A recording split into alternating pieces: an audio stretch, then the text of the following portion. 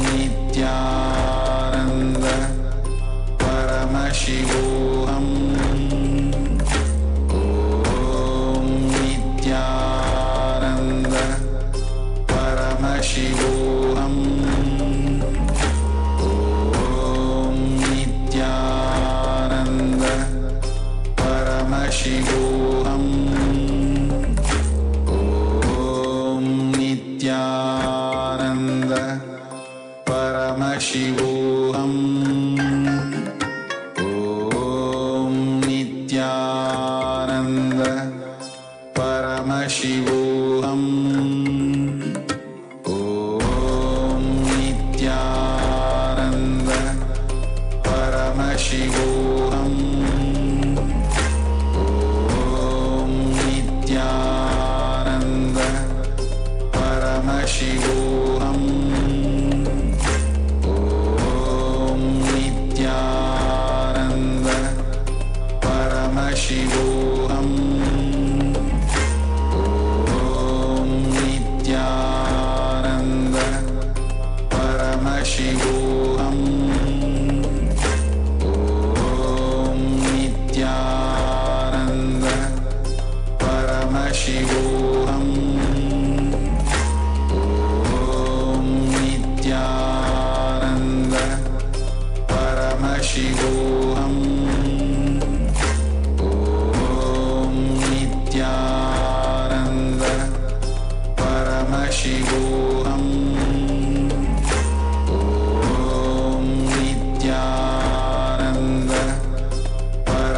शिवोऽहम् ॐ नित्यानन्द परमशिवोऽहम् ॐ नित्यानन्द परमशिवोऽहम् ॐ नित्यानन्द परमशिवोऽहम्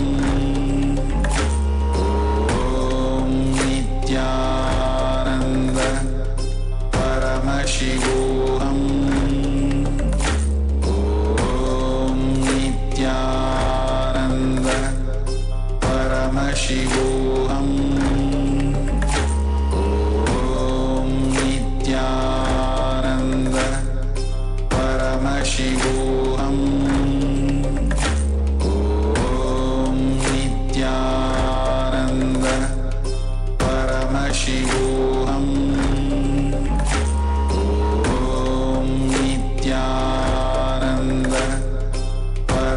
शिवोऽहम् ॐ नित्यानन्द परमशिवोऽहम् ॐ नित्यानन्द परमशिवोऽहम् ॐ नित्यानन्द परमशिवोऽहम् शिवोऽहम्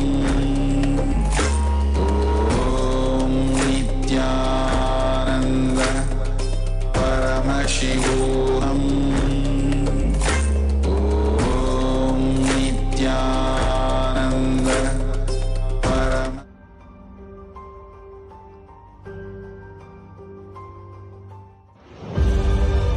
What I mean by the word KAILASA? Listen intensely. Enlightenment ecosystem, literally enlightenment itself, in your own home, wherever you are. If you cannot come to Kailasa, it's okay. Kailasa can come to you. Kailasa coming to you is KAILASA.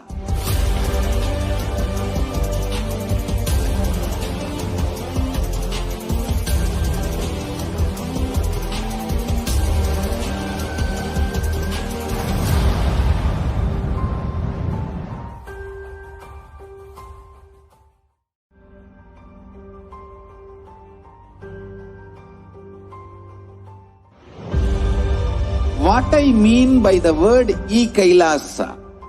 Listen intensely. Enlightenment ecosystem, literally enlightenment itself, in your own home, wherever you are. If you cannot come to Kailasa, it's okay. Kailasa can come to you. Kailasa coming to you is KAILASA.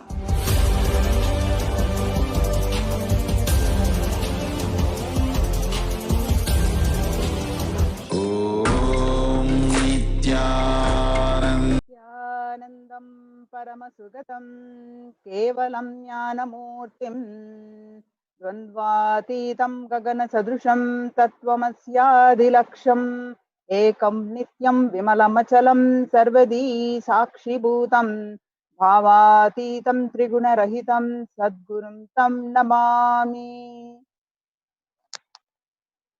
Nithyanandam, we offer our humble obeisance, our humble pranam at the divine lotus feet of the Supreme Pontiff of Hinduism, Jagadguru Mahasannidhanam, His Divine Holiness, Bhagavan Nithyananda Paramashivam.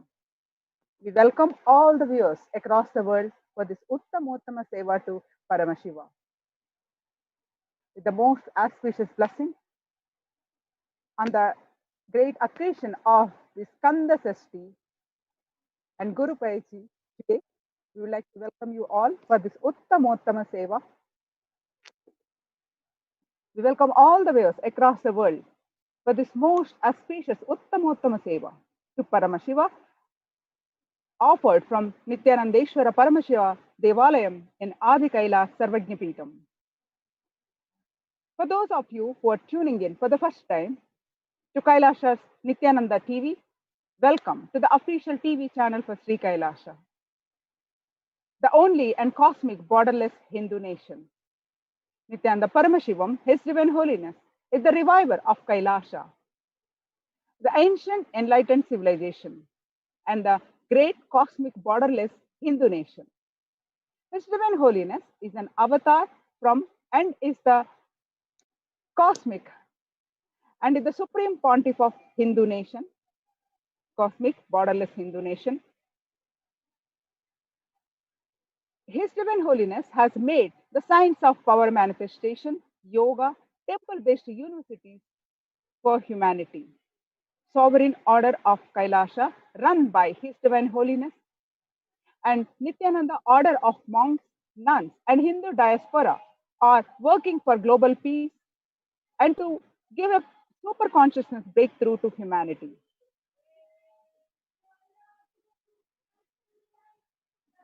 Nithyananda Hindu University is the world's largest university, is the extended campuses in 150 countries, is collecting, organizing, preserving, time capsuling, decoding, spreading, and preserving, time capsuling, decoding, and spreading the reviving the 20 million source books of Hinduism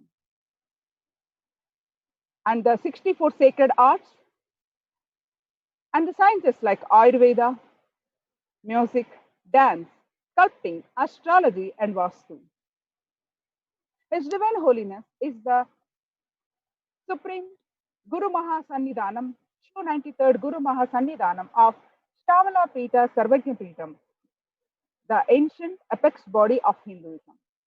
His Divine Holiness is the current emperor of the Surya Vamsha Surangi Samrajya. His Divine Holiness has survived the multiple assassination attempts, the worst persecution on person and character by anti-Hindu elements.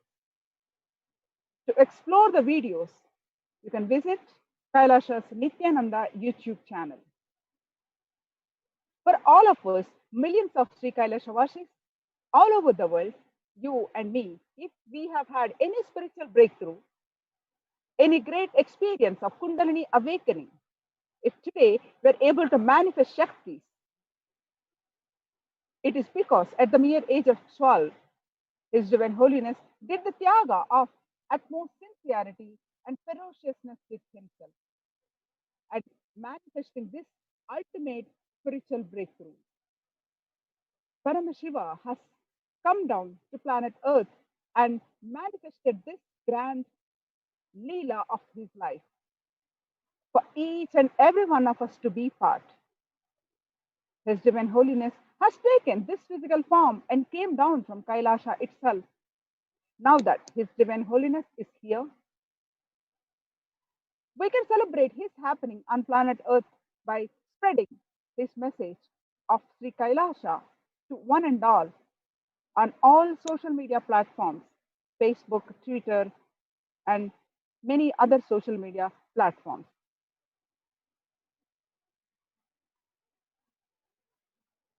As we continue this Uttamottama Seva introduction, offering of Uttamottama Seva to the Skanda, the Lord Subramanya, on the eve of Skanda Sashti, and the Guru, then the Paramashivam.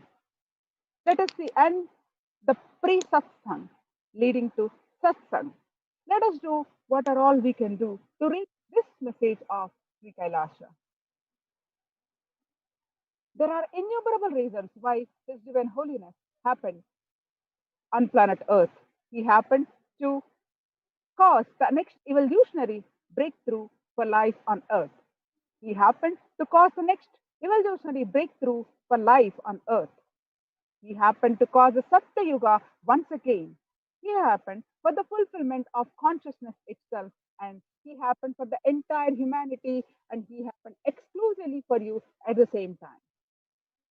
Ultimately, however, in words that quite be summarized either by himself or his devotees, the true reason behind happening of His Divine Holiness is nothing but pure compassion. This realization will happen to you after reading and listening to the full life story of His Divine Holiness, all of his gifts for humanity, and all of his sacrifices. You will journey through all the years that his feet graced on planet Earth. You will learn the greatest of his lessons, and your aspirations for life itself will mature. You yourself will have the realization that brings tears to your eyes and ultimate surrender to your mind. The avatar of Paramashiva happened on planet Earth just to ensure you realize you are also Paramashiva. Today, during the Uttamottama Seva to Paramashiva, the Lord Subramanya and the His Divine Holiness, as a gratitude offering, we would like to explore more on His Divine Holiness experiences on his relation with Lord Subramanya. Listening to the experiences of His Divine Holiness is literally an initiation. The seed of possibility for that experience to happen in you is bestowed and blessed on us. We must understand that the ultimate truth, His Divine Holiness, life is that from the very beginning, He is the ultimate consciousness and has been expressing Paramashiva from the beginning. Never once He came down from that space. Just for the sake of our transformation, His Divine Holiness shared these experiences in His life so that our whole biology can catch what He's saying and what He's experienced to reflect that very experience in our space. When we listen to that experience, we have the opportunity to raise ourselves that minute to the higher level consciousness.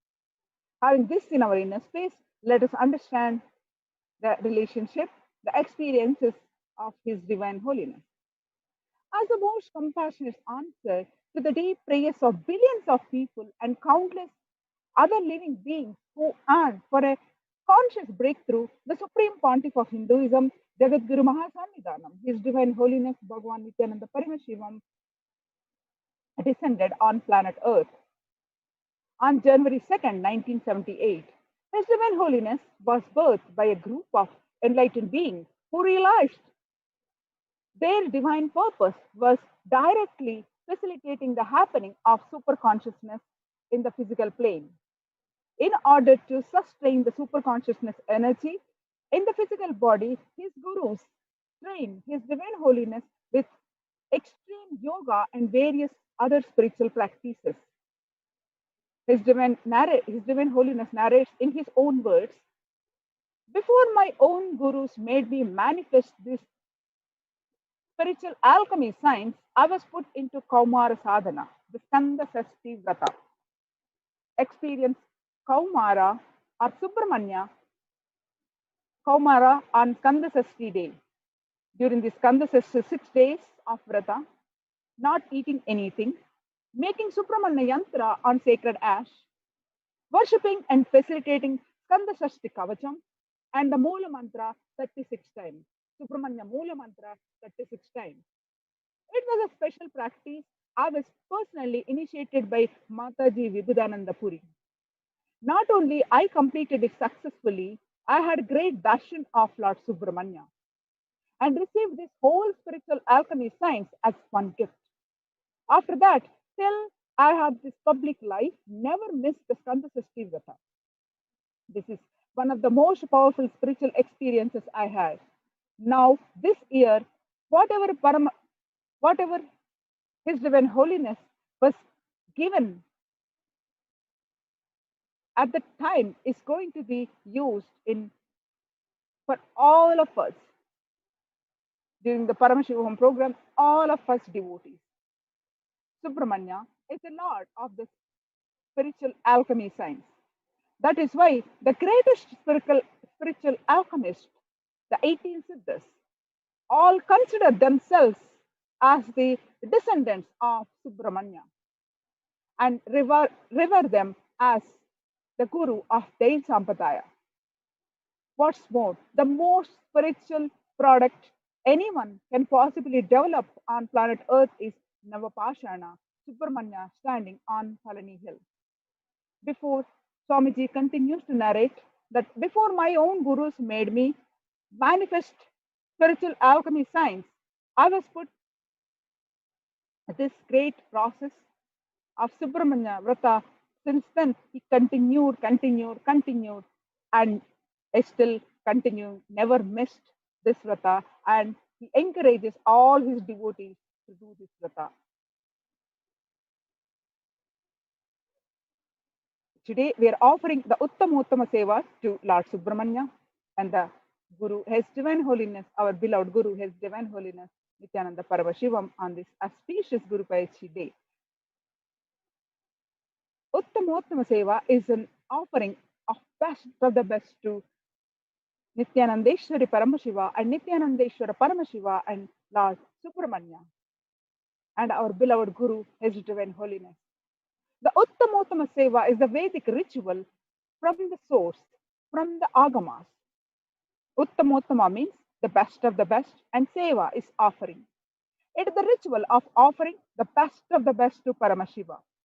Whatever we offer to Paramashiva comes back to us many thousandfold, many millionfold. And Paramashiva is the source of everything, be it grains, knowledge, or skill, or people, everything. Offering the best of the best is a way we can offer our gratitude to Paramashiva and being integrated to him and his words. Agamas is the only thing we can offer and actually offer him. Hence, as per the instructions of Paramashiva, in the physical form, the Sachilamurti, the avatar, His Divine Holiness, Bhagavan Nithyananda Paramashivam, we offer this seva to Nithyanandeshwara Paramashiva, the presiding deity of the Nithyananda Sangha. Uttama Seva is an intrinsic ritual that is described by Paramashiva himself. So many offerings are there that came down from the best of the best offered in Vedic tradition. From the instruments to the offering of food that should be offered to Paramashiva. In the various types of dance and the way it is danced, the Uttama Seva is described by Paramashiva as the best of the best. We offer Abhishekam, Vastram, Gandham, Abharanam, Archanam, Dhupam, Deepam, Naivedyam, Aratrikam, Deepopacharam, Pushpanjalim, Chaturvedam, Gruhya Suktam, Agamastotram, Dravida Vedam, Natyam, Sangeetam, Vadyam, Swasti Vachanam. The source of all these best things is Paramashiva. He has given these things to us, and offering them back at his feet is what we do during this Uttama Seva, whereby we experience the intense Shakti Nipata and Advaita, the oneness with him. And as a result, we leave the state and radiate the space and manifest the Shaktis of Paramashiva. And since it's also Agama Vidhi, Paramashiva's instructions, we offer them during this seva. The best of food that is offered as Naivedyam, the best of movement a body can make offered as dance, the Nitya Seva, the best of sound offered as music, the Sangeeta Seva, the best of the consciousness offered as power manifestation, Shakti Avishkarana. the best that humanity can offer to Paramashiva as gratitude offered in Uttamottama Seva. So, let us all tune in. And today, our Gurukul Balasans are offering Uttamottama Seva to Lord Subramanya and His Divine Holiness on the great occasion of Day 1 of the Skanda Sashti Vrata and the Guru Payachi Day. Let us all tune in and watch this beautiful offering of Uttamottama Seva and get the blessings of Lord Subramanya and His Divine Holiness, Nithyananda Paramashivam. Thank you, Nithyanandam.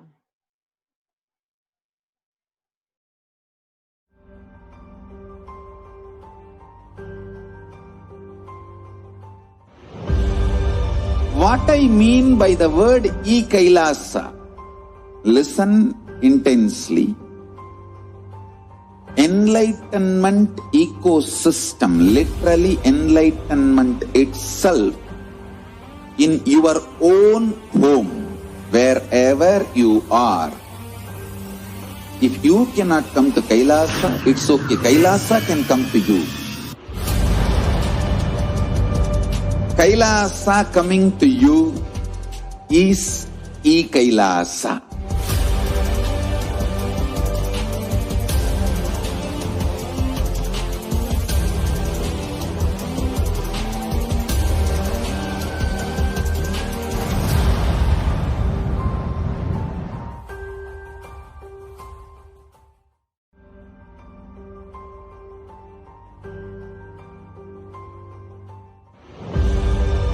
What I mean by the word KAILASA, listen intensely. Enlightenment ecosystem, literally enlightenment itself, in your own home, wherever you are. If you cannot come to Kailasa, it's okay. Kailasa can come to you. Kailasa coming to you is Kailasa.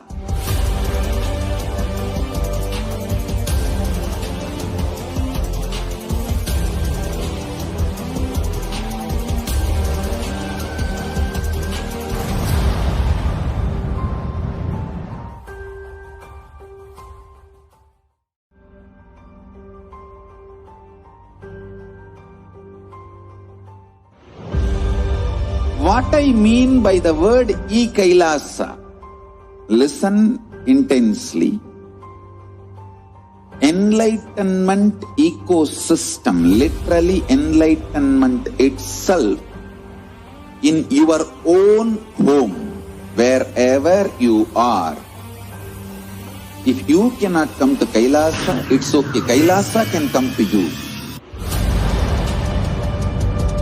Kailasa coming to you is Kailasa.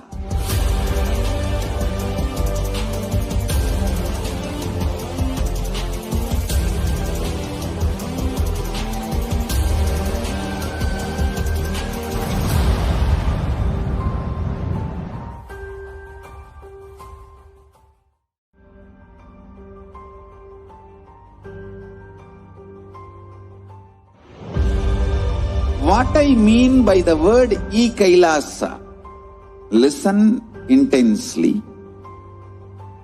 Enlightenment ecosystem, literally enlightenment itself, in your own home, wherever you are.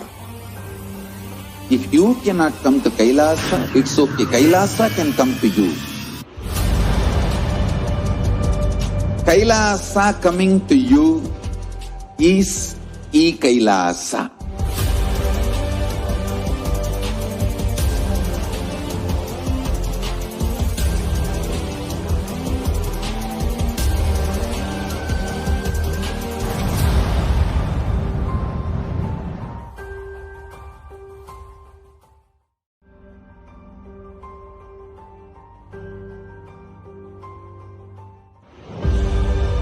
What I mean by the word KAILASA, listen intensely. enlightenment ecosystem, literally enlightenment itself, in your own home, wherever you are. If you cannot come to Kailasa, it's okay. Kailasa can come to you. Kailasa coming to you is Kailasa.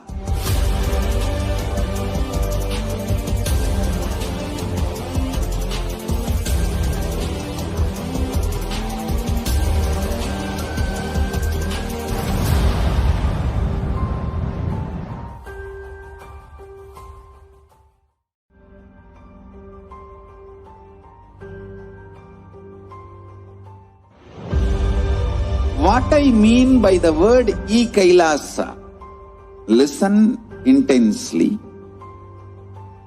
Enlightenment ecosystem, literally enlightenment itself, in your own home, wherever you are.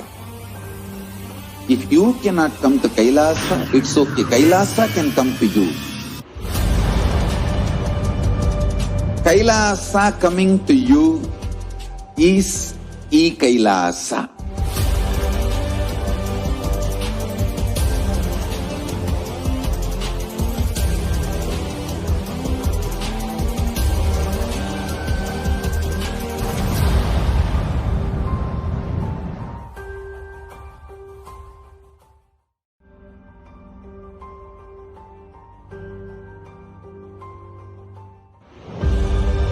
What I mean by the word Kailasa, listen intensely. Enlightenment ecosystem, literally enlightenment itself, in your own home, wherever you are. If you cannot come to Kailasa, it's okay. Kailasa can come to you. Kailasa coming to you is Kailasa.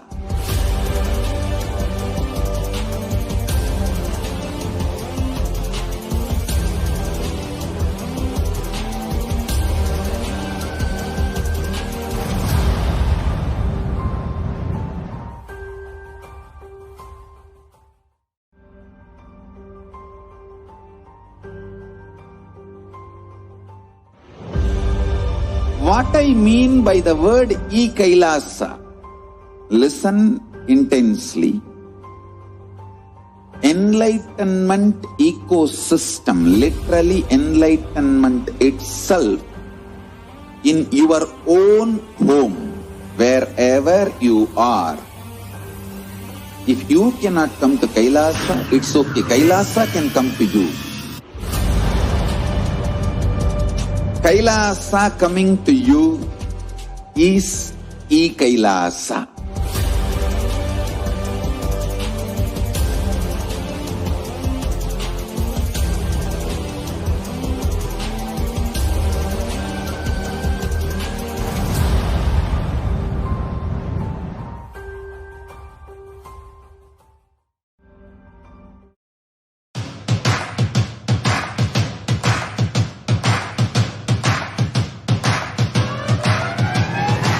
I welcome all of you, the whole world, to come and celebrate, enjoy not only the enlightenment ecosystem, the beauty of how it is getting revived. Be an insider for this great revival process. If you are an insider even for a startup company, you will understand not only the result of the company, even that being an insider is such a joy. Being an insider when it was happening is something extraordinary. So, I welcome all of you to come and be part of an insider of this revival of Kailasa, the enlightenment ecosystem, sovereign order of Kailasa, Kailasa nation itself. I request and welcome, invite all of you to become Kailasian, get your free passport and make billions receive this free passport.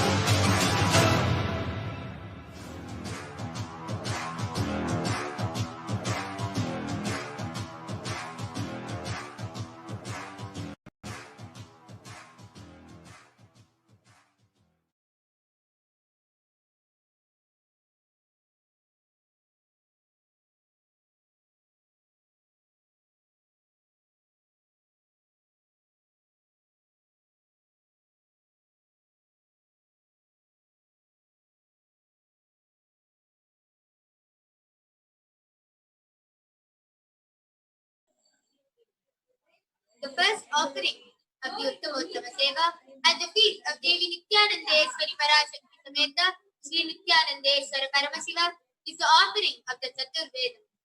Devadevottama Devata Sarvabhauma Akhilanda Koti Brahmanda Nayaka Sri Nithyanandeswari Parashakti Sameta Sri Nithyanandeswara Paramashiva Chaturveda Priya Chaturveda Avadharaya. Veda Hari Om Agnimeele Purohitam Yajnasya Devam Rigvidam Hota Aram Dadhatam Hari Om Hari Om Isheto Dirva Vayamatta Vayamatta Devo Vastavita Rarpayaduske Sunatamaya Karmani Hari Om Namaveda Hari Om Agnahayami Pitaye Pranano Abhyadhaye Nihota Datti Varishi Hari Om Atharvaveda Shanno Devi Rabhistaya Avo Bhavantu Pitaye Shayyo Rabhisavantu Naha Hari Om. Next offering of the Uttamottama Seva at the feet of Devi Nithyanandeswari Parashakti Sameta Nithyanandeswara Paramashiva. Nithyanam. Devadevottama Devata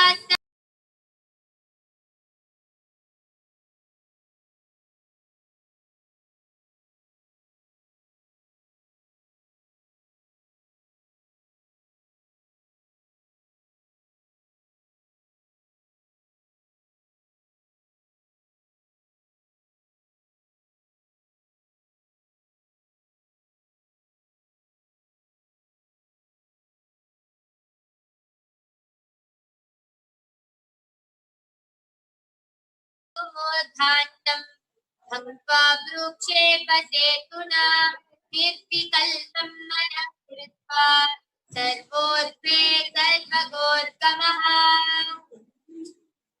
The next offering of the Uttamottama Seva at the feet of Devi Nithyanandeswari Parashakti Sameta Sri Nithyanandeswara Paramashiva is the offering of the Dodha Deva. Devadevottama Devata Sarvabhauma Akhilanda Koti Brahmanda Nayaka Sri Nithyanandeswari Parashakti Sameta Sri Nithyanandeswara Paramashiva Stotra Priya Stotra Avadharaya. Om Namo Bhagavate Sadashivaya Jagannathvatmakaya Sarvamantraswarupaya Sarvayantrajvistitaya Sarvatantraswarupaya Sarvatattvaviduraya Brahmarudravajrahine Neelakantaya Parvati Manoharaya Somasuryagnilochanaya Hasmodulitavigrahaya Mahamani Mukutadharanaya Manikya Bhushanaya Vishtittipranaya Kalyatudravarataraya Lakshadvaradhamshakaya Mahakalavedanaya Kuladharikanilayaya Tatvagidaya Rungadharaya Narmadevadidevaya Jadakshayaya Vedantadaraya Vivatkasadanaya Anantakoti Brahmananayaya Anantavasukitaksharakakar Kodaka Sankakulipakatma Mahapadmi Yashka Mahanaka Kulabhushanaya Pranavaswarupaya Tilakaya Akadadikwarupaya Rahanachakramaliye Sakalaya Kalankarahitaya Sakalalokaikakartre Sakalalokaikabhartre Sakalalokaikasambhartre Sakalalokaikagurave Sakalalokaikakshine Sakalanikyaya Sakalavedantaparagaya Sakalalokaikamarapradaya Sakalalokaikashankaraya Prashankachekaraya Prashankajavataya Niravataya Niramayaya Nirmalaya Nirmadaya Nistindaya Nirahankaraya Nirankushaya Niskalankaya Nirgunaya Niskamaya Nirvaplavaya Nirbhadravaya Nirvadhaya Nirantakaya Niskaranaya निरन्तकाय निष्प्रपञ्चाय निस्सङ्गाय निर्द्वन्द्वाय निराधाराय निरागाय निष्क्रोधाय निर्लोभाय निष्पापाय निर्भयाय निर्विकल्पाय निर्वेदाय निष्क्रियाय निस्तुलाय निस्संशयाय निरुपमविभवाय नित्यशुद्धबुद्धपरिपूर्ण सच्चिदानन्दाद्वयाय परमशान्तस्वरूपाय तेजोरूपाय तेजोमयाय जय जय रुद्र महारौद्र भद्रावतार महाभैरव कालभैरव कल्पान्तभैरव कपालमालाधर खट्वाङ्ग खड्ग शर्म पाशाङ्कुश डमरू शूल चाप बाण गदा शक्ति भिण्डिपाल तोमर मुतल मुद्गर पाश परिघा भुषुण्डि षडग्नि चक्राद्यायुध भीषणकर सहस्रमुखदं स्वाकरालवदन विकटाट्टहास विस्फारित ब्रह्माण्ड मण्डल नागेन्द्र कुण्डल नागेन्द्रहार नागेन्द्र वलय नागेन्द्र निकेतन मृत्युंजय त्र्यंबक विश्वरूप विरूपाक्ष विश्वेश्वर विषकवाहन विश्वभूषण विश्वतोमुख सरक्षमां ज्वलज्वल महामृत्युमपमृत्युभयं नाशय नाशय चोरभयं उत्सादय उत्सादय विशतभयं समय चोरान् मारय मारय मम शत्रून् उच्छाडय उच्छाडय त्रिशूलेन विधारय विधारय कुठारेण भिण्डि भिण्डि खड्गेन छिण्डि छिण्डि खट्वाङ्गेन विपोधय विपोधय कुशलेन निष्पेषय निष्पेषय बाणैः सन्ताडय सन्ताडय रक्षांसि भीषय भीषय भूतानि विद्रावय विद्रावय कूष्माण्ड मारीच वेताल ब्रह्मराक्षसगणान् सन्ताडय सन्ताडय माम् अभयं कुरु पितृत्वम् आश्वासय आश्वासय सर्वभयान् माम् उद्धर उद्धर सञ्जीवय सञ्जीवय पितृभ्याम् आप्याय आप्याय दुःखादरं माम् आनन्दय आनन्दय शिवकवचेन माम् आच्छादय आच्छादय मृत्युञ्जय त्र्यम्बक सदा शिव परमशिव नमस्ते नमस्ते। The next offering of the Uttamottama Seva at the feet of Devi Nithyananda Sameta Sri Nithyananda Paramashiva is the offering of the Dravida Veda. Devadevottama Devata Aditayabhuma Akhilananda Brahmananda Sri Nithyananda Sameta Sri Nithyananda Paramashiva Dravida Veda Dravida Veda Mamadharaya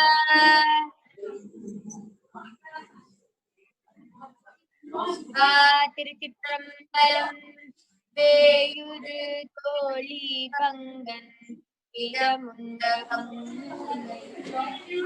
சிவனல்ல வீணை கடவி மாசரு நல் திங்கள் கங்கை முடிமேல நின்று தன் உலமே புகுந்த அதனால் ஞாயிறு திங்கள் செவ்வாய் முதன்யாளன் சனி பாம்பிரண்டு முதலே மாசரு நல்ல நல்ல அவை நல்ல நல்ல அடியாரவர்க்கு மிகவே திருச்சிற்றம்பலம். The next offering of the Uttamottama Seva at the feet of Devi Nithyananda Sameta Sri Nithyananda Paramashiva is the offering of Sangeeti Seva. Devadevottama Devata Akhilananda Nithyananda Sameta Nithyananda Paramashiva Sangeeta Seva Nityanandam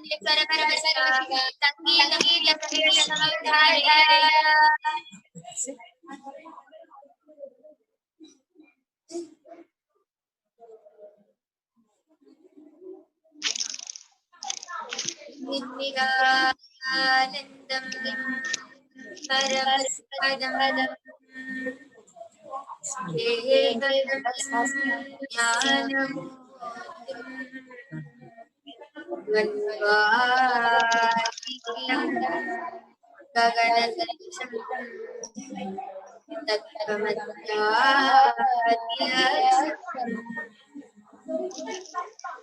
एकं नित्यं विमलमचलम् सर्वधी साक्षिभूतम् भावातीतम् त्रिगुणरहितम् सद्गुरुं नमामि।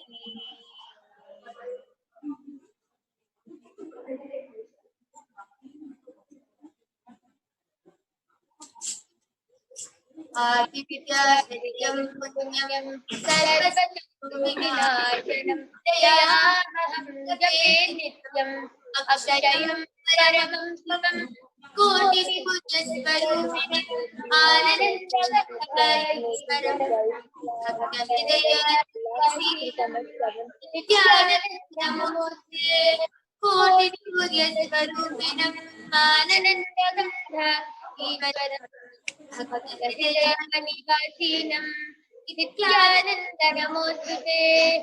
सर्वमङ्गलमाङ्गल्यं सर्वभावविनाशनं चिन्ताचोपप्रशमनम् आयुर्बन्धनमुत्तमम् कोटिसूर्यस्वरूपिणम् आनन्दगन्धीश्वरम् भक्तहृदयनिवासिनं नित्यानन्दनमोस्तुते।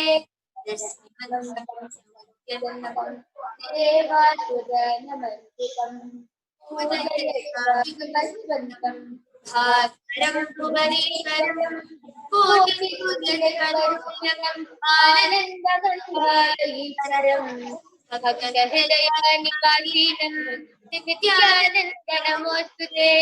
सर्वदेवसमोहेश तेजस्वी रश्मिभावनः देवदेवासुरगणान्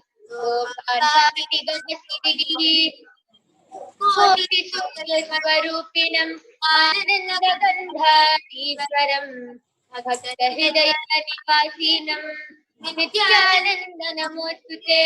कोटिसूर्यस्वरूपिणम् आनन्दगन्धीश्वरम् भक्तहृदयनिवासिनं नित्यानन्दनमोस्तुते।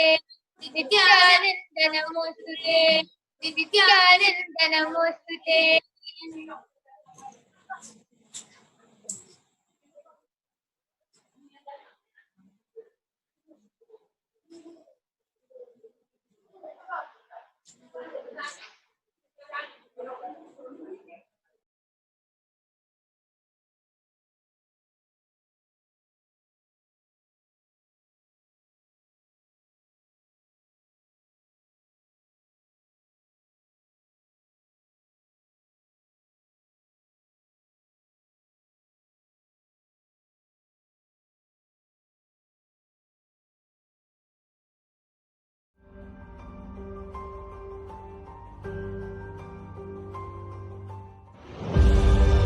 What I mean by the word KAILASA, listen intensely. Enlightenment ecosystem, literally enlightenment itself, in your own home, wherever you are. If you cannot come to Kailasa, it's okay. Kailasa can come to you. Kailasa coming to you is Kailasa.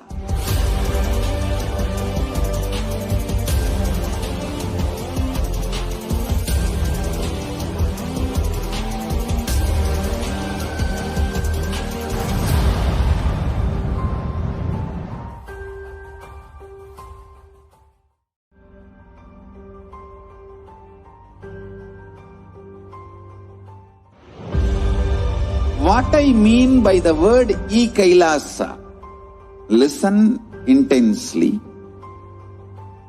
Enlightenment ecosystem, literally enlightenment itself, in your own home, wherever you are.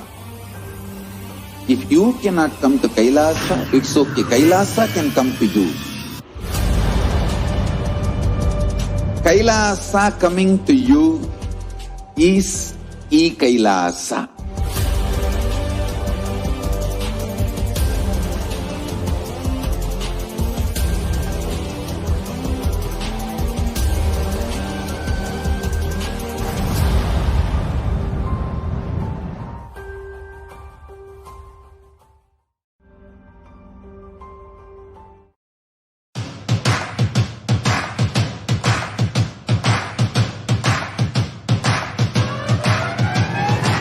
I welcome all of you, the whole world, to come and celebrate, enjoy not only the enlightenment ecosystem, the beauty of how it is getting revived. Be an insider for this great revival process. If you are an insider even for a startup company, you will understand not only the result of the company, even that being an insider is such a joy. Being an insider when it was happening is something extraordinary. So, I welcome all of you to come and be part of an insider of this revival of Kailasa, the enlightenment ecosystem, sovereign order of Kailasa, Kailasa nation itself. I request and welcome, invite all of you to become e-Kailasian. Get your free passport and make billions receive this free passport.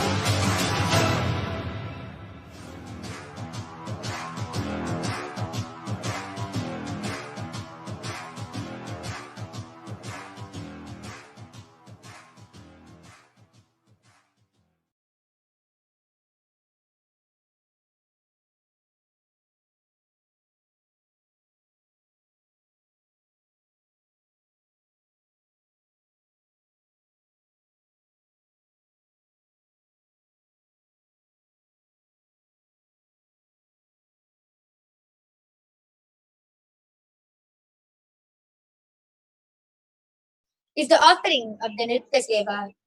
Devadevottama Devata Sarvabhauma Akhilanda Koti Brahmanda Nayaka Sri Nithyanandeswari Parashakti Sameta Sri Nithyanandeswari Paramashiva Nritya Priya Nrityam Avadharaya.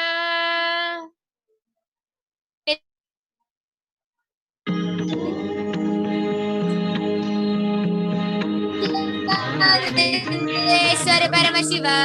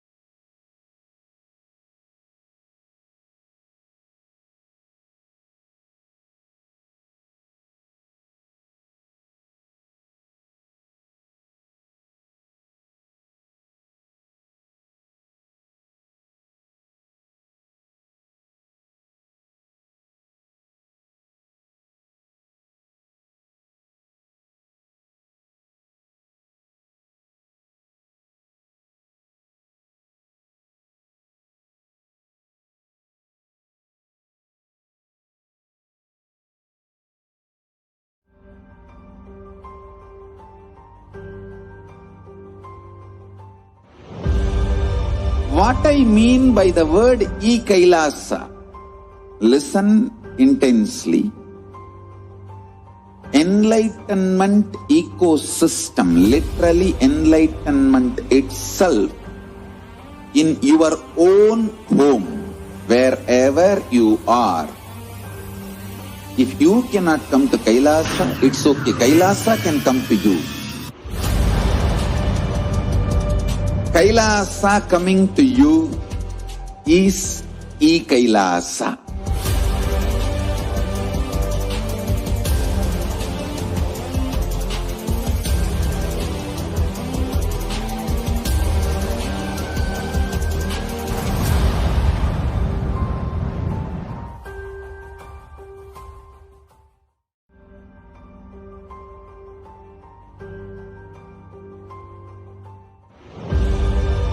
What I mean by the word KAILASA, listen intensely. Enlightenment ecosystem, literally enlightenment itself, in your own home, wherever you are. If you cannot come to Kailasa, it's okay. Kailasa can come to you. Kailasa coming to you is Kailasa.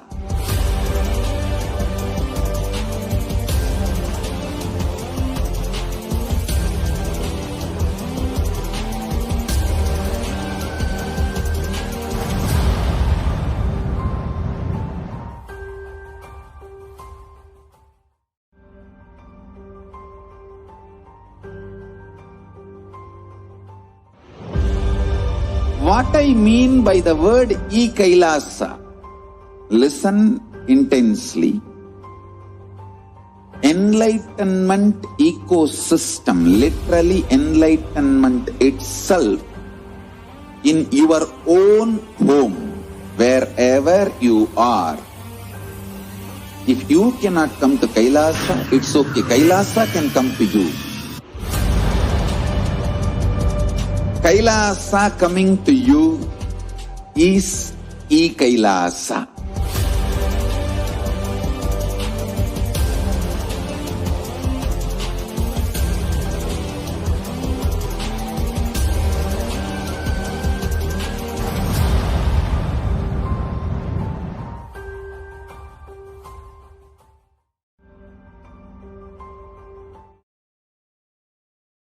Deva, at the feet of Devi Nithyanandeswari Parashakti Sameta, Shri Nithyanandeswara Paramashiva, is the offering of the Paramashiva Shakti Avishkarana.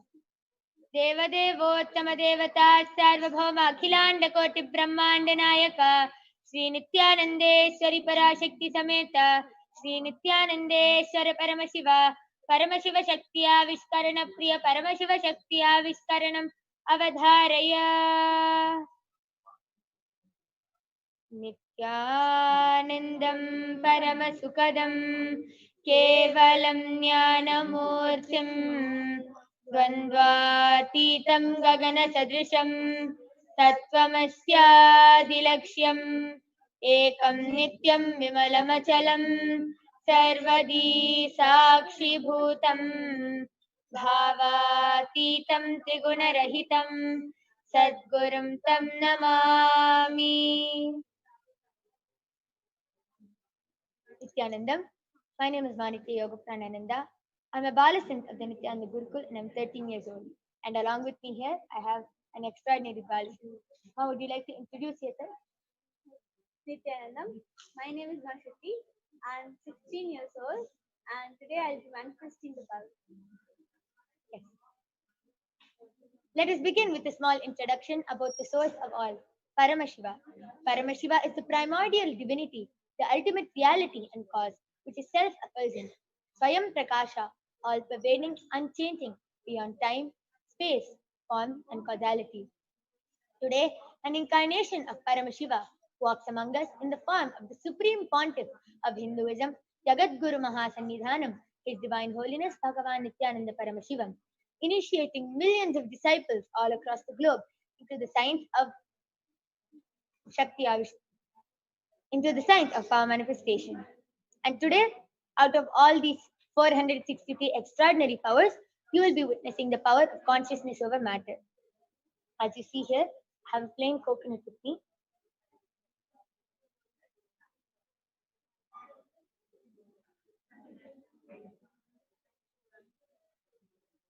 And I'll be holding this coconut, and Ma Shruti will be manifesting and rolling it off.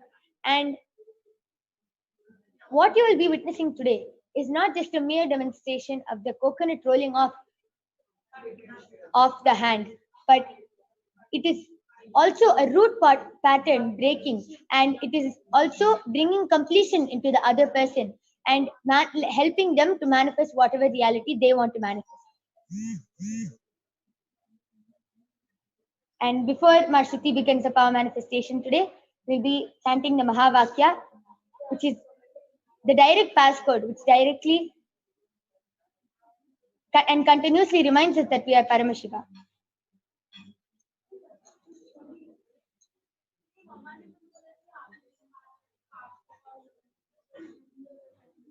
Om Nithyananda Paramashivoham.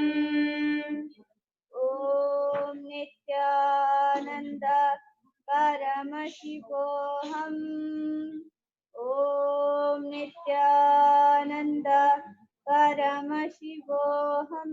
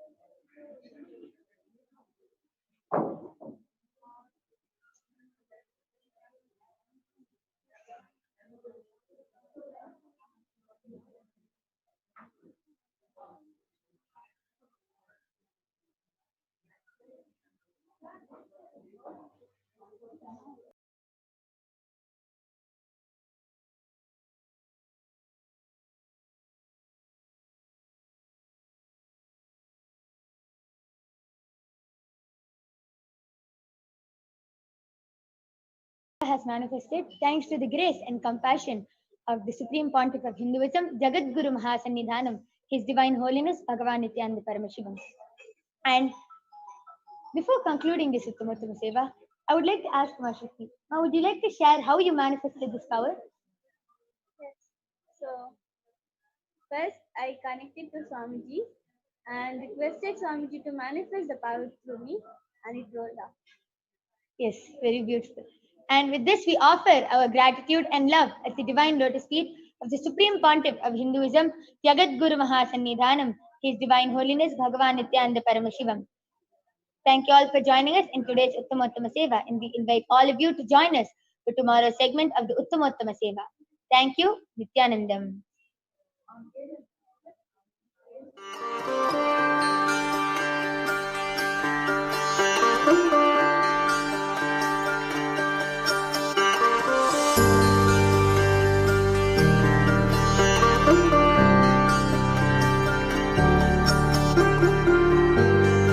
KAILASA, the good God country. Hinduism has something great to offer. Hindu God, Paramashiva, is good. We love him not just because he gives us what we want, but because he is good, and he has so much to offer to the world that makes the best nation. Hindu God has life positive, all-inclusive, good, spiritual, social, political, and moral principles.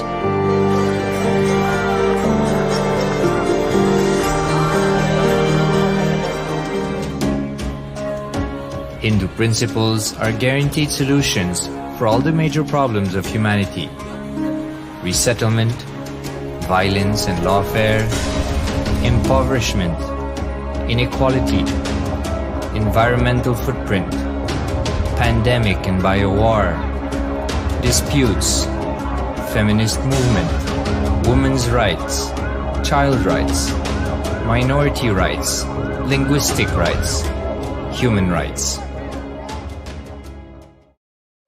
Because Hinduism has the best to offer to the world, KAILASA, standing tall since 1994 for the grand narrative of Hinduism, is the good God's country.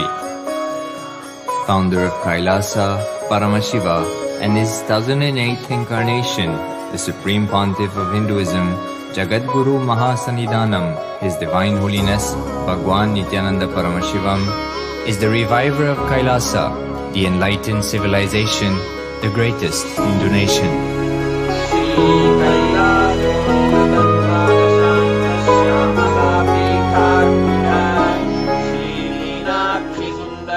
His Divine Holiness was birthed by his predecessors of enlightened masters,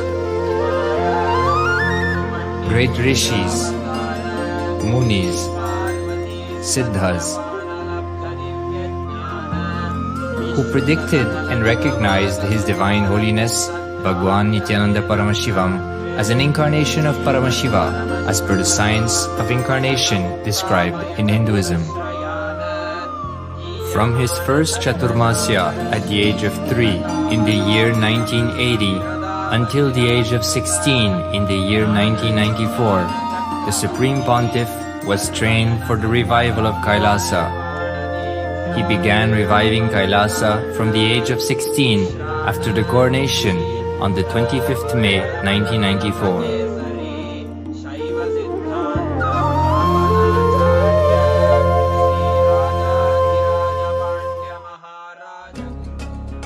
KAILASA that we see today is 26 years of sincere hard work of the reviver and Hindu diaspora all over the world.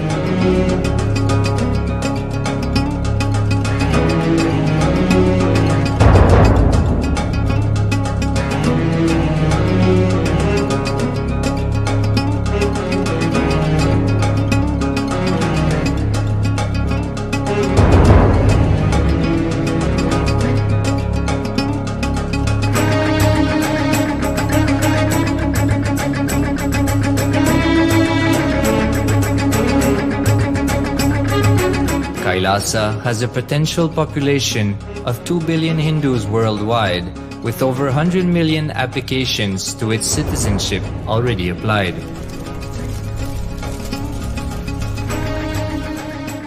Hinduism has stood over 10,000 years as an enlightened civilization, has been a global beacon of spiritual and timeless wisdom,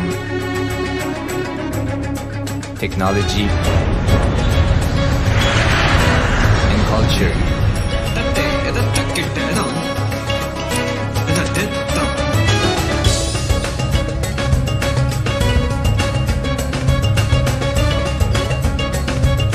He's wearing a grey jacket.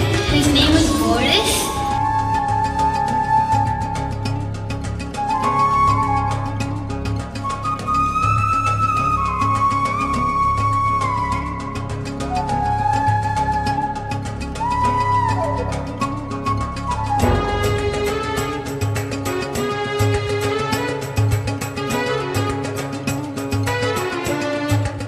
The world's ancient civilization produced more than 40% of the world's GDP.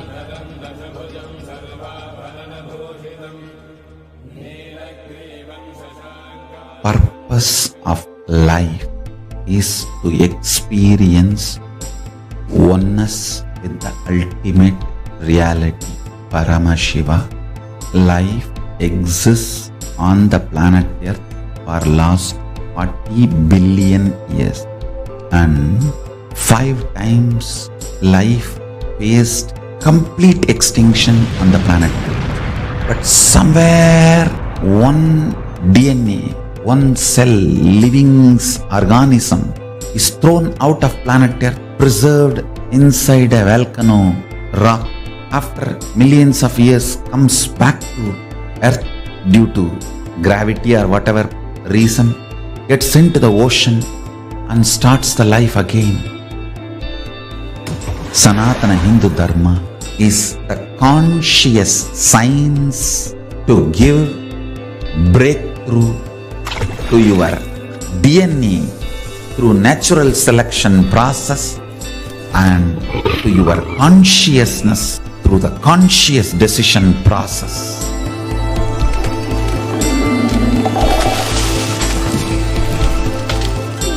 Sanatana Hindu Dharma is a sacred spiritual science. It is not bunch of do's and don'ts. No. Please understand, it is the revelations of sacred truths, cosmic truths, powerful cognition. It is still alive, that science is available, time-tested, foolproof. This science of living enlightenment is the complete solution for all the problems individual or society or modern day humanity is facing. Then you will understand all the problems of the modern day humanity. Sanatana Hindu Dharma is solution. Whether the terrorism or climate change, natural calamities or man-made calamities, for all the problems humanity is facing, the only solution is science of living enlightenment, revealed by Paramashiva from the Vedagamas in the modern day through this body. I am a Hindu revivalist, not by any revolution, but by evolution and setting model communities. Understand? Kailasa is reviving the ancient Hindu enlightened civilization. Paramashiva manifested this Kailasa Mandala, the enlightenment ecosystem and the lifestyle. I am going to revive this whole enlightenment ecosystem, Kailasa, by creating a model Kailasas all over the world. I will work sincerely and revive this spiritual science, which is the core for enlightenment ecosystem, making you all manifest the state, space, powers, being, superconsciousness and Kailasa of Paramashiva, and making all of us manifest Paramashiva. In a world ravaged by war, ecological destruction, hatred and division, Kailasa stands as a bold vision of human potential, coexistence, organic living, and alignment with nature.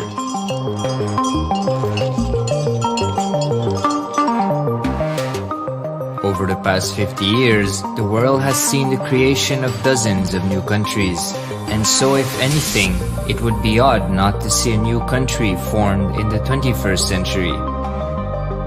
Without the protection of political legitimacy, there is an imminent danger that the great tenets, scriptures, and science of creating an enlightened civilization, which spanned 56 states, 200 kingdoms, 1700 samsthanas, and 10,000 sampradayas, will be forever lost to humanity. The Hindu diaspora are highly successful around the world. They formed the dispossessed diaspora who has been driven to other countries because they are unable to practice their religion authentically in their own country. They have flourished in countries where they have been allowed to settle with religious freedom. For example, in the United States, Hindus are the most educated and highest earning community, with 77% of them holding a bachelor's degree and 48% having an income of $100,000 or more. Although they are only 1% of the population, Hindus have launched 13.5% of the startups in the USA. They hold leadership technical and creative positions in companies such as Microsoft, Google, Facebook, etc. This success has been repeated around the world, in the UK, Canada, Australia, etc. James Kirkup, in his 2015 Telegraph article says, British Indians are not just the most successful immigrant group in this country's recent history, but the most successful group of people, full stop. He continues, more extraordinary than the rise in numbers is how it has taken place so harmoniously and profitably for this country and those in it. British Indians, quite simply, are among the most industrious, accomplished, and credible amongst us. The best of British, if you like. The same article says that British Hindus are barely 2% of the population, but 12% of all the doctors. Australia and Canada have understood the ingredients of fast economic growth of the country and are doing everything to attract the educated, rich Hindu community. Hindus are the fastest growing migrant population in Australia. In 2017, 200% more Hindus have received invitation for Canadian Permanent Residency Program. Even now, the Hindu diaspora worldwide are the richest. No divorce, have no cases of drugs and substance abuse, lowest mental disorder, no depression. Hinduism is the only religion which neither converts nor kills. Absolutely non-violent, the elite sect of mankind.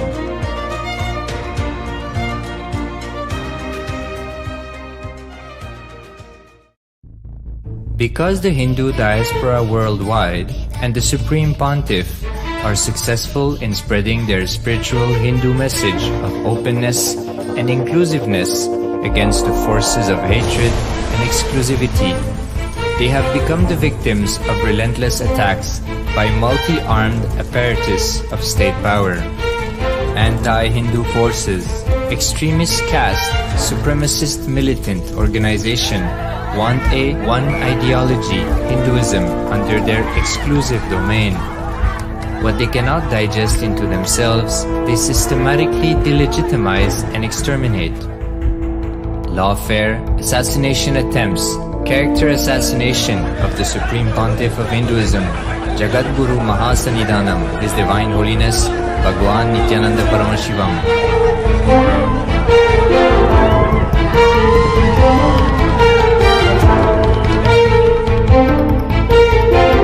Attempted assassination and assassinated Kailasians.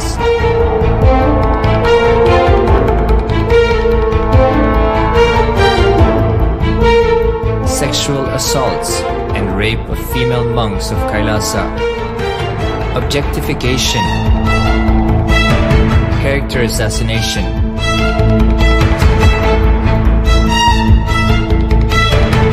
State-funded child abuse and sexual abuse on the children of Kailasa. Then I told I don't want to see a picture. Then I told I don't want to see a picture. Then they showed me a picture. State-operated embezzlement of funds, properties and assets donated by the Hindu diaspora worldwide for the purpose of the revival of Kailasa.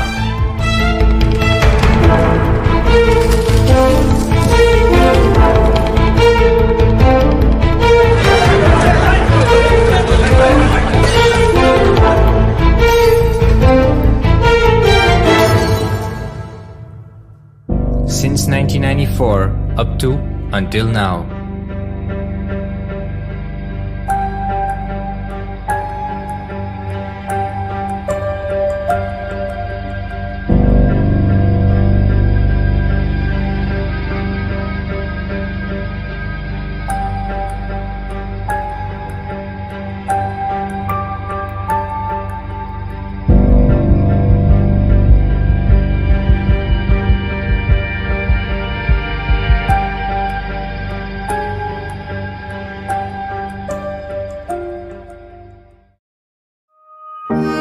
Building a nation is not a project accomplished overnight or by virtue of hope. Kailasa is the manifestation of 26 years of sincere hard work, sacrifices, integrity of the Supreme Pontiff of Hinduism, Jagadguru Mahasannidhanam, His Divine Holiness Bhagwan Nithyananda Paramashivam, and the Hindu diaspora worldwide for the past 26 years for the enlightenment of humanity.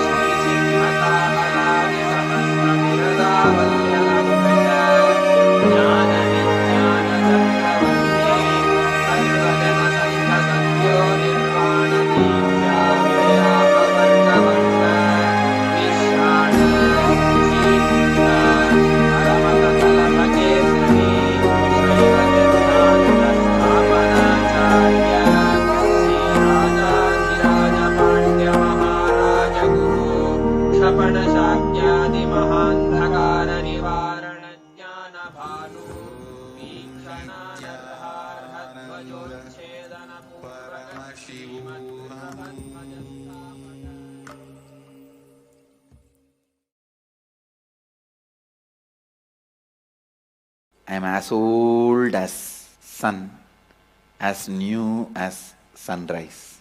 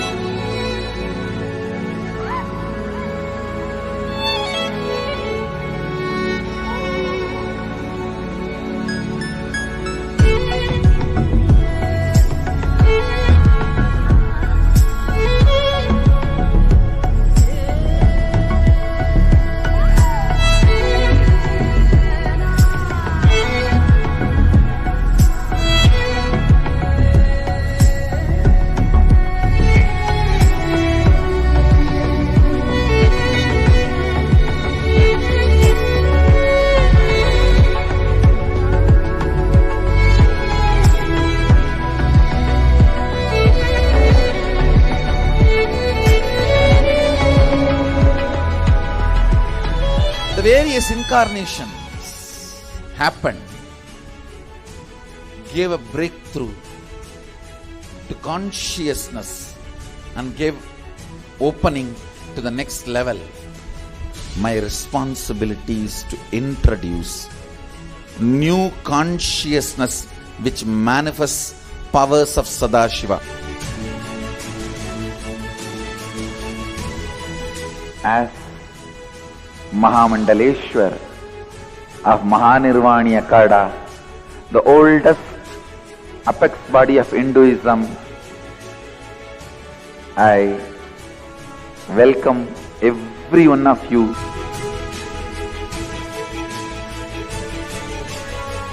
I have experienced Sadashiva in his completion, and he has empowered me to transmit that experience to all of you. It's my commitment to all of you. I'll make you experience and manifest Sadashivatva, powers and state and space of Sadashiva. When you manifest powers, naturally the state of Sadashiva and space of Sadashiva starts manifesting in you. More power manifestation, more integrity, more unclutching, more Nirvikalpa Samadhi, more joy, more restful awareness, more responsibilism, more enrich, more bliss.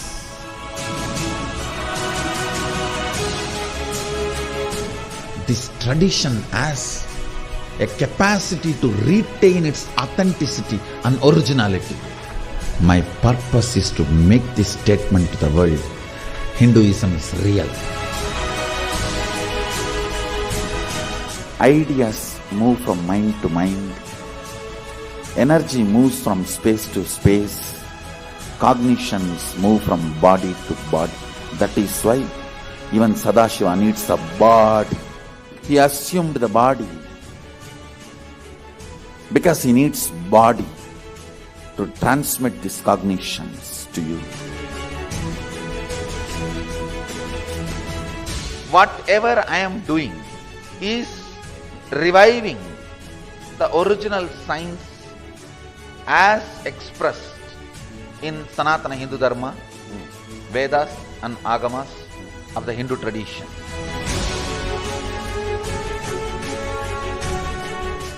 Given by Sadashiva, received by Devi, adopted by Vishnu to run this universe is Agama. Agamas insist on us serving beyond our frame.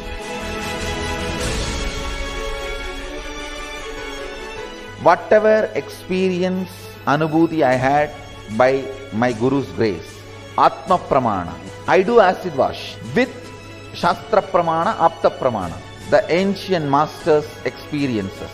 Whatever finally stand, I share it with the world as Sakshi Pramana. I welcome everyone for the grand feast of Sanatana Hindu Dharma.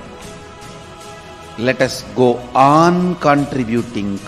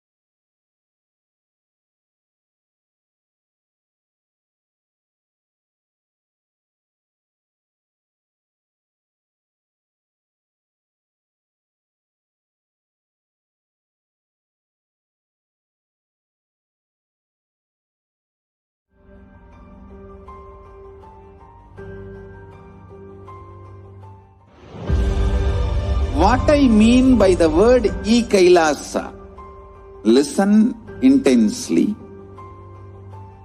Enlightenment ecosystem, literally enlightenment itself in your own home, wherever you are. If you cannot come to Kailasa, it's okay. Kailasa can come to you. Kailasa coming to you is Kailasa.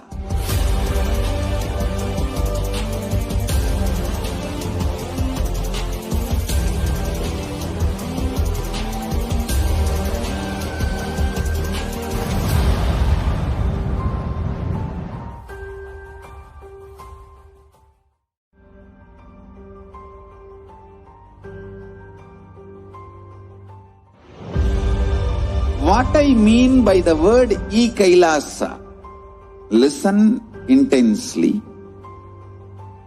Enlightenment ecosystem, literally enlightenment itself, in your own home, wherever you are. If you cannot come to Kailasa, it's okay. Kailasa can come to you. Kailasa coming to you is E-Kailasa.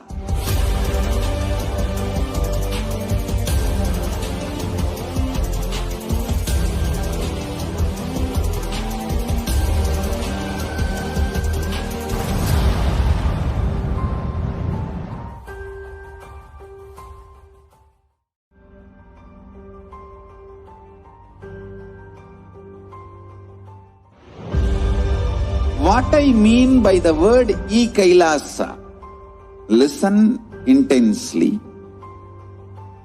Enlightenment ecosystem, literally enlightenment itself, in your own home, wherever you are. If you cannot come to Kailasa, it's okay. Kailasa can come to you.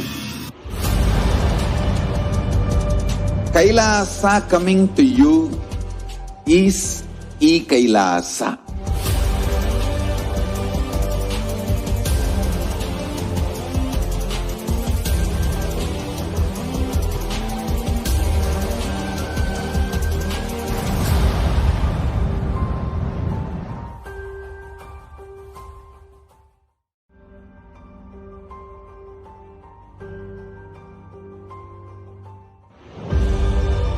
What I mean by the word E-Kailasa, listen intensely.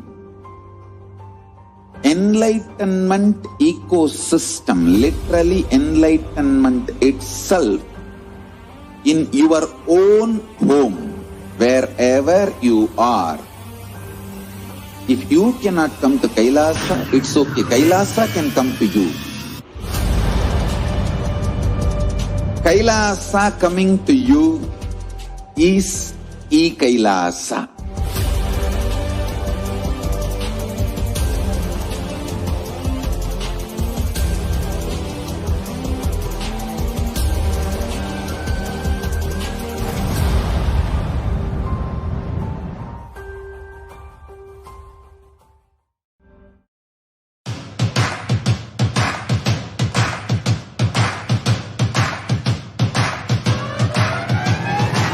I welcome all of you, the whole world, to come and celebrate, enjoy not only the enlightenment ecosystem, the beauty of how it is getting revived. Be an insider for this great revival process.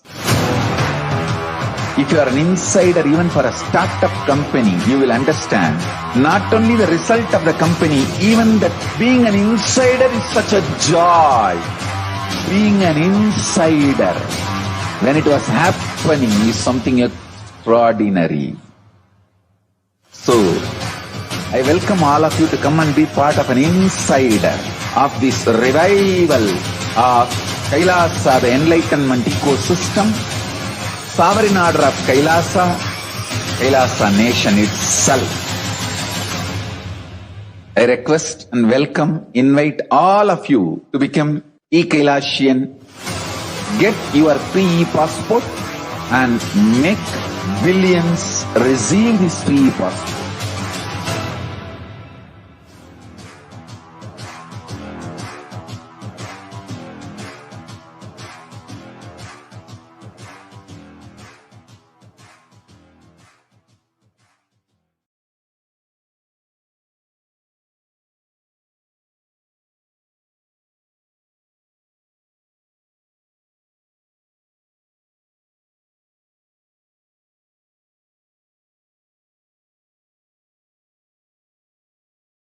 सुखदं केवलं ज्ञानमूर्तिं द्वन्द्वातीतं गगनसदृशं तत्त्वमस्यादिलक्ष्यम् एकं नित्यं विमलमचलं सर्वदी साक्षिभूतं Bhavatitam Trigunarahitam Sadgurum Tam Namami.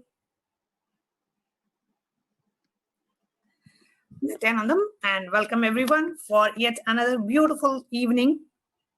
Today, we had a wonderful Diwali celebrations last night, where Swamiji announced the result of the first ever Kailasa voting. We had an enormous support from Kailasians, from the Hindus, living Hindus, practicing Hindus, and we even had amazing participation from non-Hindus who wanted to vote on behalf for the cause of Kailasa.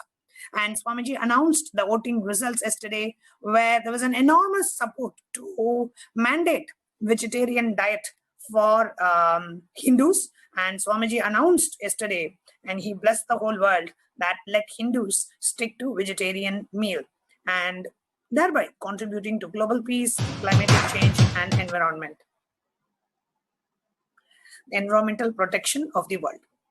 And yesterday, Swamiji also announced the next voting of Kailasa.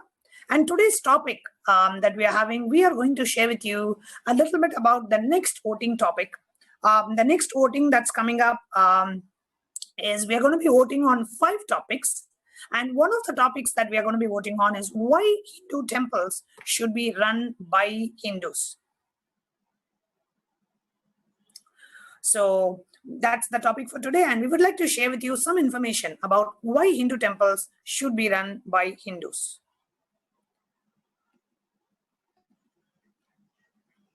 First, there are multiple reasons why Hindu temples should be run by Hindus. Hindu temples are currently not being run by Hindus. Most of them in India are government controlled and taken over by the government. It leads to loss of heritage and basic violation of human rights. There is enormous amount of theft of temple property, discrimination of Hindus happening in India constantly, violation of religious freedom of Hindus, defamation of Hindus, Hindu temples, Hindu deities. And finally, we want to present what is the solution to this problem.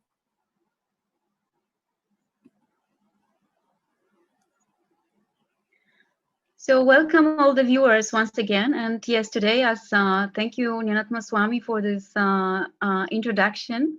We are looking at why Hindu temples are to be run by the Hindus. And in the contemporary world, Hindu temples are not being run by Hindus or Hindu institutions. This can be especially seen in the case study of India. Majority of the temples in southern India don't have any religious freedom of their own and are overtaken by the government, which are not stakeholders in the religious matters. As compared to the other religious institutions, all churches and mosques are being run by an organization of their own religion. There is a loss of heritage and human rights violation.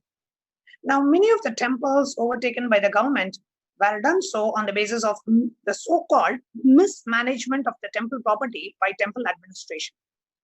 However, one must see that criteria of management, as many of the temples now which are being run by the government are in shambles, broken down for various excuses such as expansion of road, illegally made structures. The temples are not being maintained properly by the government. In the holy city of Varanasi, centuries-old temples are being broken down in the name of restoring the city and expanding the roads.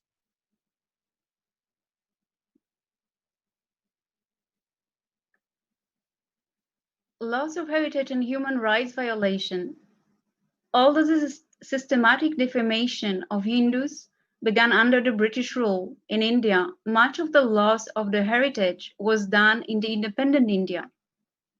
The Madras Hindu Religious and Charitable Act of 1951 were legislation brought in for the government to take over temples from Hindu communities.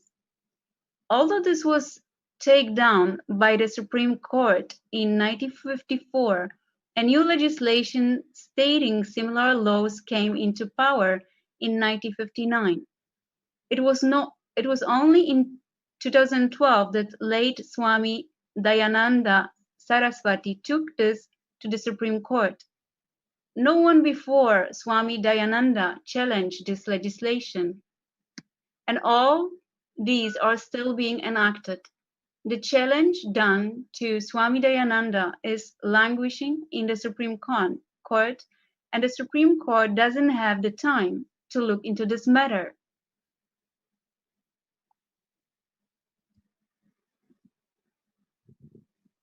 Theft of temple and devotees' property. Now, in states like Tamil Nadu, there is a religious tax levied on the donations given to temples by the devotees. In short, Hindus pay money to the government so that they can run their own religious institutions. Now, this is a blatant violation of religious freedom and a theft of temple property. However, this is only against Hindus. This is not the case with other religious institutions such as church and mosque. In fact, the government pays other religious institutions and infrastructures money for repairs. And such practices of the government, along with many others in the name of minority empowerment, make the government and its policies explicitly anti-Hindu. Now, one thing that I really want to bring to everyone's attention is India is today declared as a secular nation. But the truth is, if a nation is truly secular, it cannot interfere in the religious affairs of another religion. How come India is secular, but it runs Hindu temples? How come it interferes in the management of Hindu temples? So please understand, India is not secular. India is an anti-Hindu government. You can see in the picture there, the mosques use their donations to run their madrasas. Churches use their funds to run convent schools and other Christian initiatives. But Hindu temple money is being used and looted by the government, and only 14% of the money of the Hindu temples is being spent on Hindu causes.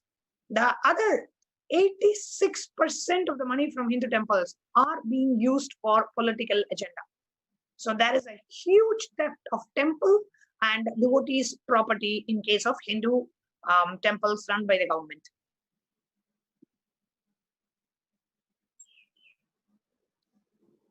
The theft of temple and the devotees' property. Temples lose real estate under their control. Every week, there are local reports of temple and temple land being taken over by the government for other purposes, including hostile takeover by other religious groups. This is evident in many parts of India, where a structure with authentic ancient Hindu architecture is labeled as a church or a mosque. Since 1959, nearly 47,000 acres of temple land has been alienated from the temples of Tamil Nadu alone. All this can be avoided and restored if temples are being run by Hindus. And today, you've got the choice to make the change and join us in voting. And you can also see that the money which came as donations for our temples must be used only for Hindu Dharma and its property, and not for any other religious purposes or political purposes. That is the reason we want to free Hindu temples. And please go to tinyurl.com/Hindu votes. You will see the scroll on the screen.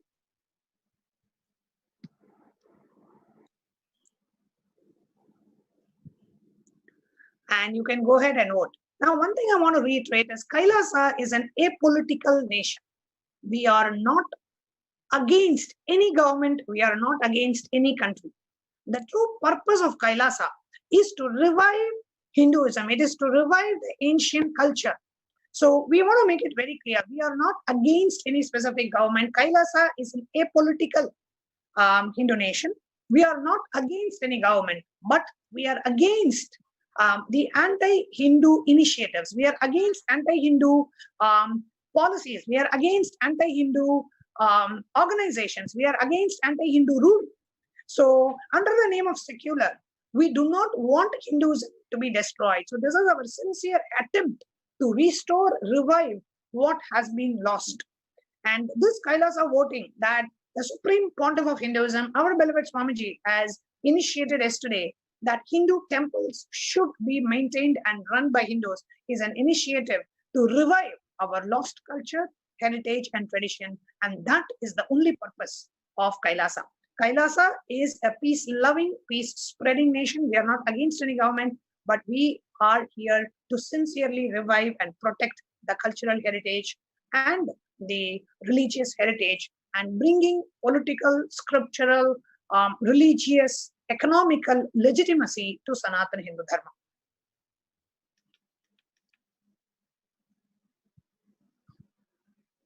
Discrimination of Hindus in India. India is officially on a records a secular country. This means that it's open to all religions and it doesn't discriminate any individual or group on a basis of religion. However, by interfering exclusively in temples and not in places of worship of other religions and communities, we are discriminating Hindus against non-Hindus. Such practices of the government, along with many others, in the name of minority empowerment, makes the government and its policies anti-Hindu.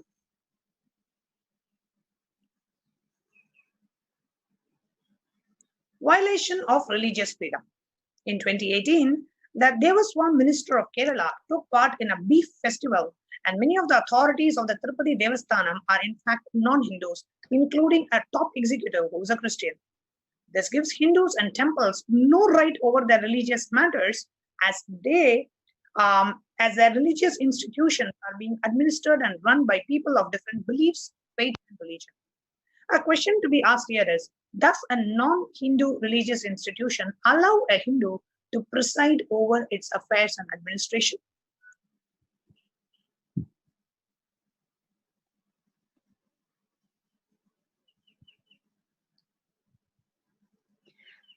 The defamation of Hindus and Hinduism.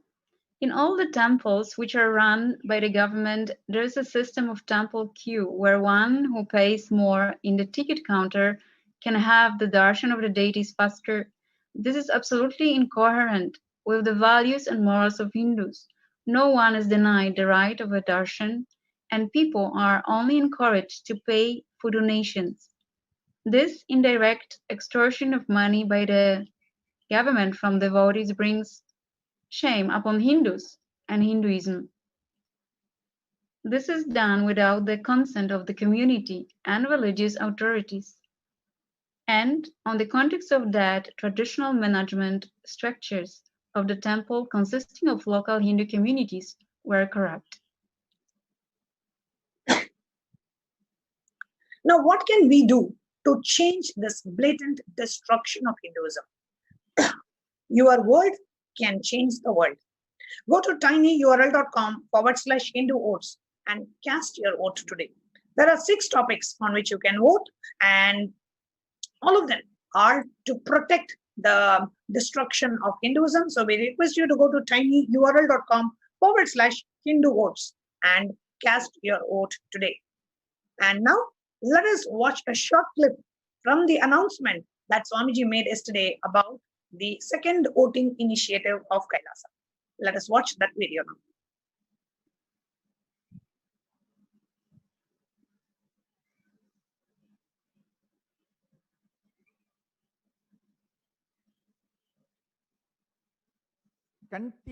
Continuously, we will do Vakyartha Sadas, Jivartha Sadas, and ask the Hindus to vote for various Hindu matters and offer the Vidhi and Nisheda, the Smriti for this Yuga. The Smriti for this Yuga will be revealed through Vakyartha Sadas, Jivartha Sadas and voting. Finally, approved by the Supreme Pontiff of Hinduism, we will be bringing new Smriti to life for this modern day. So next voting topic for Vakyartha Sadas, Jivartha Sadas, and voting, we are releasing the next topics. The first topic, temple protection.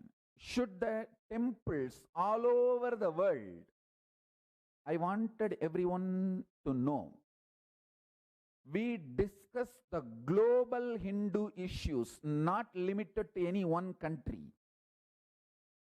We discuss global Hindu issues, not limited to any one country. We do not interfere in any one country's internal matters. We discuss issues for the global Hindus. So, the temple protection is the next issue all over the world. Should the temples to be given to the governments of those countries or not? Point 1. Point 2. Should Hindu temples reclaim their properties or not? Point 3.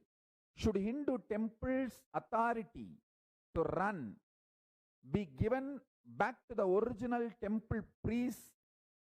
Please understand, in many places, the founders and their family, the Karuvali Parampara and Guruvali Parampara, in some, the family and their sons, the descendants manage. In some, the Guru and disciple Parampara used to manage. So, the original owners, the Sampradaya Kartas, should Hindu temples authority be given back to the original Sampradaya Kartas who used to be running it or not? This is the third issue. Next, on caste system. Should the caste system based on Jati and Varna be brought back or not? Next, Hinduism and secularism. Point 1.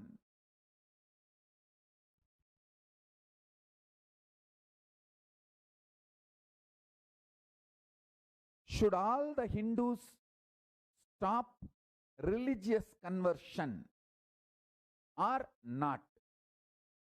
Point 2. Should Hindus stop calling themselves as seculars or not? So these are the next voting topic. Now the Vakyartha Sadas, Jivartha Sadas, voting. All the three will start. Please understand. Here I wanted to make an important point. In Hinduism, active participation is expected. See, you may vote just by saying yes or no, but that will be considered only as a participation, not active participation. If you give an explanation, your viewpoint, why you are voting for what you are voting, why you are doing what you are doing. If you present your powerful cognitions too, it will help the next generation Hindus. See, when you have a reason to vote for vegetarian food, and if you explain the reason also, after 100 years, if that reason has changed or that reason has become irrelevant, people can change the decision. So it will help for the generations to enjoy your expertise and your intelligence. That is the reason we request you to put your powerful cognitions, your thought currents also on record in the form of Vakyartha Sadas and Jivartha Sadas. So now, I am projecting the link, Hindu votes to vote and to share your opinion, valuable input, please visit https://tinyurl.com/Hindu oats. Hindu oats are sacred. Hindu oats matter. Hindu oats for Hinduism. To analyze, understand more and more about Hinduism, about the Dharma Shastras, spiritual principles, please get involved more and more in these principles of Hindu oats. So I am so happy to reveal the results of the earlier voting happened, and now the next further subject we have presented now almost 6 points for all of you to have Vakyartha Sadas, Jivartha Sadas and voting. Please get involved. I invite all of you to get involved and enjoy Hinduism by the principle of Dharmo Rakshati Rakshitaha. When you protect Dharma, Dharma protects you.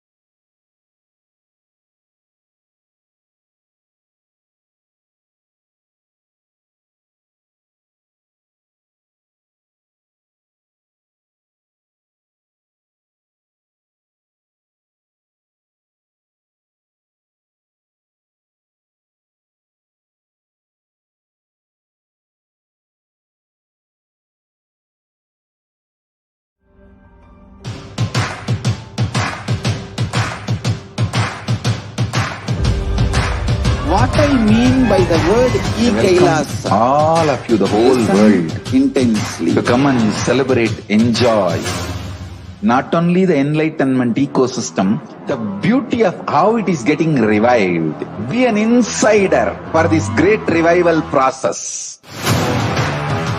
If you are an insider even for a startup company, you will understand not only the result of the company, even that being an insider is such a joy. Being an insider when it was happening is something extraordinary. So, I welcome all of you to come and be part of an insider of this revival of KAILASA, the enlightenment ecosystem, sovereign order of KAILASA, KAILASA nation itself. I request and welcome, invite all of you to become e-Kailasian, get your free e-passport and make billions receive this free e-passport.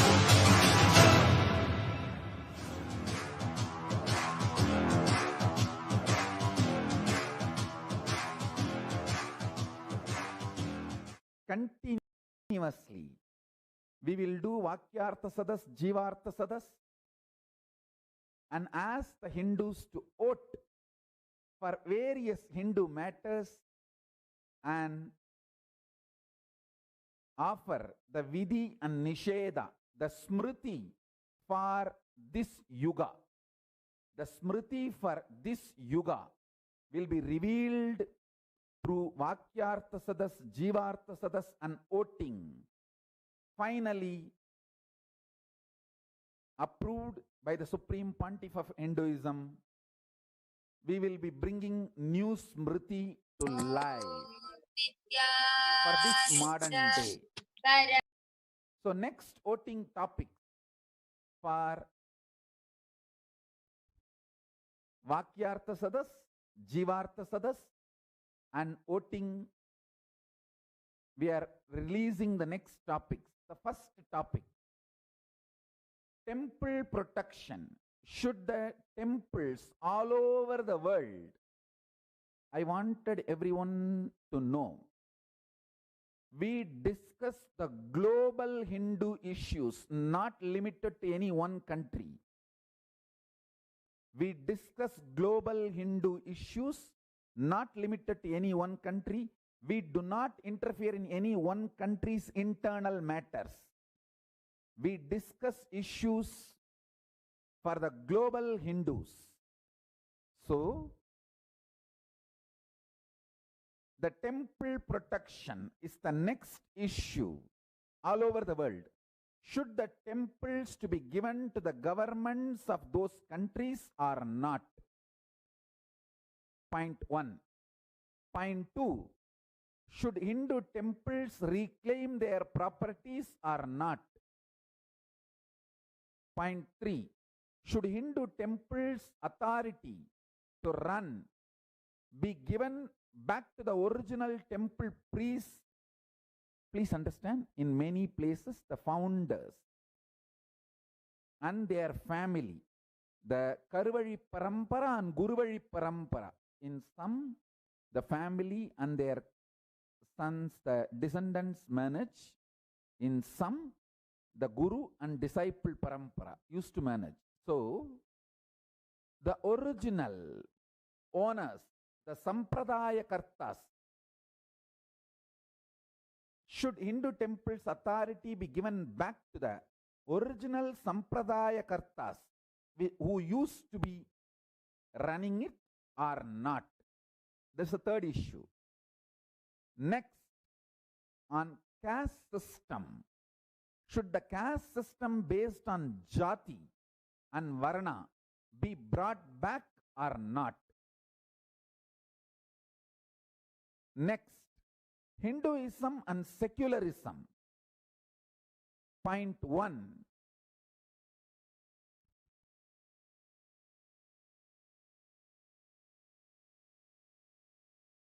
Should all the Hindus stop religious conversion or not? Point 2. Should Hindus stop calling themselves as seculars or not? So these are the next voting topic. Now the Vakyartha Sadas, Jivartha Sadas, voting. All the three will start. Please understand. Here I wanted to make an important point. In Hinduism, active participation is expected. See, you may vote just by saying yes or no, but that will be considered only as a participation, not active participation. If you give an explanation, your viewpoint, why you are voting for what you are voting, why you are doing what you are doing. If you present your powerful cognitions too, it will help the next generation Hindus. See, when you have a reason to vote for vegetarian food, and if you explain the reason also, after 100 years, if that reason has changed or that reason has become irrelevant, people can change the decision. So it will help for the generations to enjoy your expertise and your intelligence. That is the reason we request you to put your powerful cognitions, your thought currents also on record in the form of Vakyartha Sadas and Jivartha Sadas. So now I am projecting the link Hindu Oats to vote and to share your opinion, valuable input. Please visit https tinyurl.com/Hindu Oats. Hindu Oats are sacred. Hindu Oats matter. Hindu Oats for Hinduism. To analyze, understand more and more about Hinduism, about the Dharma Shastras, spiritual principles, please get involved more and more in these principles of Hindu Oats. So I am so happy to reveal the results of the earlier voting happened, and now the next further subject we have presented now almost 6 points for all of you to have Vakyartha Sadas, Jivartha Sadas and voting. Please get involved. I invite all of you to get involved and enjoy Hinduism by the principle of Dharmo Rakshati Rakshitaha. When you protect Dharma, Dharma protects you.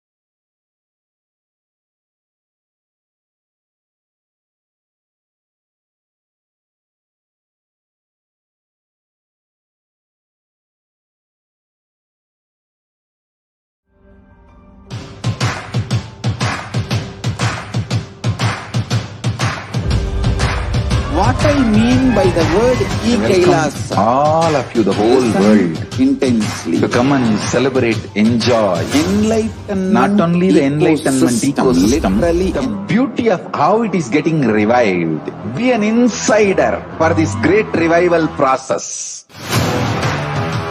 If you are an insider even for a startup company, you will understand not only the result of the company, even that being an insider is such a joy.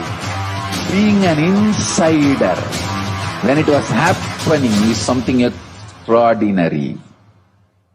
So, I welcome all of you to come and be part of an insider of this revival of Kailasa, the enlightenment ecosystem, sovereign order of Kailasa, Kailasa nation itself.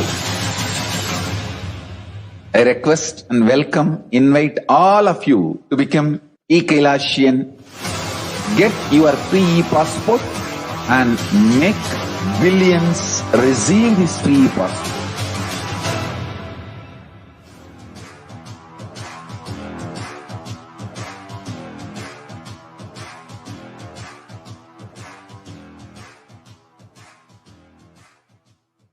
Continuously, we will do Vakyartha Sadas, Jivartha Sadas, and ask the Hindus to vote for various Hindu matters and offer the Vidhi and Nisheda, the Smriti for this Yuga. The Smriti for this Yuga will be revealed through Vakyartha Sadas, Jivartha Sadas and voting. Finally, approved by the Supreme Pontiff of Hinduism, we will be bringing new Smriti to life for this modern day. So next voting topic for Vakyartha Sadas, Jivartha Sadas and voting, we are releasing the next topics. The first topic, temple protection. Should the temples all over the world, I wanted everyone to know, we discuss the global Hindu issues, not limited to any one country. We discuss global Hindu issues, not limited to any one country. We do not interfere in any one country's internal matters. We discuss issues for the global Hindus. So, the temple protection is the next issue all over the world.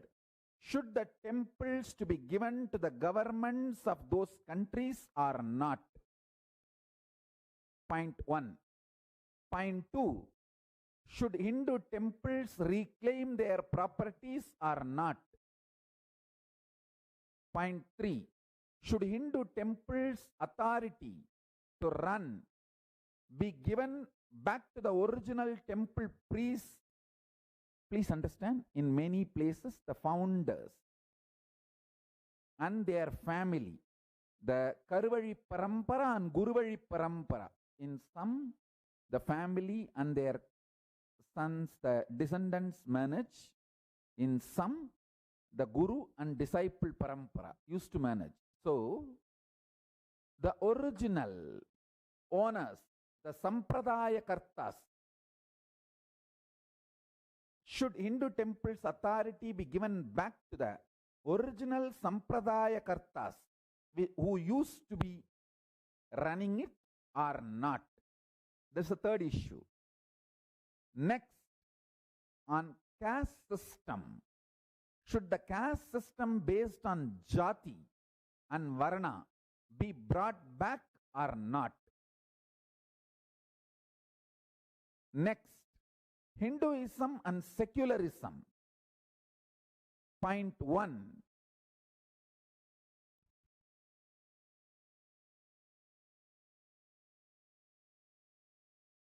Should all the Hindus stop religious conversion or not? Point 2. Should Hindus stop calling themselves as seculars or not? So these are the next voting topic. Now the Vakyartha Sadas, Jivartha Sadas, voting. All the three will start. Please understand. Here I wanted to make an important point. In Hinduism, active participation is expected. See, you may vote just by saying yes or no, but that will be considered only as a participation, not active participation. If you give an explanation, your viewpoint, why you are voting for what you are voting, why you are doing what you are doing. If you present your powerful cognitions too, it will help the next generation Hindus. See, when you have a reason to vote for vegetarian food, and if you explain the reason also, after 100 years, if that reason has changed or that reason has become irrelevant, people can change the decision. So it will help for the generations to enjoy your expertise and your intelligence. That is the reason we request you to put your powerful cognitions, your thought currents also on record in the form of Vakyartha Sadas and Jivartha Sadas. So now I am projecting the link Hindu Oats to vote and to share your opinion, valuable input. Please visit https://tinyurl.com/Hindu-Oats. Hindu oats are sacred. Hindu oats matter. Hindu oats for Hinduism. To analyze, understand more and more about Hinduism, about the Dharma Shastras, spiritual principles, please get involved more and more in these principles of Hindu oats. So I am so happy to reveal the results of the earlier voting happened, and now the next further subject we have presented now almost 6 points for all of you to have Vakyartha Sadas, Jivartha Sadas and voting. Please get involved. I invite all of you to get involved and enjoy Hinduism by the principle of Dharmo Rakshati Rakshitaha. When you protect Dharma, Dharma protects you.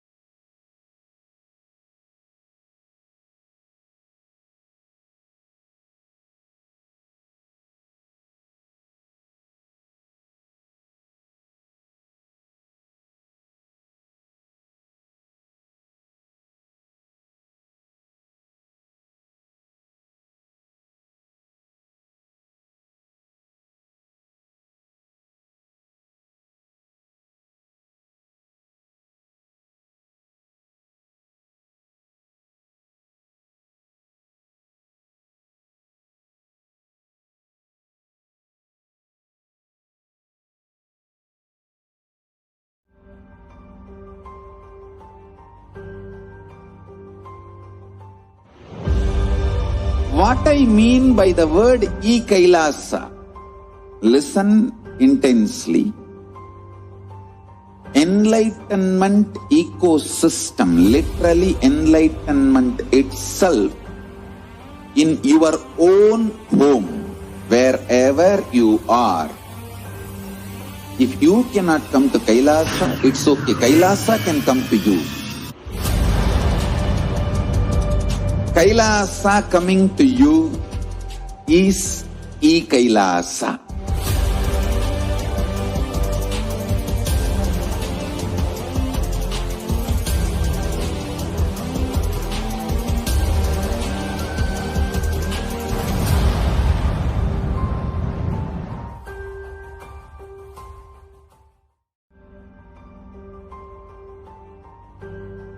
Continuously, we will do Vakyartha Sadas, Jivartha Sadas, and ask the Hindus to vote for various Hindu matters and offer the Vidhi and Nisheda, the Smriti for this Yuga. The Smriti for this Yuga will be revealed through Vakyartha Sadas, Jivartha Sadas and voting. Finally, approved by the Supreme Pontiff of Hinduism, we will be bringing new Smriti to life for this modern day.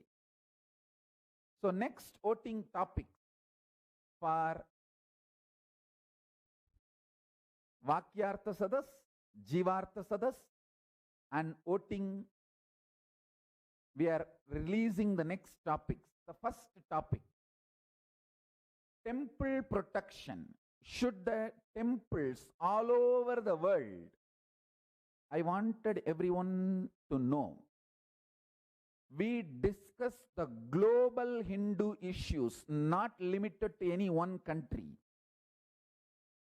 We discuss global Hindu issues, not limited to any one country. We do not interfere in any one country's internal matters. We discuss issues for the global Hindus. So, the temple protection is the next issue all over the world. Should the temples to be given to the governments of those countries or not? Point 1. Point 2. Should Hindu temples reclaim their properties or not? Point 3. Should Hindu temples authority to run be given back to the original temple priests? Please understand, in many places the founders and their family, the Karuvali Parampara and Guruvali Parampara, in some the family and their sons, the descendants manage. In some, the Guru and disciple Parampara used to manage. So, the original owners, the Sampradaya Kartas, should Hindu temples authority be given back to the original Sampradaya Kartas who used to be running it or not? That's the third issue. Next, on caste system. Should the caste system based on Jati and Varna be brought back or not? Next, Hinduism and secularism. Point 1.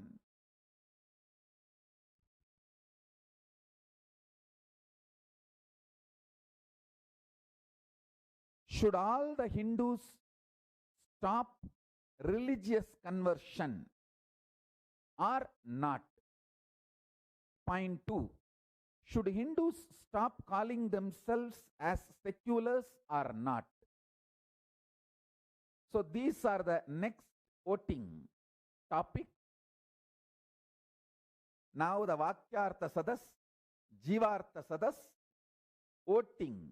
All the three will start. Please understand. Here I wanted to make an important point.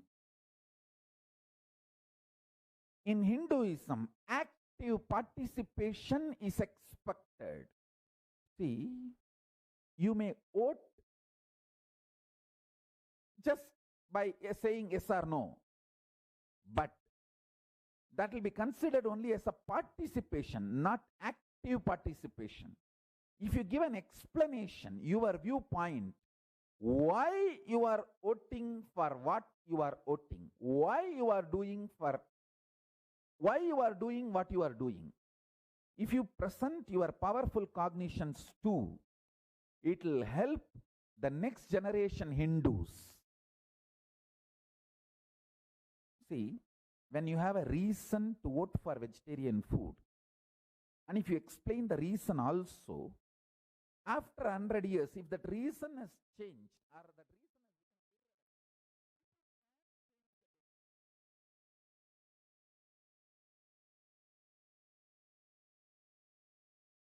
नित्यानन्दं परमसुखदं केवलं ज्ञानमूर्तिं द्वन्द्वातीतं गगनसदृशं तत्त्वमस्यादिलक्ष्यम् एकं नित्यं विमलमचलं सर्वदी साक्षिभूतं भावातीतं त्रिगुणरहितं सद्गुरुं तं Namami.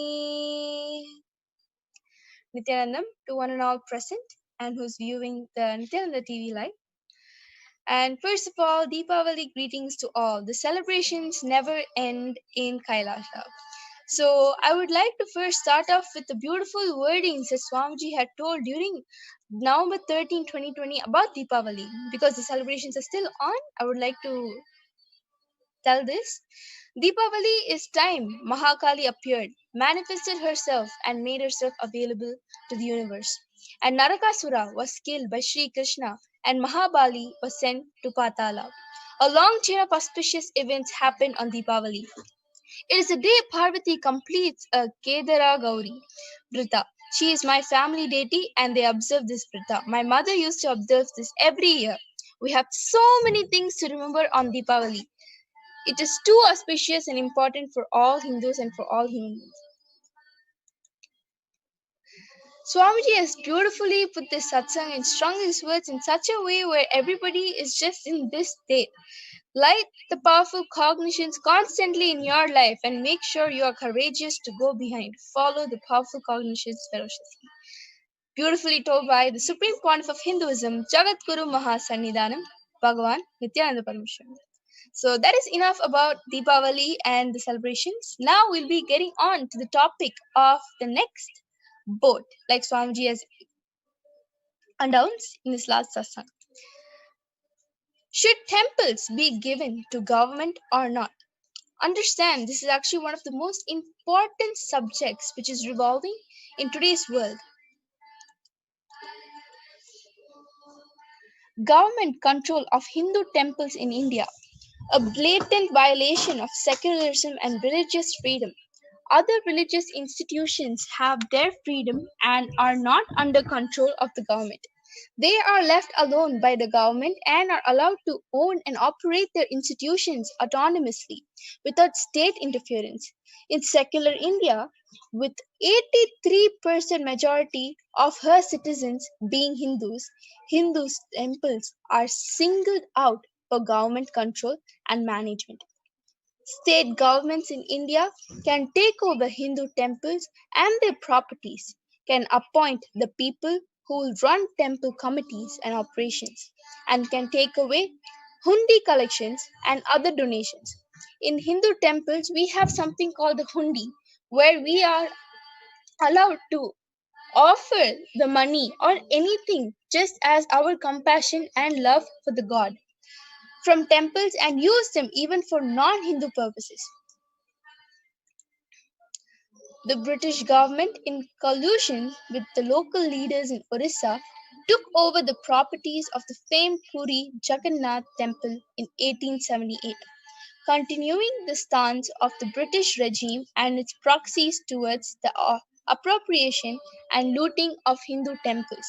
Indian politicians, after independence in 1947, concocted the fatally flawed and the blatantly anti-secular Hindu Religious and Charitable Endowments Act in 1951 to provincialize the administration of Hindu religious institutions. So, just in these few slides, we are actually getting the idea of the injustice and the system of unfair. You can understand the injustice done to the Hindus, where everything we do, every step we take, is monitored and it's being controlled by the government.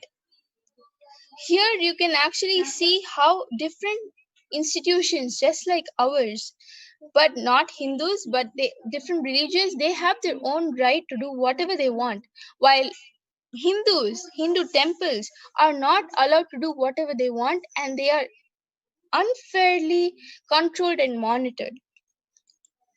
While the state governments control over 4 lakh out of an estimated 9 lakh temples across the country, there is no such control over Muslim and Christian religious bodies.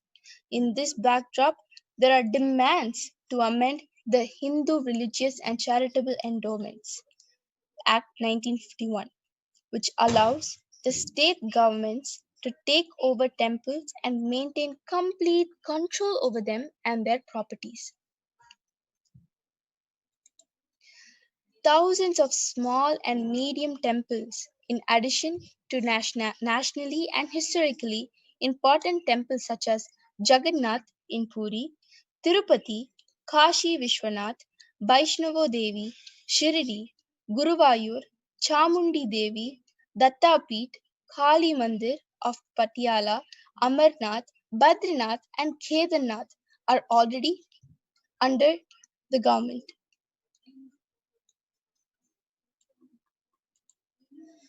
A senior Congress leader and former Maharashtra Chief Minister Prithviraj Chavan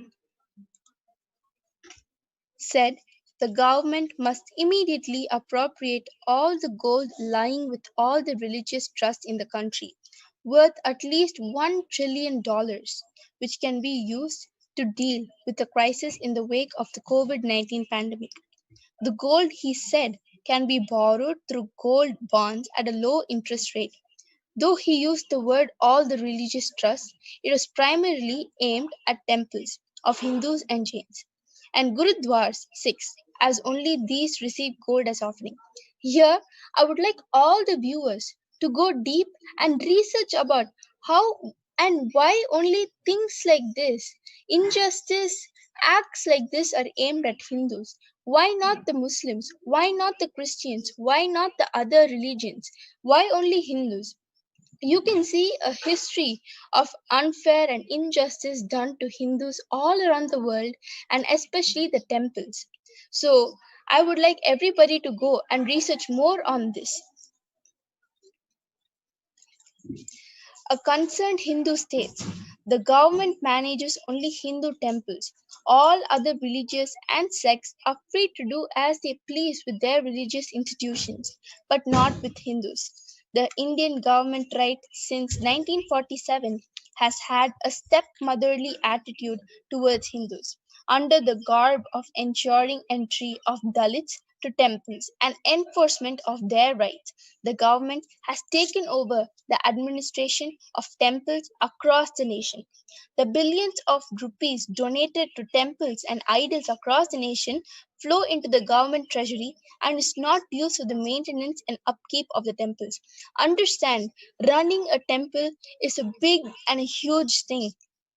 Tending to the deities, dressing them up, feeding them, doing rituals, making sure people come get the darshan of the deities.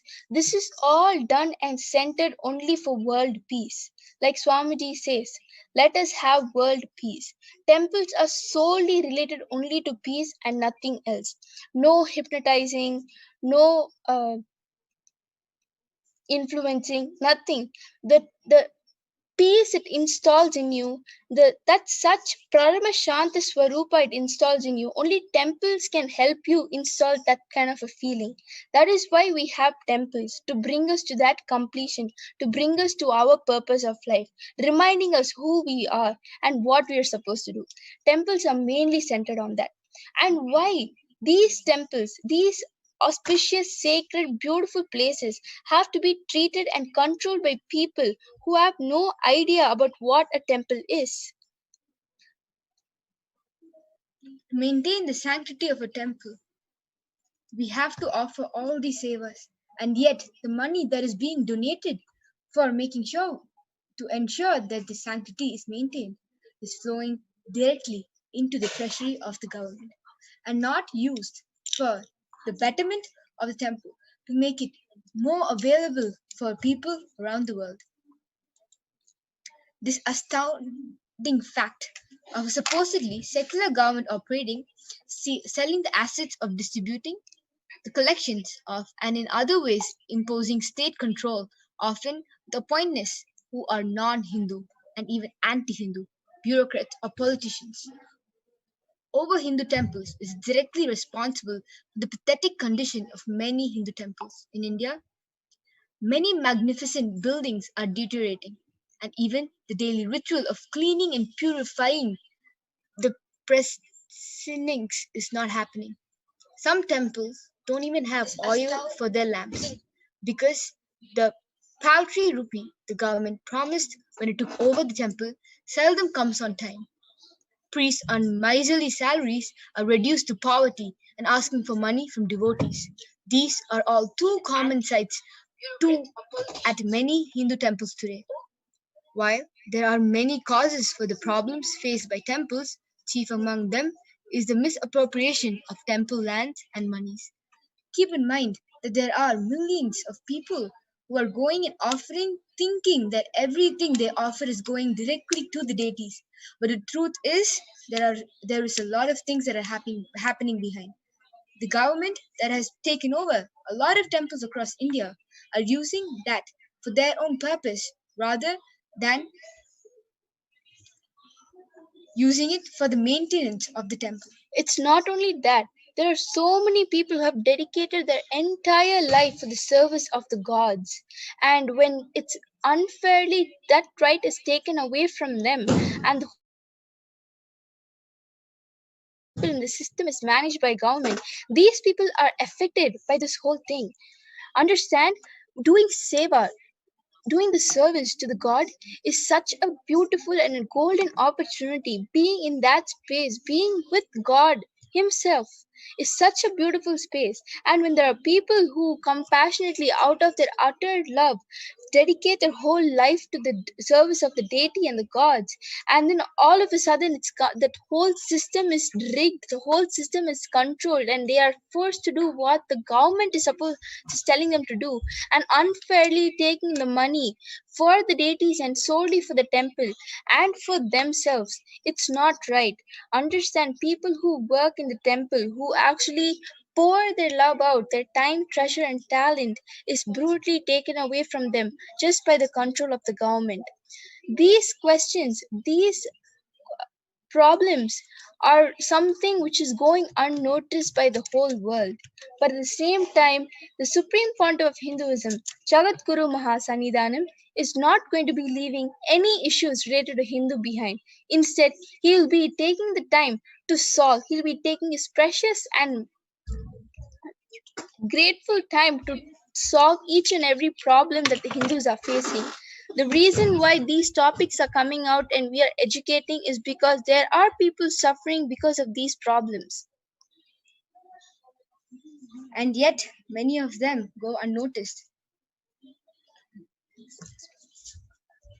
The government is taking over many temples across. The temples that are supposed to be a place of ritual and worship is turned into a place where money is being taken away from those lands and used for different purposes.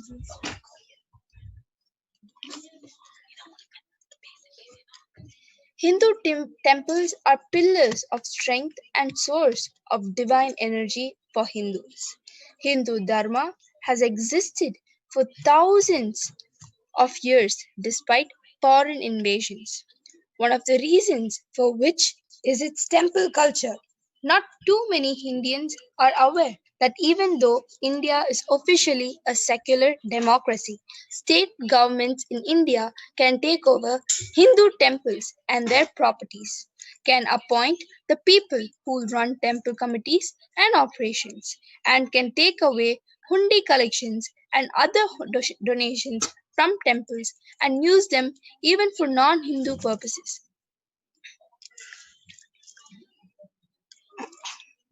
So, here the government has the right to actually appoint anybody to take over the temple. Understand, the knowledge one carries to run a temple is too complex and complicated. The time, treasure, talent to put is solely for just service of the deity, and it's not just a mere seva that you're doing. Each and everything has a meaning. The mantras you utter has a meaning. The actions you do has a meaning. Those kind of people are only appointed for temple sevas.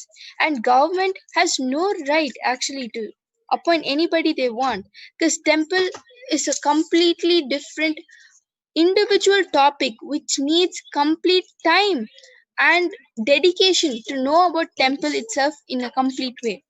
The devotion the people carry cannot just be made overnight. It has been carried by generations and then generations. That love for taking care of temple runs in the DNA of the people, and that cannot be changed over time by someone who comes and takes over. Now, today, all of you are again presented with this beautiful opportunity to make a change in this world. Understand, we Hindus were so advanced that even in our ancient times, we were given the opportunity to make the decision. The Supreme Pontiff of Hinduism, Jagat Guru Mahasannidhanam, His Divine Holiness, Bhagavan Nithyananda Paramashivam, is beautifully reviving the Hindu Sanatana Dharma. Understand, it's not just one aspect of the temple or the sevas, but it's more than that. He's reviving how Hindus lived in those age. 5,000 years ago, how Hindu was a whole different religion, how people were living. Each and every detail His Bhagavan, His Divine Holiness is reviving. From the dress we wear, from the time we wake up, from the food we eat, He is actually guiding us to that right path. And even this Hindu voting is part of Hinduism. And there is evidence of how this Hindu voting has happened. Anubhava Mantapa Experience Center was the first parliament in history of mankind. Prabhudeva, a great yogi of extraordinary achievement, was the president and Lord Basava acted as the prime minister. The only difference between the present day parliament and Anubhava Mantapa is that the members were not elected by the people, but were picked up or nominated by the higher authorities of the Mantapa. The necessary qualification expected being spiritual attainment, the problems tackled were of a various nature covering social, religious, spiritual, yogic, psychological, economic, and literary spheres.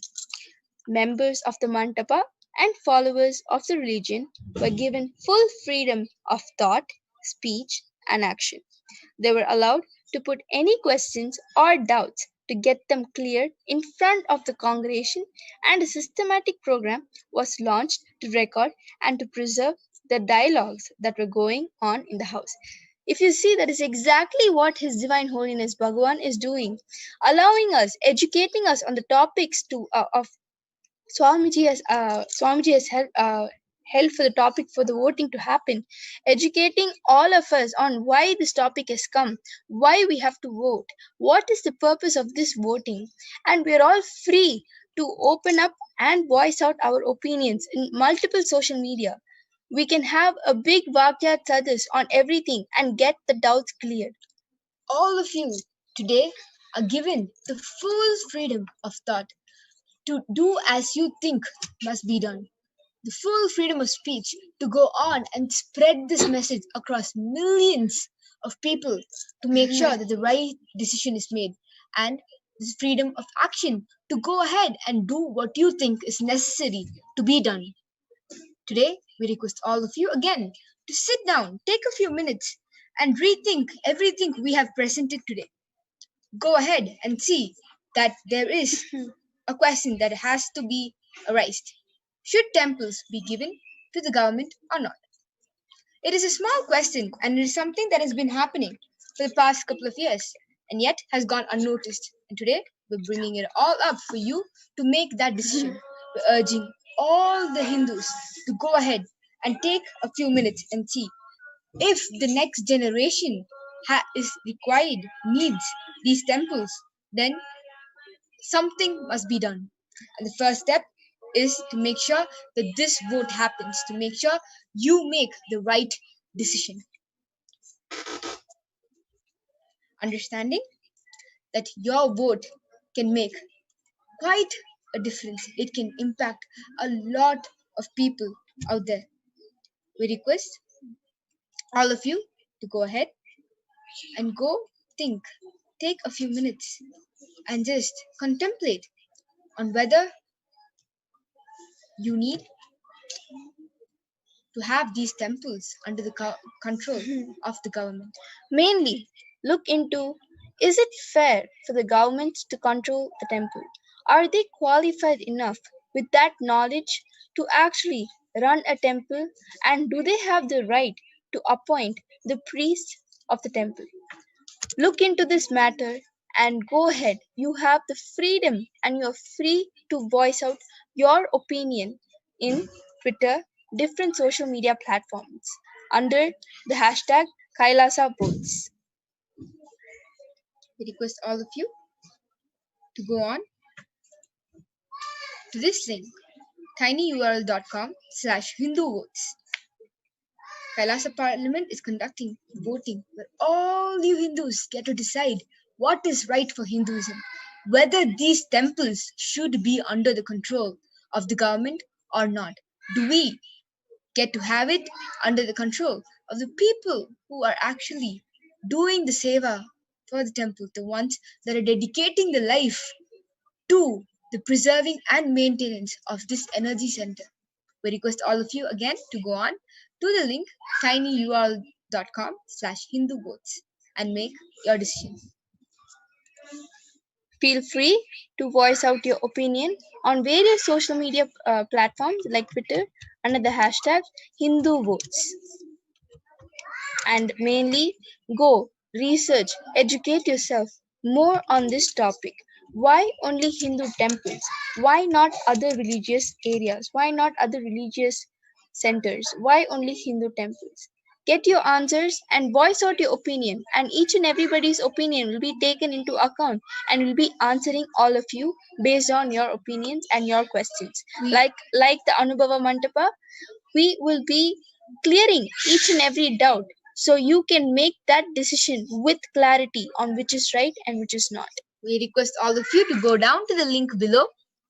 You can see the link in the scroll down below. Go ahead and make the right decision. Do what you think is right for the next generation. We urge all of you to spread this message to as many as possible, because there are many beautiful Hindu temples out there that are not given what is really required to be given. And we request all of you again to make the right decision. Please go to kailasa.org and make sure you vote for the right cause. Thank you, Nithyananda.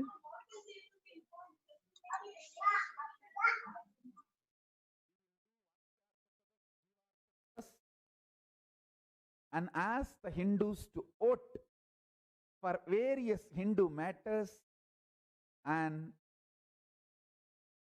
offer the Vidhi and Nisheda, the Smriti for this Yuga. The Smriti for this Yuga will be revealed through Vakyartha Sadas, Jivartha Sadas and voting. Finally, approved by the Supreme Pontiff of Hinduism, we will be bringing new Smriti to life for this modern day. So next voting topic for Vakyartha Sadas, Jivartha Sadas and voting, we are releasing the next topics. The first topic, temple protection. Should the temples all over the world, I wanted everyone to know, we discuss the global Hindu issues, not limited to any one country. We discuss global Hindu issues, not limited to any one country. We do not interfere in any one country's internal matters. We discuss issues for the global Hindus. So, the temple protection is the next issue all over the world. Should the temples to be given to the governments of those countries or not? Point 1. Point 2. Should Hindu temples reclaim their properties or not? Point 3. Should Hindu temples authority to run be given back to the original temple priests? Please understand, in many places, the founders and their family, the Karuvali Parampara and Guruvali Parampara, in some, the family and their sons, the descendants manage. In some, the Guru and disciple Parampara used to manage. So, the original owners, the Sampradaya Kartas, should Hindu temples authority be given back to the original Sampradaya Kartas who used to be running it or not? This is the third issue. Next, on caste system. Should the caste system based on Jati and Varna be brought back or not? Next, Hinduism and secularism. Point 1.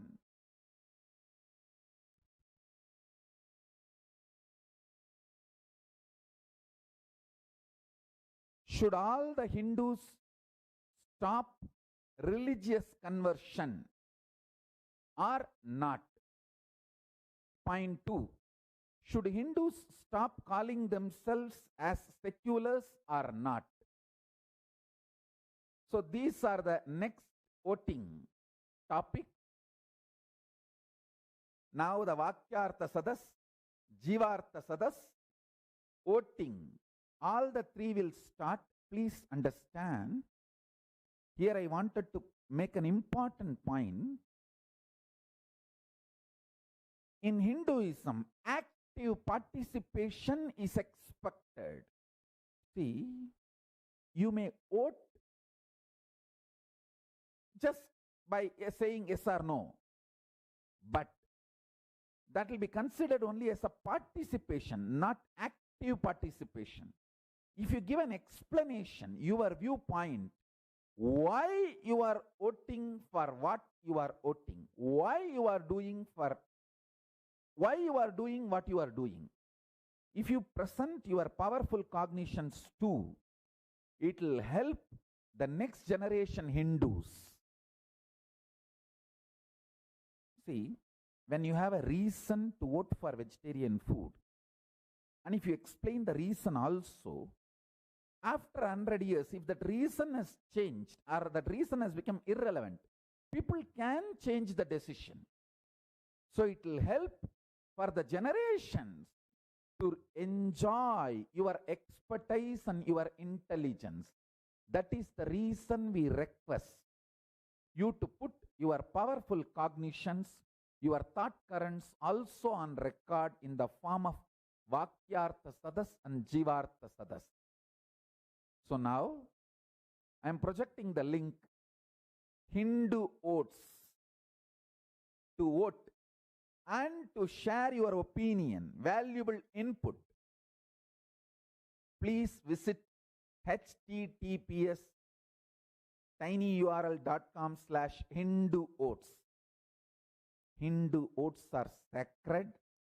Hindu votes matter. Hindu votes for Hinduism. To analyze, understand more and more about Hinduism, about the Dharma Shastras, spiritual principles, please get involved more and more in these principles of Hindu oaths. So I am so happy to reveal the results of the earlier voting happened, and now the next further subject we have presented now almost 6 points for all of you to have Vakyartha Sadas, Jivartha Sadas and voting. Please get involved. I invite all of you to get involved and enjoy Hinduism by the principle of Dharmo Rakshati Rakshitaha. When you protect Dharma, Dharma protects you.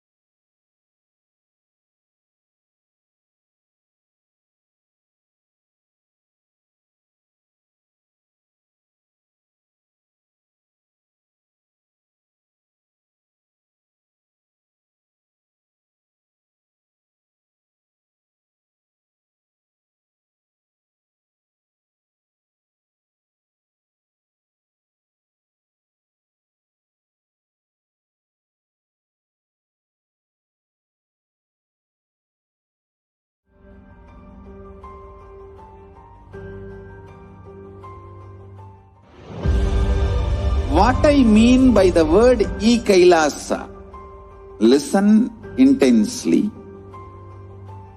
Enlightenment ecosystem, literally enlightenment itself, in your own home, wherever you are.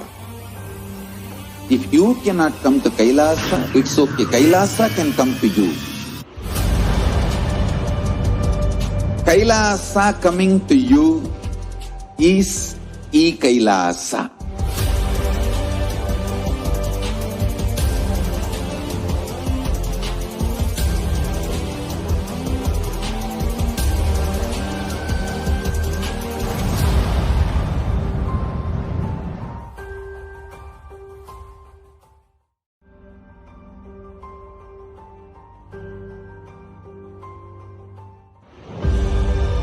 What I mean by the word KAILASA, listen intensely. Enlightenment ecosystem, literally enlightenment itself, in your own home, wherever you are. If you cannot come to Kailasa, it's okay. Kailasa can come to you. Kailasa coming to you is Kailasa.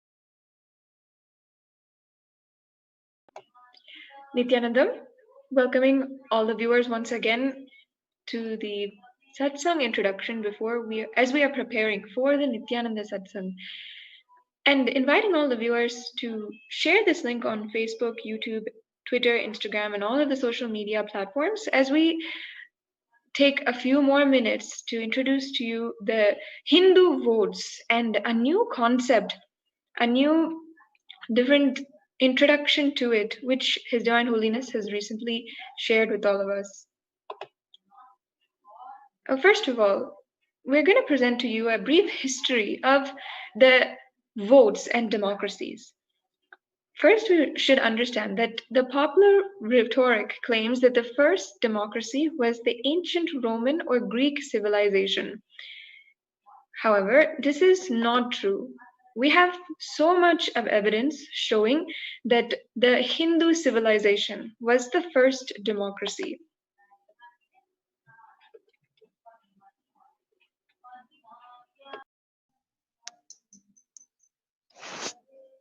The Sabha and Samiti are mentioned in both Rigveda and Atharvana Veda. The earliest manuscripts available for Rigveda date back to 1500 BC, and this is the scriptures which we have with us, not continuing what has been destroyed during the invasion. In these meetings, a decision was made after the discussion with the king, ministers, and scholars at that time. This shows how politics was at that time, because people together used to settle the decisions of the Sabha and Samiti with good vision.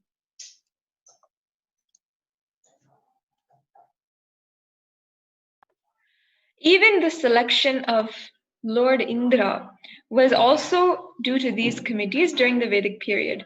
At that time, Indra was a post which was known as King of Kings, and the word republic has been used 40 times in the Rig Veda and 9 times in the Atharva Veda and in Brahmin texts many times.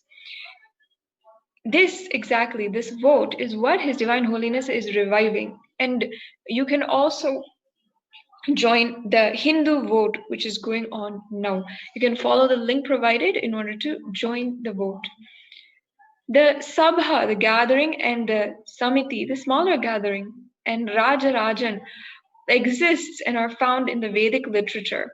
Rig Veda also says that the position of the king was not absolute and he could be removed by the Sabha or the assembly. And this exact thing is what His Divine Holiness also revealed recently during Satsang from our Hindu scriptures, and how the vote which is going on now by Kailasa is reviving this system.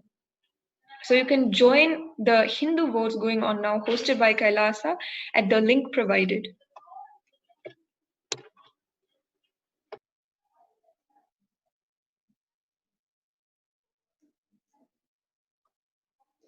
After the Vedic period, the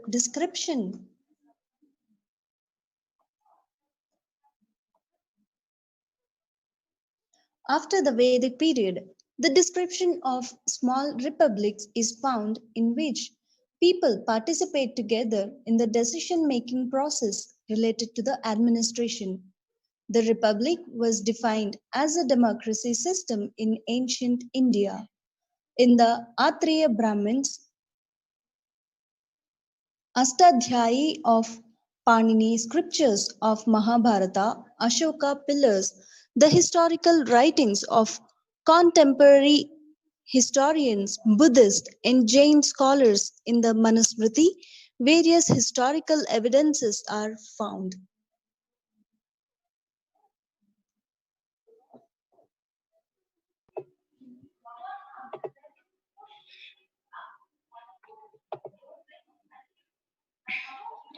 Once again, we can invite all of the viewers to join this vote which is going on now.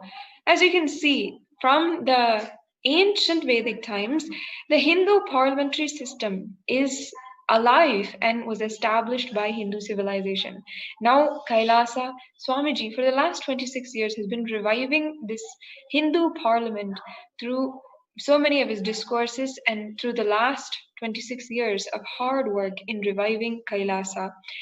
The people all over the world have recently joined in a vote to decide on vegetarian versus non-vegetarianism, and now you can join the next vote, which is going on at the link provided.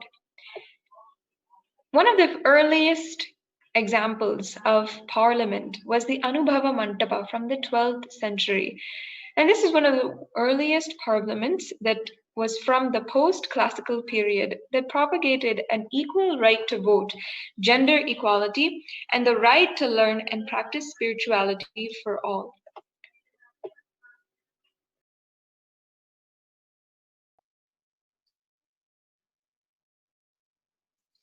This is established by Basavanna, 12th century powerful enlightened being from the Lingayat and Veerashaiva tradition who was exceptionally prominent in this field and shaped the history for practicing Hindu into the modern era.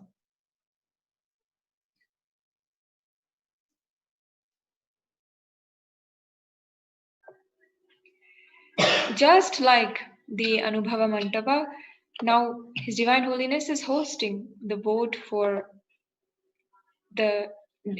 with Kailasa. So follow the link provided for the Hindu votes ongoing currently.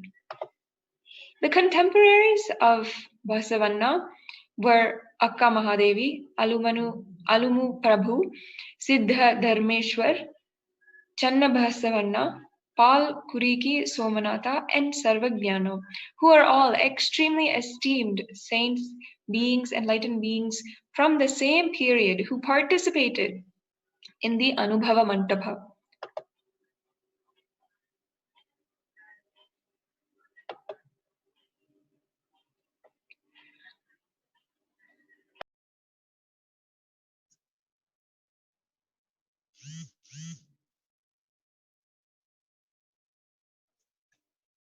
The problems tackled were of a various nature covering social, religious, spiritual, yogic, psychological, economic, and literacy spheres. Members of the Mandapa and followers of the religion were given full freedom of thought, speech, and action. They were allowed to put any questions or doubt to get them cleared in front of the congregation, and a systematic program was launched to record and to preserve the dialogue that were going on in the house.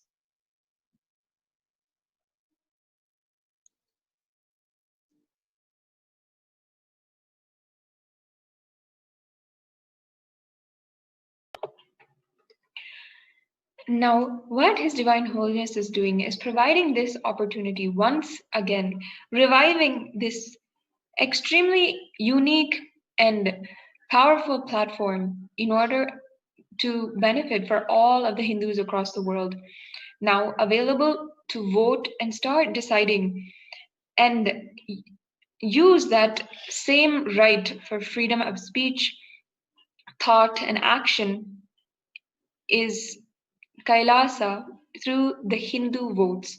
So follow the link provided in order to go and vote now for this issue that we are presenting by Kailasa and deciding on.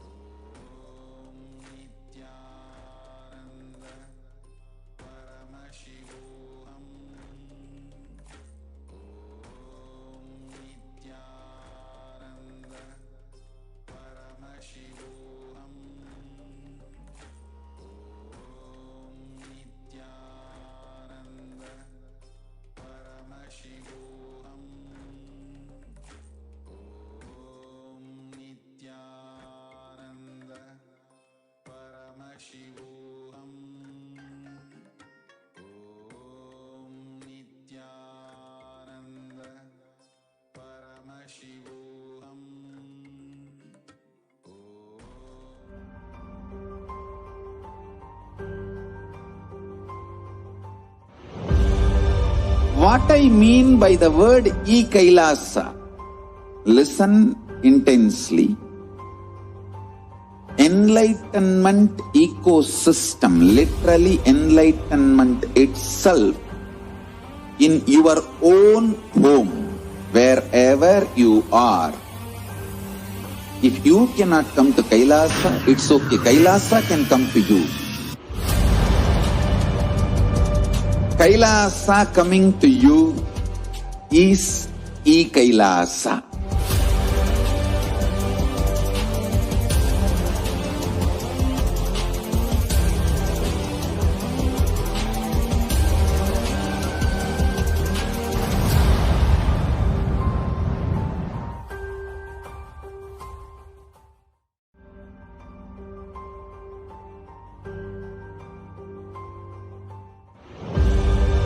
What I mean by the word KAILASA, listen intensely.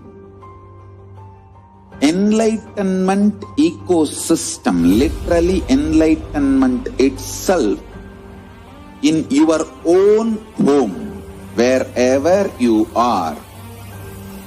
If you cannot come to Kailasa, it's okay. Kailasa can come to you.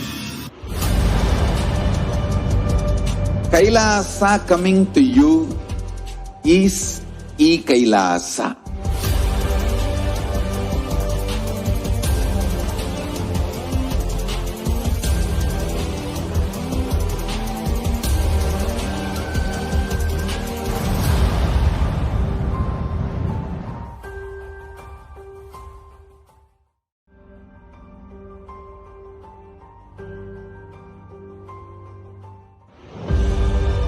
What I mean by the word Kailasa, listen intensely. Enlightenment ecosystem, literally enlightenment itself, in your own home, wherever you are. If you cannot come to Kailasa, it's okay. Kailasa can come to you. Kailasa coming to you is Kailasa.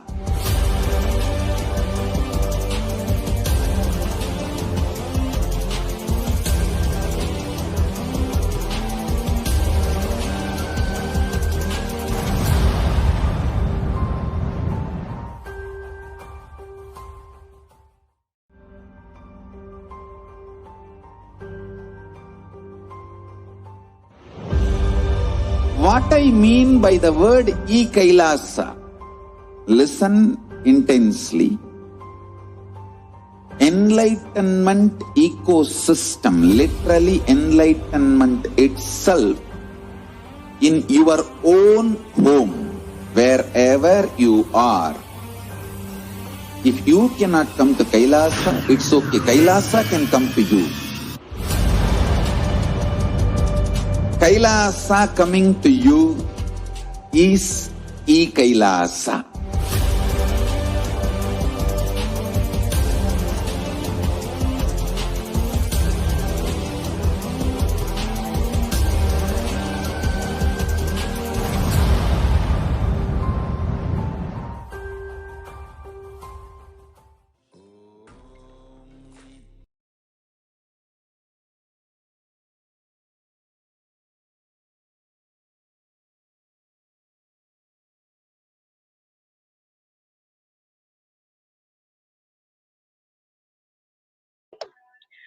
So you can go to tinyurl.com/Hindu votes and cast your vote now on extremely important issues.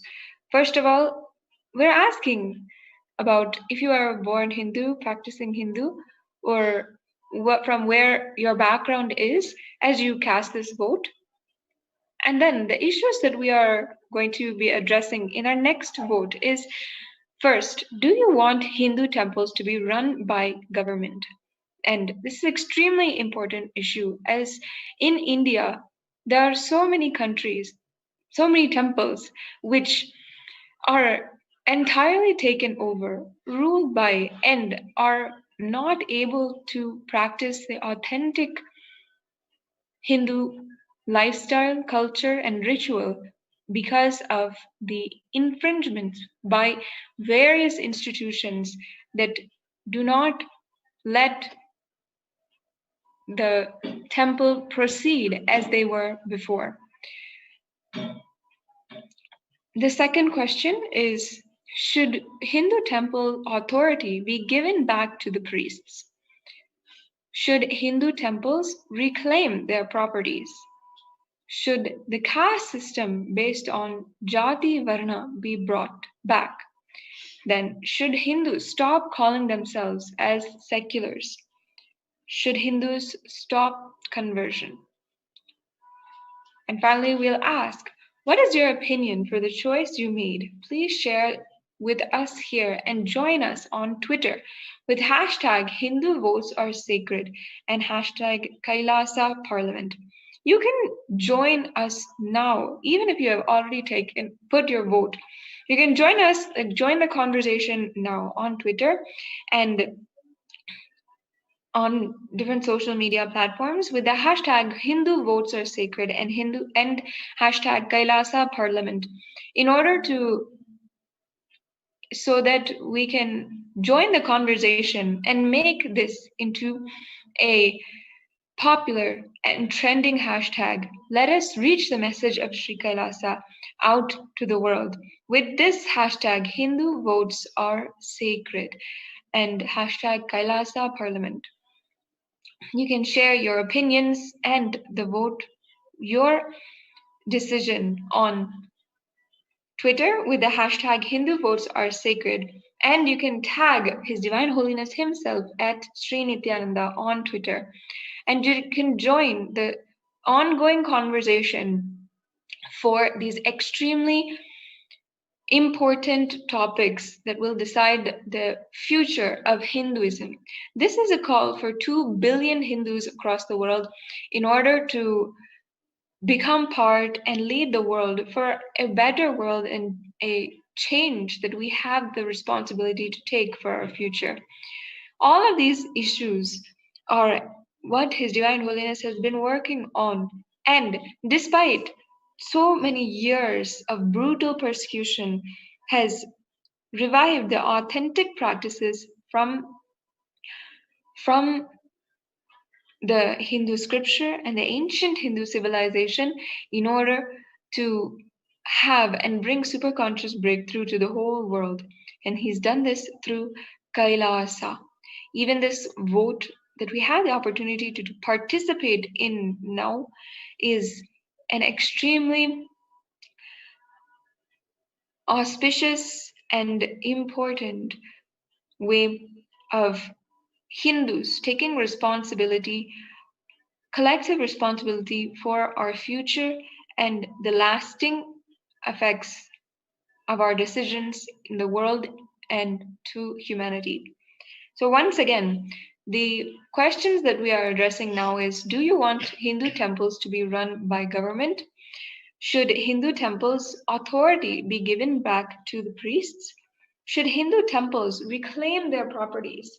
Should the caste system based on Jati Varna be back? Should Hindus stop calling themselves as seculars? And should Hindus stop conversion? As His Divine Holiness recently revealed, many decisions made by people who are claiming to be Hindu are not at all good for Hinduism and can even make Hindu practices and teachings, exploit them and make them poisonous, make them not able to preach or teach and practice for the modern day user, for anyone, especially when it comes to the different aspects of Hinduism which are ongoing currently. It's extremely important that we keep the Hindu roots and address these situations, these questions with conscious decision and having responsible thinking and responsible decision making, especially when it comes to our religion and lifestyle. So once again, inviting all of the viewers to cast your vote for these extremely important issues.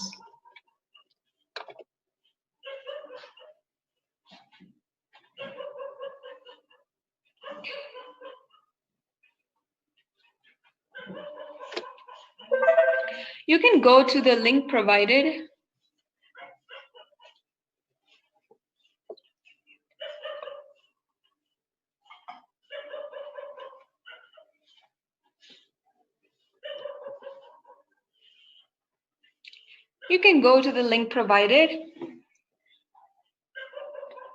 on the screen right now. Once you go to this link, you will be led to the Hindu votes form, which you can fill, and we'll be asking for your email address, your first name, your last name, the basic information in order for you to take part in this vote. And we ask for your background as a Hindu, as a born Hindu, practicing Hindu, both of the above or none of the above. Then we ask for your basic information as you begin to cast your vote on the issues that we have brought to this stage, to this platform.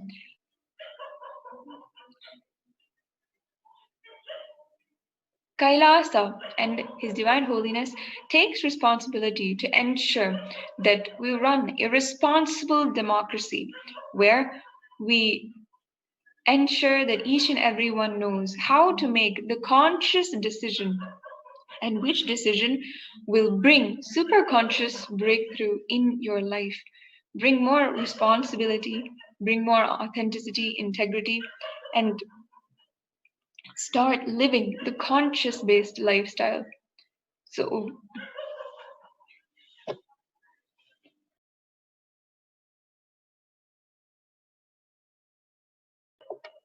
once you are done with this, once you're done casting your vote on these extremely important and significant issues, then you can express your opinion, express your ideas and your thoughts by answering the question, what is your opinion for the choices that you made? And you can share with us on Twitter at hashtag Hindu votes are sacred and hashtag Kailasa Parliament.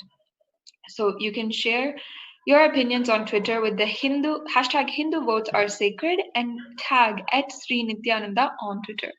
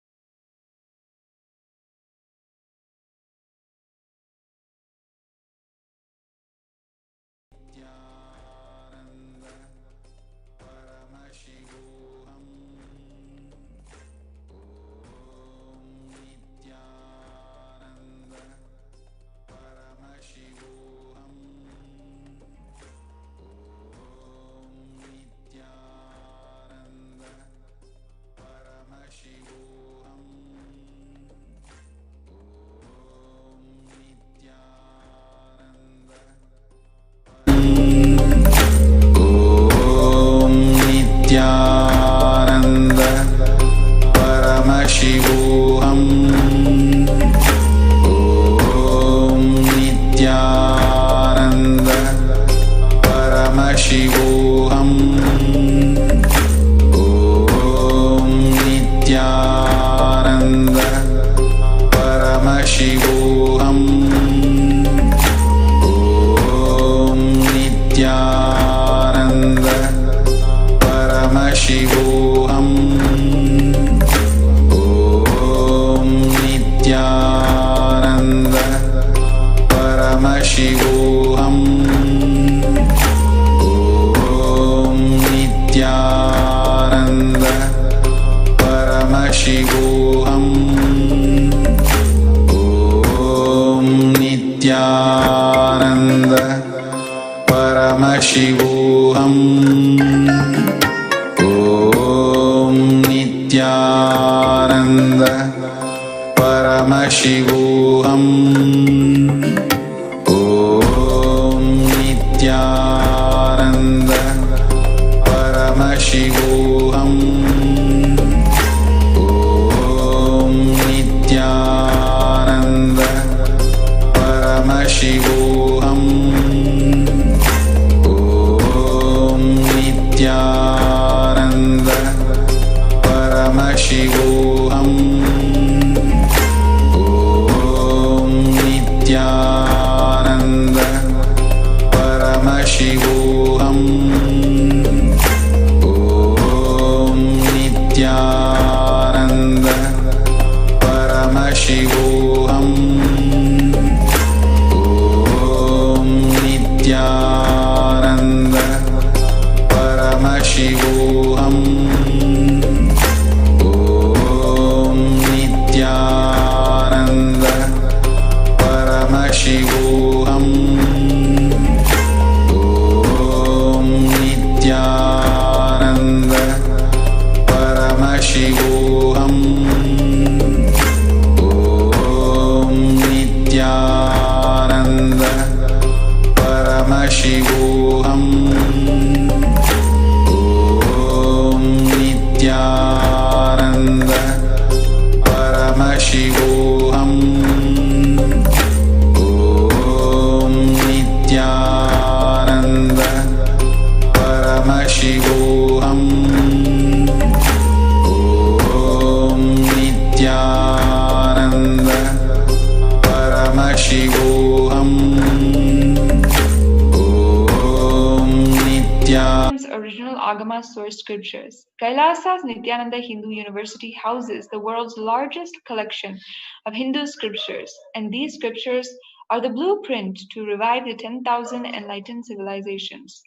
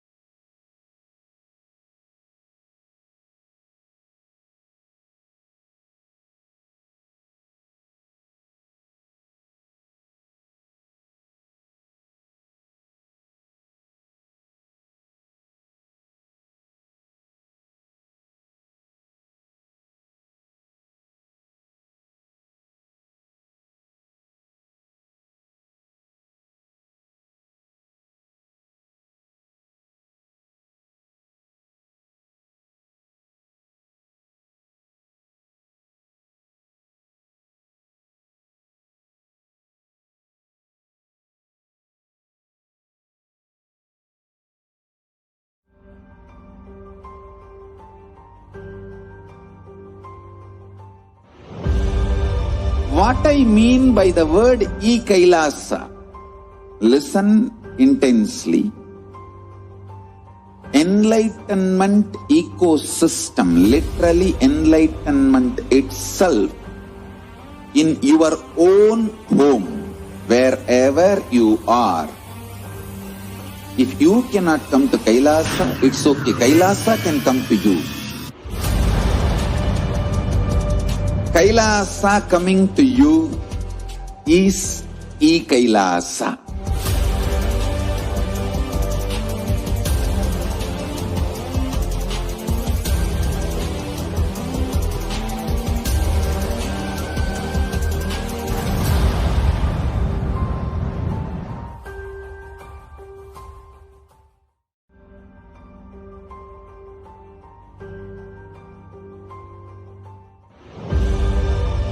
What I mean by the word Kailasa, listen intensely.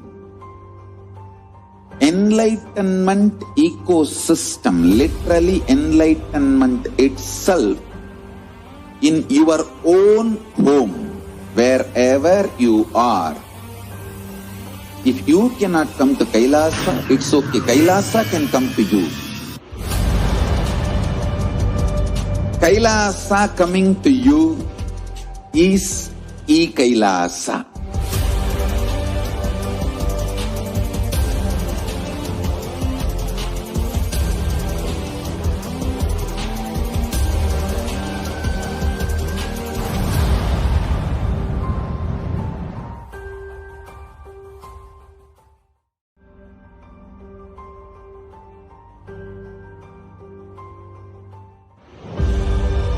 What I mean by the word Kailasa, listen.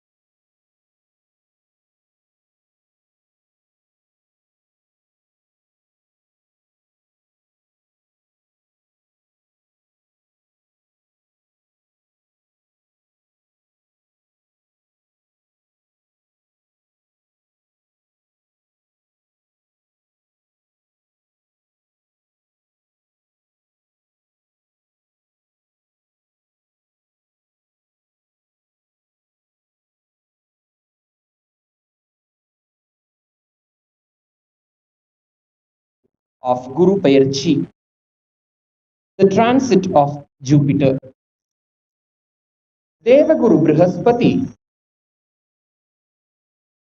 who presides the planet of Jupiter in the Vedic astrology, today is transiting from Dhanu Rashi to Makara Rashi, that is from the zodiac moon signs of Sagittarius to Capricorn at 9:48 p.m. Indian Standard Time.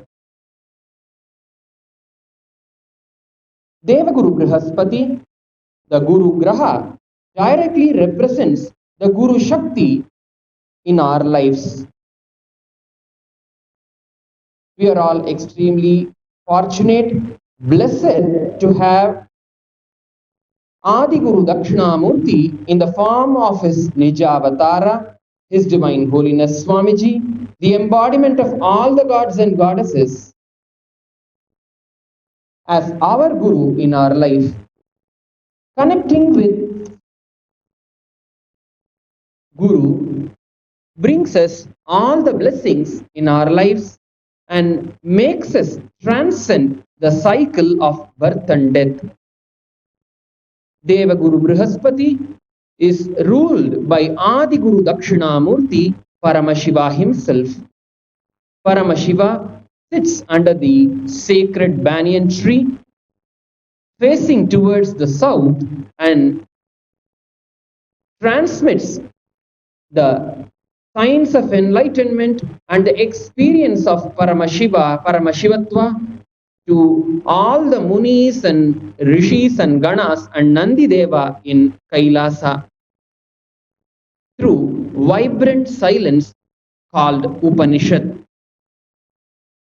Adi Guru Dakshinamurti is gracing under the sacred Kalpavriksha banyan tree in Adi Kailasa Nithyananda Peetham.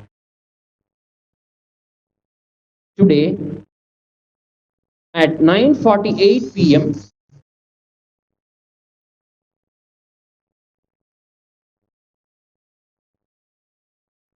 Today at 9:48 p.m. Indian Standard Time, we will be offering our worship at the feet of Adi Guru Dakshinamurti, who is the Adhidevata, the ruling deity of the Guru Graha, Brihaspati Graha, who is the presiding deity of the planet Jupiter.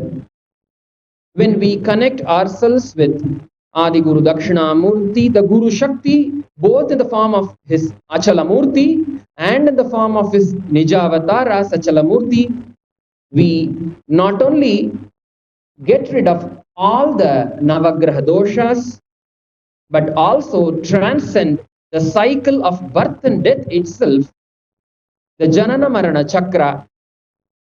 The deity of Adi Guru Dakshinamurti under the sacred Kalpavriksha banyan tree in Adi Kailasa Nithyananda Peetham is extremely unique and sacred, for it is directly carved by Paramashiva himself, His Divine Holiness Swamiji. Today, on this Guru Payarchi Day,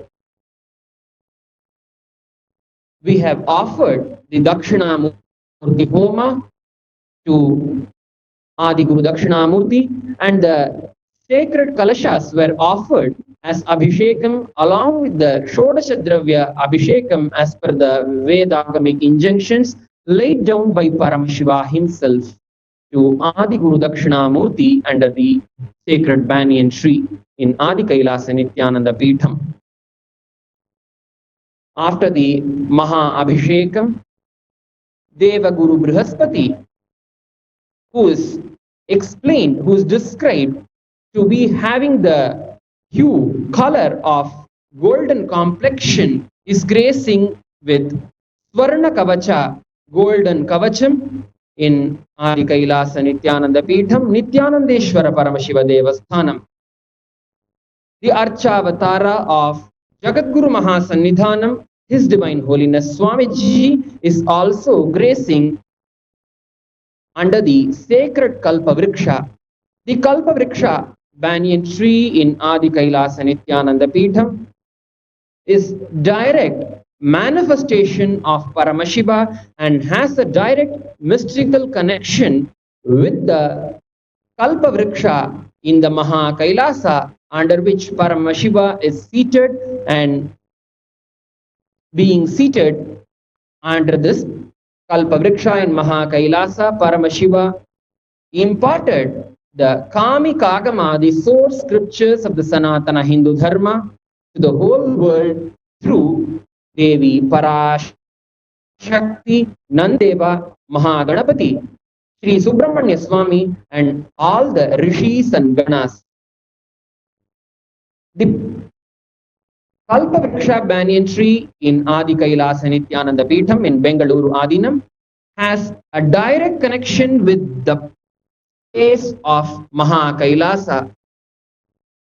When we offer our worship to Adi Guru Dakshina Murti under the sacred Kalpavriksha banyan tree in Adi Kailasa Nithyananda Peetham, we directly access the space of Kailasa, Maha Kailasa, and connect with Paramashiva in a very powerful and unique way with the grace and the blessings and the initiation of His Divine Holiness Swamiji. Deva Guru Brihaspati, the Guru Graha, is a very powerful graha in the Vedic astrology, and he stays in one Rashi, zodiac moon sign, for 1 year of time. During the 1 year of time, he at sometimes moves up and down to the next Rashi or the previous Rashi, but comes back to the same Rashi, the zodiac moon sign, where he transits on this day. Today, Deva Guru Brihaspati is transiting from Dhanur Rashi to Makara Rashi as per the Tirukoil Anushtana Vakya Panchangam, which is being followed in all the temples of Sri Kailasa.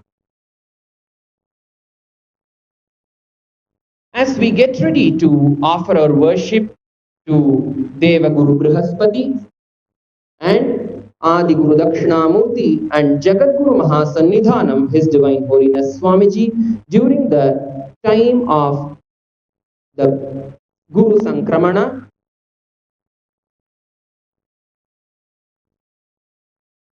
let us pray to Adi Guru Dakshinamurti to bestow all his choicest blessings upon all of us.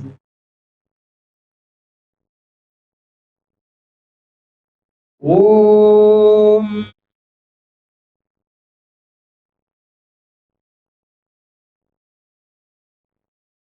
Udyad Bhaskara Sannibham Trinayanam Shvetanga Raga Prabham Balam Maunjidharam Prasannavadanam Nyagrodhamule Sthitam Pingaksham Mrigashabakasthitikaram Subrahma Sutrakritim Bhaktanam Abhayapradam Bhayaharam Shri Dakshinamurtikam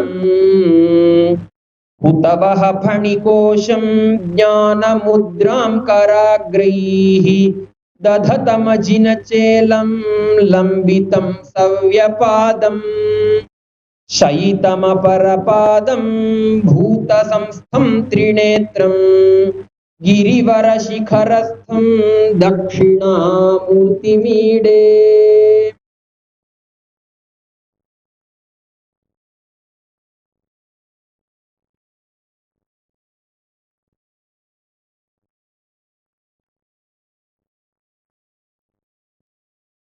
Mauna Vyakhya Prakatita Parabrahma Tattvaiyuvanam Varshishthante Vasadrishiganairavritam Brahmanishtaihi Acharyendram Karakalita Chinmudramanandamurtim Svatmaramam Muditavadanam Dakshinamurtimide. वटविटपि समीपे भूविभागे निषण्णम् सकलमुनिजनानां ज्ञानदातारमारात् त्रिभुवनगुरुमीशं दक्षिणामूर्तिदेवं जननमरणदुःखच्छेददक्षं नमामि। चित्रं वटतरोर्मूले वृद्धा शिष्या गुरुर्युवा गुरोस्तु मौनं व्याख्यानं शिष्यास्तु छिन्न संशयाः निधये सर्वविद्यानां भिषजे भवरोगिणां गुरवे सर्वलोकानां दक्षिणामूर्तये नमः। ॐ नमः प्रणवार्थाय शुद्धज्ञानैकमूर्तये निर्मलाय प्रशान्ताय दक्षिणामूर्तये नमः।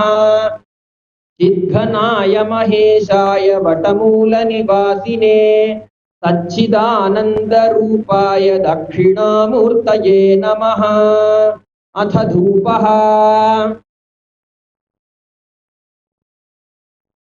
ॐ धूरसि धूर्वधूर्वन्तं धूर्वदय्योऽस्मान् धूर्वदितं धूर्वयं वयं धूर्वामस्त्वं देवानामहितस्मितमं पप्रितमं जुष्टतमं वह्नितमं देवहूतममहृतमसि हविर्धानं ऋगुंहस्वमाह्वार्मित्रस्य त्वा चक्षुषा प्रेक्षेमा भेर्मा संविक्ता मा त्वा हिगुंसिषम्। ओम श्री आदिगुरु दक्षिणामूर्तये नमः। सर्वदेव देवी स्वरूपाय भगवते श्री नित्यानंद परमशिवाय नमः। धूपमाघ्रापयामि। ओम उद्दीप्य स्वजात वेदोपघ्न निरृतिं मम पशुविष्टमध्यमावह जीवनं च दिशो दिशा मानो हिंसी जात वेदो गामश्वं पुरुषं जगते अविभ्रदग्नागहि श्रिया मा परिपातया। ओम श्री आदिगुरु दक्षिणामूर्तये नमः। सर्वदेव देवी स्वरूपाय भगवते श्री नित्यानंद परमशिवाय नमः। एकहारती दीपं संदर्शयामि। ओम मधुवातारताय ते मधुक्षरन्ति सिन्धवः माध्वीर्नः सन्तोषधीः मधुनक्तमुतोषसि मधुमत्पार्थिवगुन्द्रजः मधुद्यौरस्तु नः पिता मधुमान्नो वनस्पतिर्मधुमानम् अस्तु सूर्यः माध्वीर्गावो भवन्तु नः। मधु मधु मधु। ओम श्री आदिगुरु दक्षिणामूर्तये नमः। सर्वदेव देवी स्वरूपाय भगवते श्री नित्यानंद परमशिवाय नमः। नैवेद्यं निवेदयामि।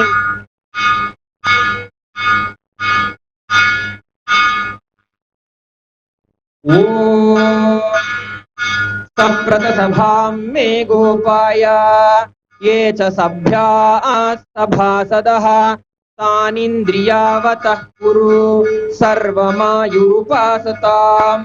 अहेर्बुद्धियमन्त्रं मे गोपाय यमृषयस्त्रैविदा विदुः ऋचः सामानि यजुषि साहि श्रीरमृता सता। ओम श्री आदिगुरु दक्षिणामूर्तये नमः। सर्वदेव देवी स्वरूपाय भगवते श्री नित्यानंद परमशिवाय नमः। अलंकार दीपं संदर्शयामि। ओम अग्निर्नः पातु कृत्तिकाः नक्षत्रं देवमिन्द्रियम् इदमासां विचक्षणं हविरासञ्जुहोतना यस्य भान्तिरश्मयो यस्य केतवः यस्येमा विश्वा भुवनानि सर्वा सकृत्तिकाभिरभिसंवसानः अग्निर्नो देवसुविते दधातु। ओम श्री आदिगुरु दक्षिणामूर्तये नमः। सर्वदेव देवी स्वरूपाय भगवते श्री नित्यानंद परमशिवाय नमः। नक्षत्रदीपं संदर्शयामि।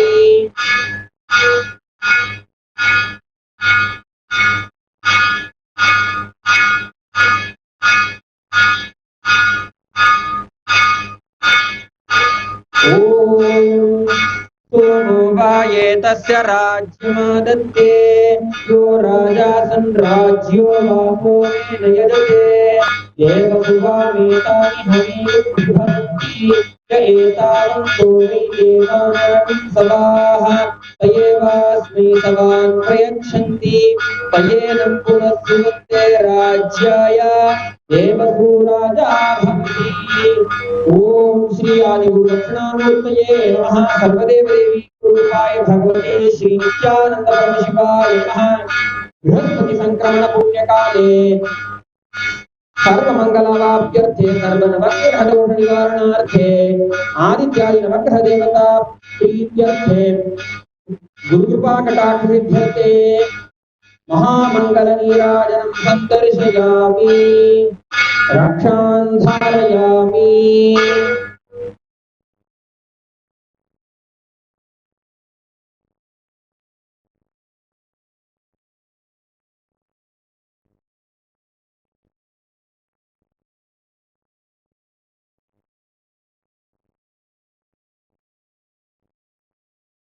अंगुष्ठतर्जनीयोगमुद्रा व्याजेन देहिनां श्रुत्यर्थं ब्रह्मजीवैक्यं दर्शयन्नोऽवताच्छिवः।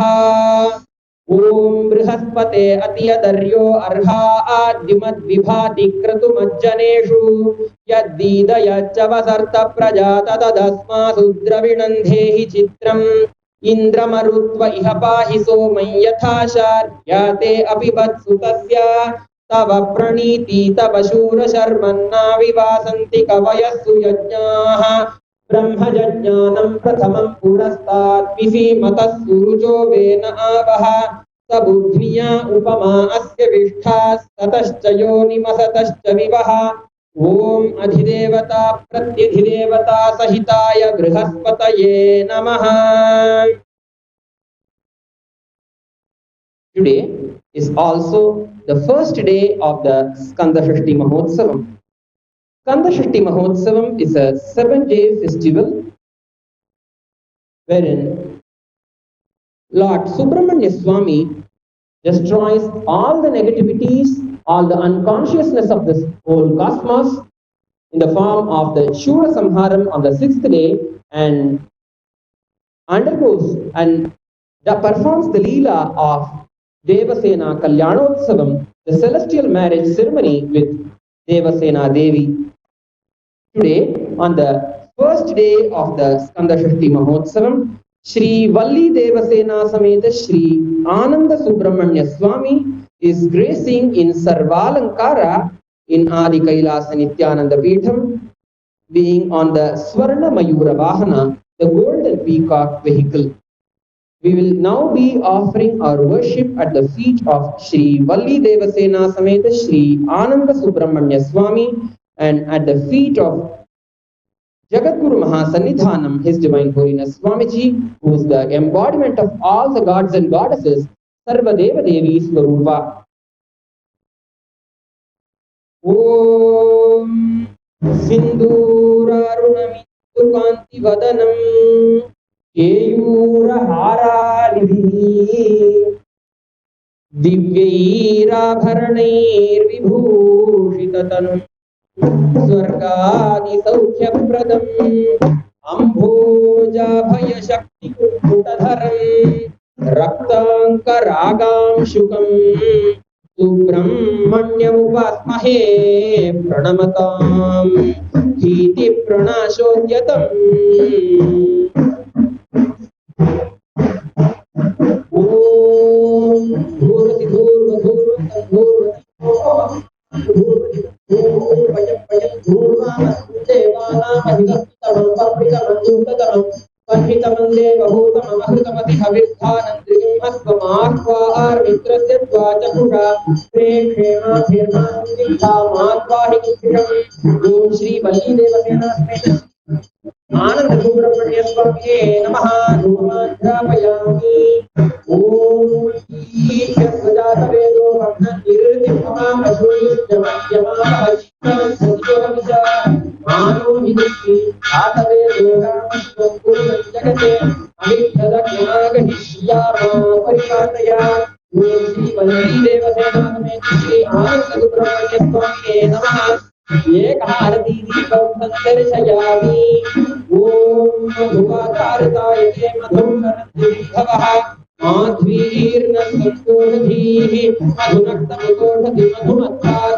Madhukajaha Madhukyauvakunamhita Madhumanno Vanaspatir Madhumanastuduryaha Madhika Bhavantunaha मधु मधु मधु ओम श्री वल्लीदेवसेना समेत श्री आनंद सुब्रह्मण्य स्वामिने नमः नानाविधानि नैवेद्यानि निवेदयामि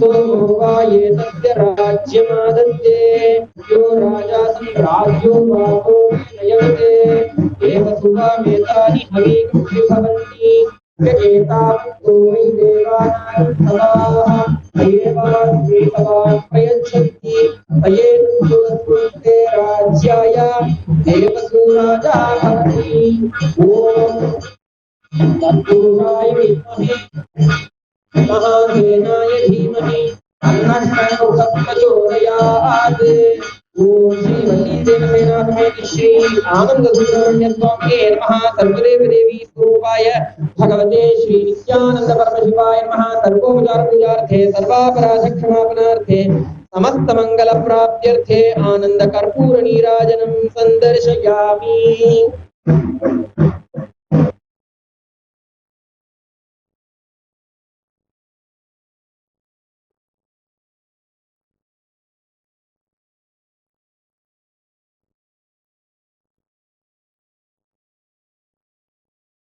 लसत् स्वर्णगेहे नृणां कामदोहे सुमस्तोम संचन्नमाणे समुद्यत्सहस्रार्क प्रकाशं सदा भावये कार्येयं सुरेशं रणध्वंसके मञ्जुळेत्यन्तशोणे मनोहारि लावण्य पीयूषपूर्णे मनश्चत्पदो मे भव क्लेशतप्तः सदा मोदतां स्कन्दते पादपद्मे सुवर्णाभदिव्याम्बरैर्भासमानां वणत्किङ्किणी मेखला शोभमानां लसद्धेमपट्टेन विद्योतमानां कटिं भावये स्कन्दते दीप्यमानाम्.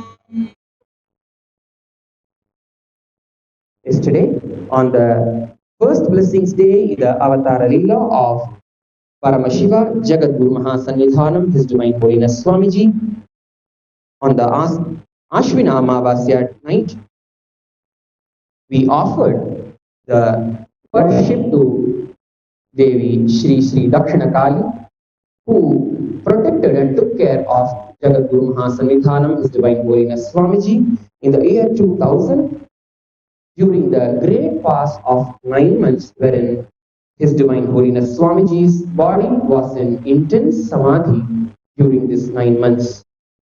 Yesterday, the embodiment of all the gods and goddesses, Sarvadeva Devi Swarupa, Jagadguru Mahasannidhanam, His Divine Holiness Swamiji, performed the Prana Pratishtha to Devi Shri Shri Dakshina Kali in Adi KAILASA Nithyananda Peetham and across all the Sarvajya Peethams of Shri KAILASA. Today, after having worshipped the Cosmic Mother, Devi Shri Shri Dakshina Kali, we pray to His Divine Holiness Swamiji, the embodiment of all the gods and goddesses, with the offering of our Sashtanga Dandavat Pranams at His divine feet to perform the Visarjana Kriya to Devi Shri Shri Dakshina Kali and send back her to the abode of Maha Kailasa in her eternal form of formlessness.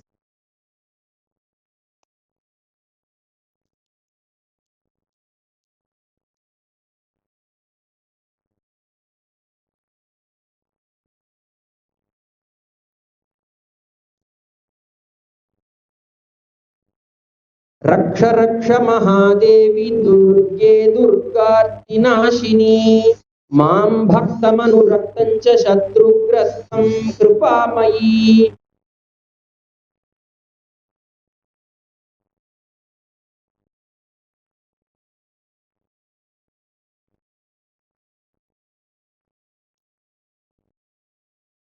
विष्णुमाये महाभागे नारायणि सनातनी ब्रह्मस्वरूपे परमे नित्यानन्दस्वरूपिणी त्वं च ब्रह्मादिदेवानाम् अम्बिके जगदम्बिके त्वं सागरे च गुणतः निराकारे च निर्गुणात् मायापुरुषस्त्वं च मायया प्रकृतिः स्वयं तयोः परं ब्रह्म ब्रह्मत्वं बिभर्षि सनातनी दंष्ट्राकरालवदने शिरोमाला विभूषणे चामुण्डे मुण्डमथने नारायणि नमोऽस्तुते ॐ सर्वमङ्गलमाङ्गल्ये शिवे सर्वार्थसाधिके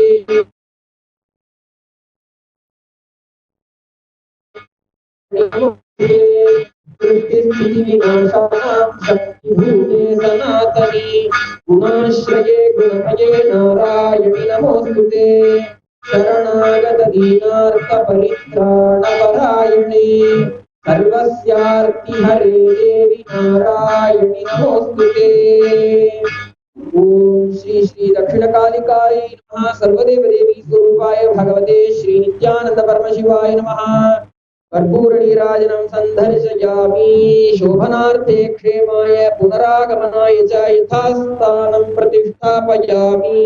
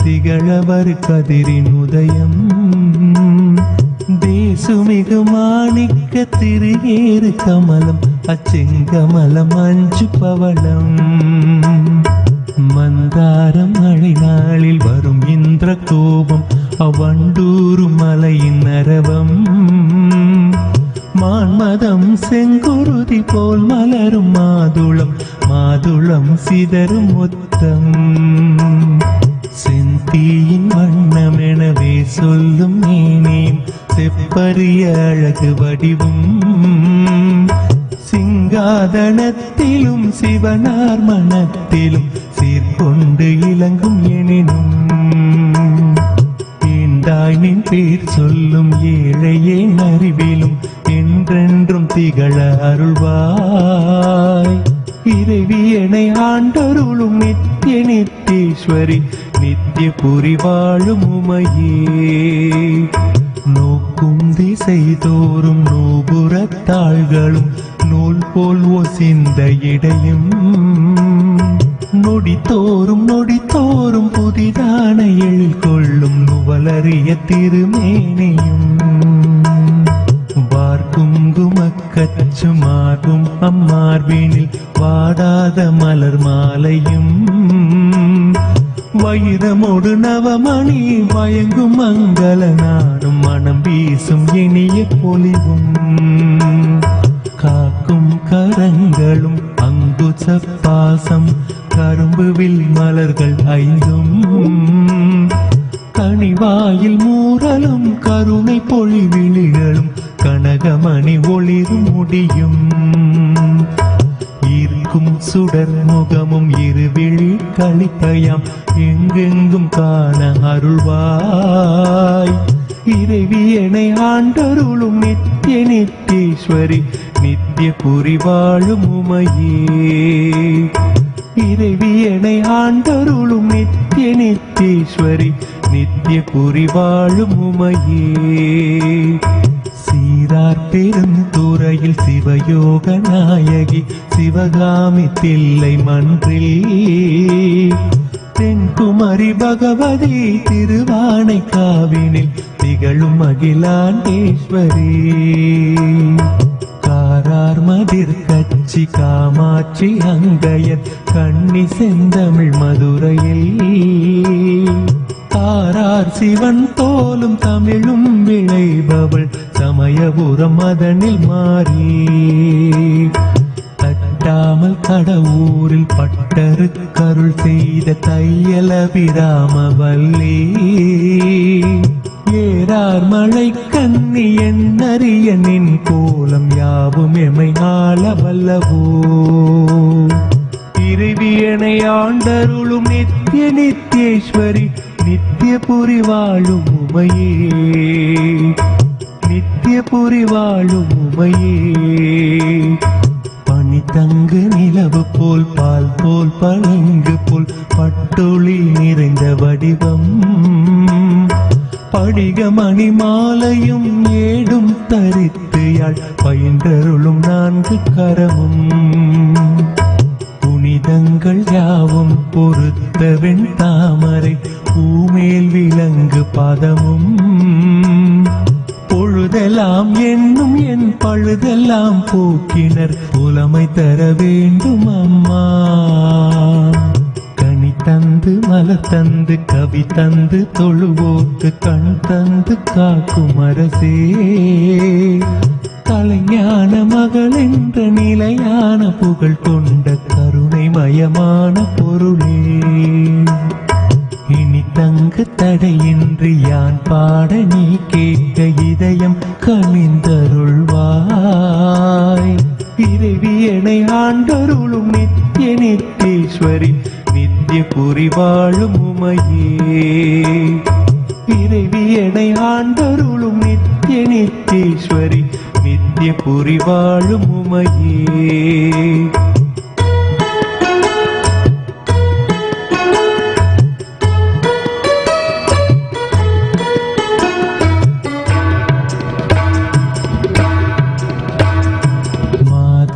ஸ்ரீதரன் மதுசூதனன் துளசி மாலை மார்பன் கேசவன் வைகுந்தன் அச்சுதன் மலை மேலும் வாழ்கின்ற மறைநாயகன் தாதவிதழ் மலர் கூந்தல் ஜானகி மணவாளன் ஜனர்தனன் தேவதேவன் சாரங்கன் நாரணன் தாமோதரன் கோதை தலைவன் ஆழ்வார்கள் நேசன் மேதினி அலந்தகிரி விக்ரமன் திருமகள் விழைகின்ற பதுமநாபன் வேறு வேறான பெயர் 100 விரியும் மேகவண்ணன் தங்கையே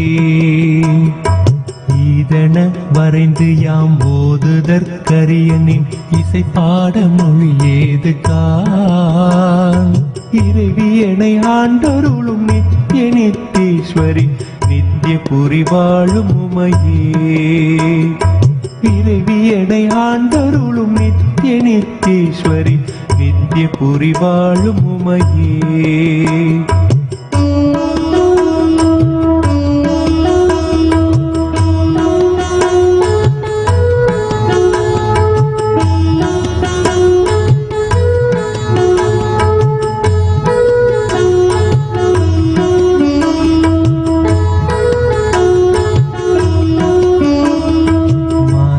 கபாலினி மனோன்மணி நந்தினி வன்னி மண்டல வாசினி மானவதி யோகினி மனாதீத நாயகி Vahini மனமோகினி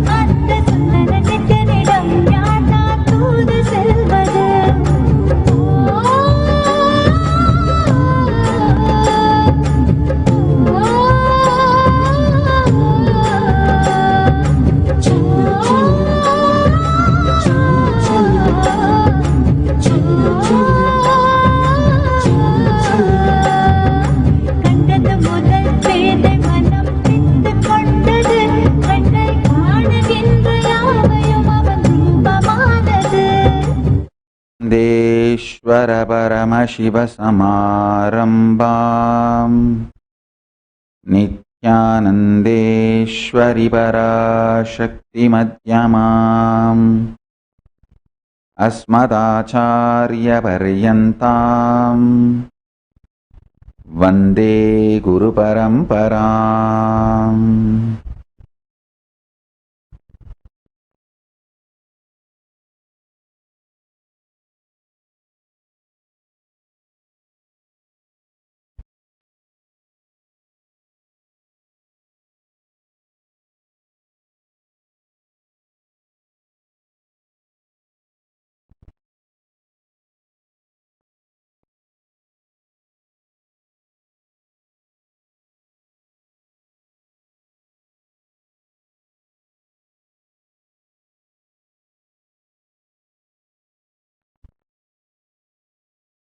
I welcome you all with my love and blessing. I welcome all the devotees, disciples, samajis, satsangis, Sri Mahants, Mahants, Tanedar, Kotari, visitors, viewers, Sarvanyapita Kartas, Yajamans, manifestors, Sarvaparityagi, Sri Mahants, Mahants, everyone sitting with us all over the world. KAILASA's ministers, ambassadors, diplomats, e-diplomats, citizens, consulate general, supporters, Mantreshwaras, Vidyeshwaras, Ganeshwaras, Lokeshwaras, Atreshwaras. I welcome all of you with my love and blessings. Paramashiva's message directly from Kailasa. Listen.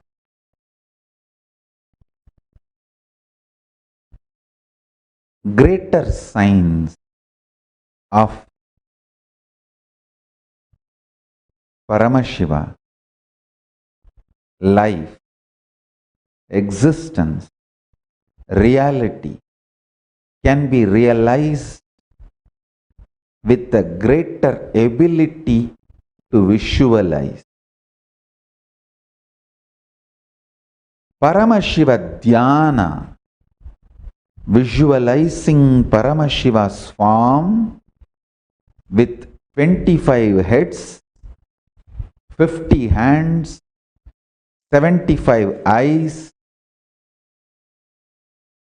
is a powerful method to evolve greater visualization possibility in you, which will make you understand the greater signs of life and greater involvement with life.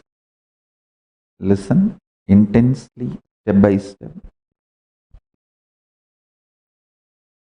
When you have greater possibility of visualization, your involvement with life will be more courageous.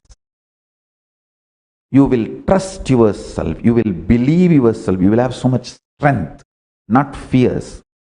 Fear makes you a reluctant beloved, reluctant husband, reluctant wife, reluctant businessman, reluctant warrior, reluctant teacher.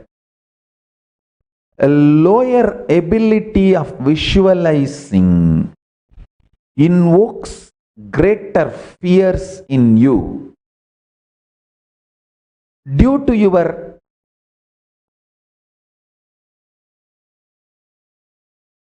lower visualization level, more fears, more unknown. Because there is more unknown, more fears, less involvement. You become a reluctantly involved in everything, and that creates more fear. It becomes a vicious circle. More fears, less involvement. Less involvement, more reluctance. More reluctance, more fear. And more fear feeds into less involvement. Less involvement, then more reluctance. More reluctance, more fears. Just more and more and more this vicious circle puts a man into delusion, breaks his body, mind, finally. There is no actually finally, it is just deluded existence. Greater possibility to visualize changes the whole game. That is a tipping point. When you have a greater possibility of visualizing, less fears, more involvement, whether in your business, in your career, in your health, in your relationships, in your power manifestation science, in your enlightenment, in everything you do. Greater involvement. Greater involvement means greater revelations about the greater science of life. When you understand the greater science of life, greater courage, more possibility, more fearlessness, more joy, more bliss, less shit. Understand?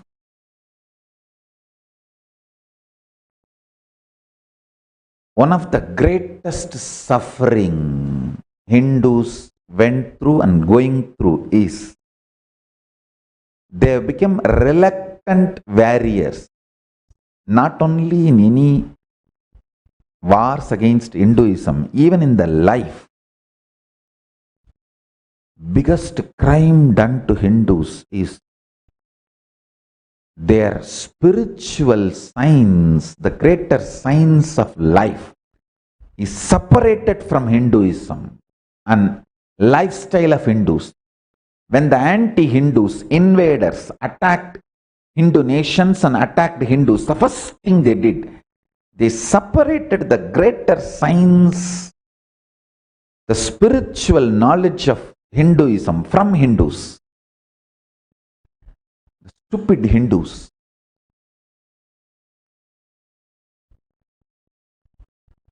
Started denying their own great ancestral heritage, the greater science Hinduism, in the name of myth, false, lies,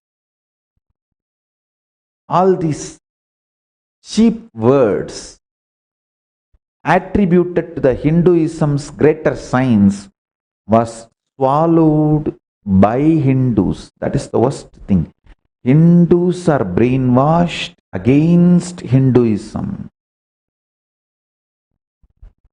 People tell me, how do we know we are brainwashed? Do you know there are people who killed more number of, there are kings, autocrats, killed more number of people than Adolf Hitler. But you guys don't know about them. You guys don't know about it. More number of Hindus are killed by more number of kings and autocrats, anti-Hindu, demonic rulers than Adolf Hitler. But you don't know, history doesn't tell you about it. And you still think you are not brainwashed. I can give with historical evidences.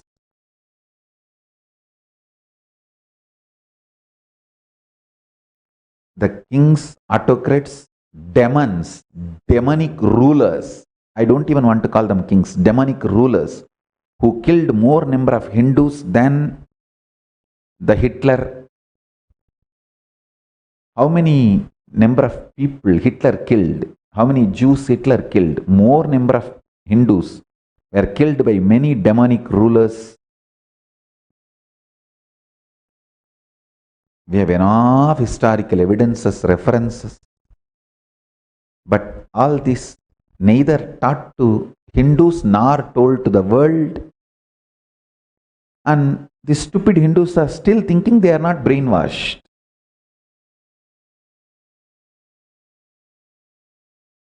Whether It is knowing about the Hinduism, history of Hinduism, or the knowledge, the spiritual knowledge, the greater science of Hinduism. Hindus have become reluctant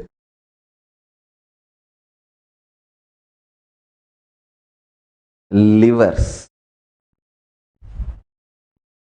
I am searching for a better word.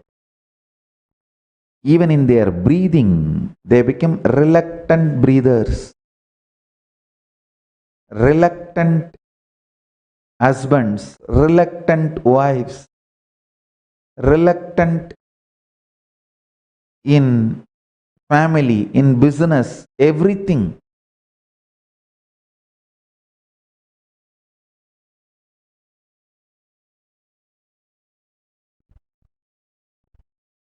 The conscious stamina of the consciousness drastically shoots up, increases with your ability to visualize. When you take up a business, if you are able to visualize Paramashiva with 25 heads, 75 eyes, 50 hands, if your inner space has that visualization capacity, when you take up a business, you will have a deep visualization, greater involvement, less fear, less unknown. Even when you know how many things are unknown, they become known. Listen carefully. If you know how many things are unknown, they become known to you. Intensely understand.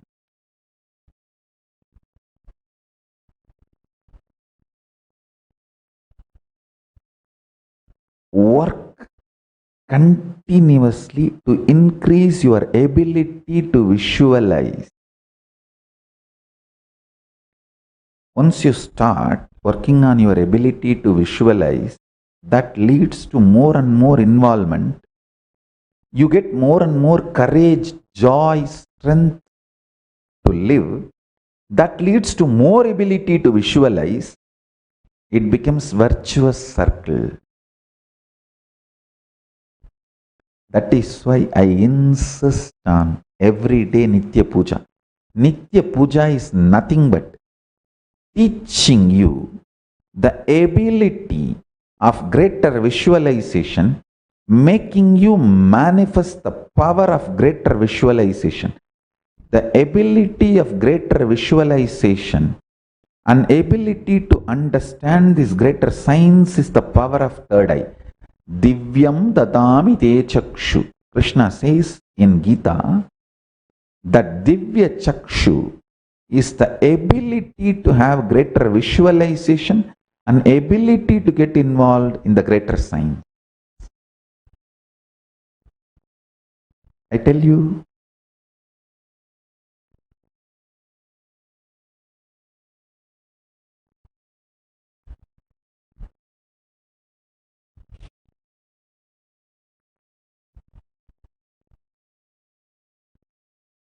Hinduism did not have the concept of divorce because when you get into the relationship, you have the greater ability to visualize the flow of the relationship. That makes you understand the good, bad, plus, minus, risks, benefits. Only with that clarity you get involved. So naturally, you are no more a reluctant beloved, reluctant wife, reluctant husband. No, you are husband, you are wife, padi, patni. The word padi and patni can never be translated as a husband and wife. No, too cheap. Padi, patni, what a word in Sanskrit. The word Naga can never be translated as a naked sadhus or nudist. No.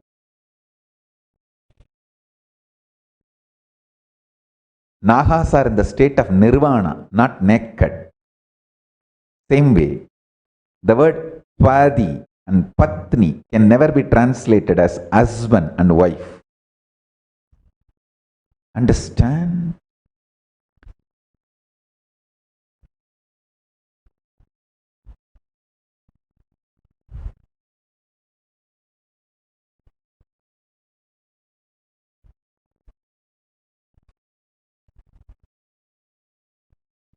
Reluctant.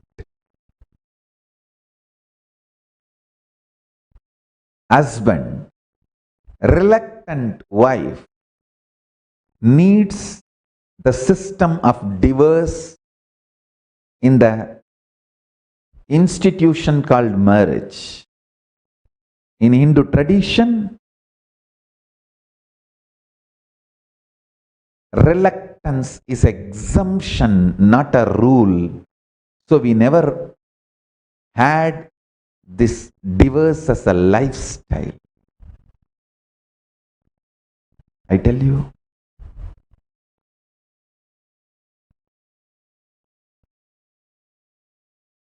Hinduism will be revived just if the Hindus start developing their greater ability of greater visualization.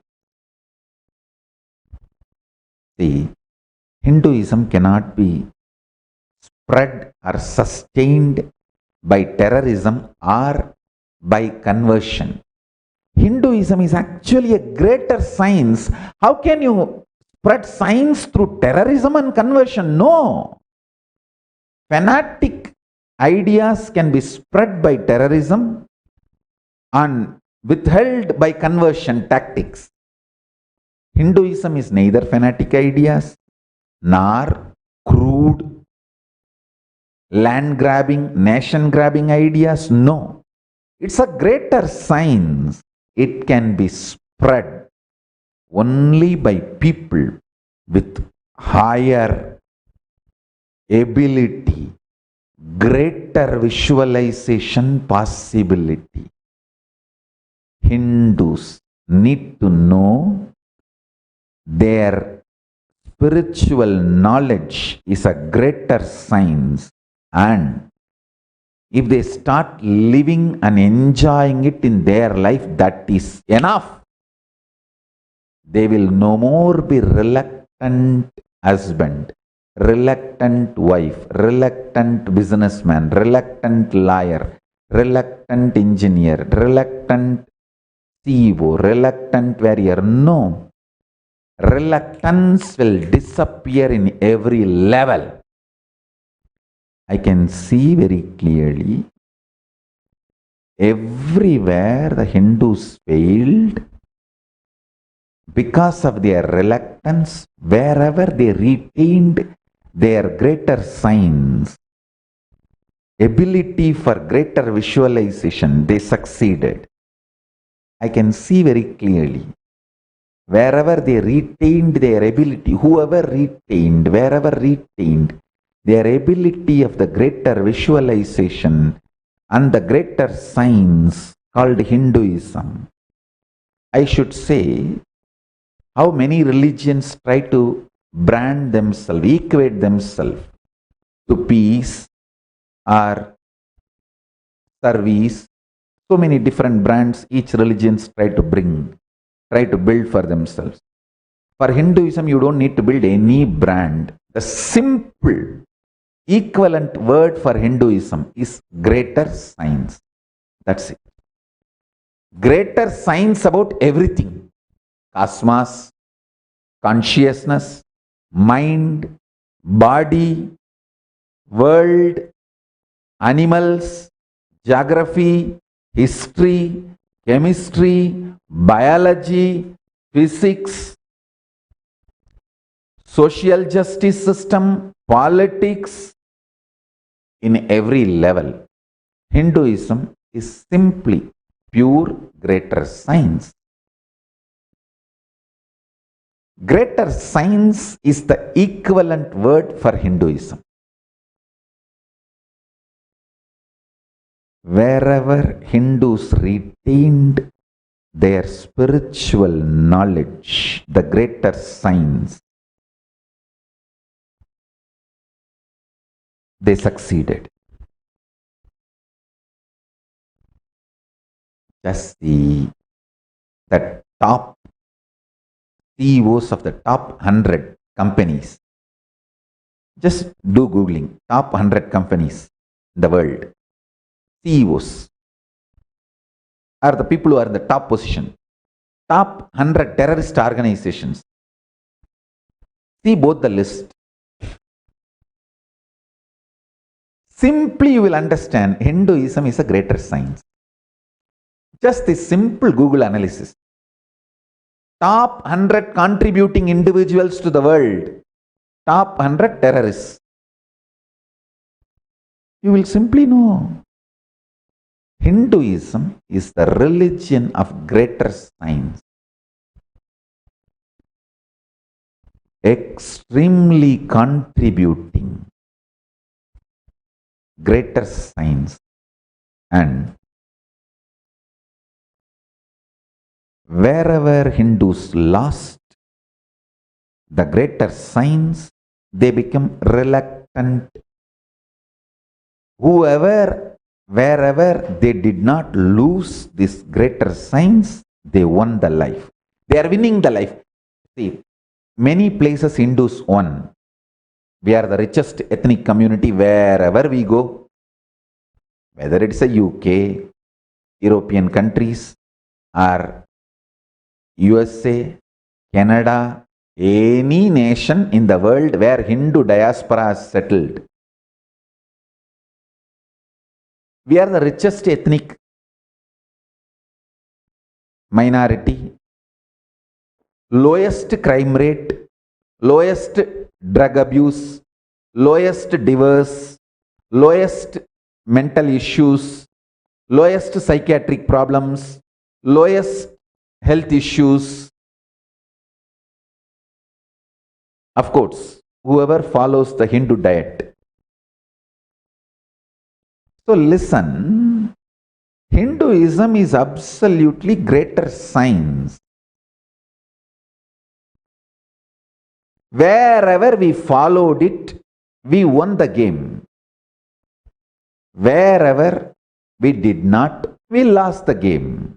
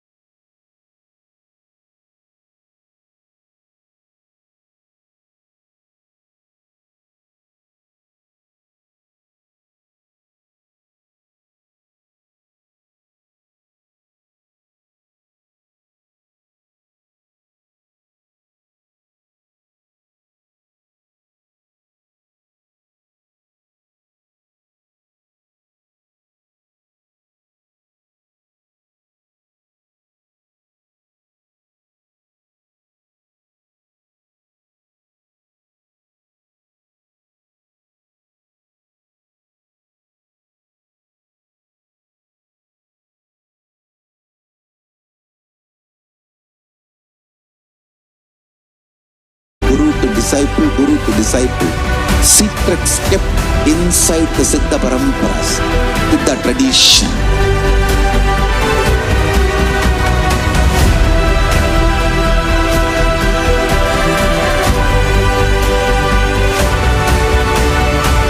Enlightenment is the birthright of all human beings. Kailasa is responsible to provide that to all human beings.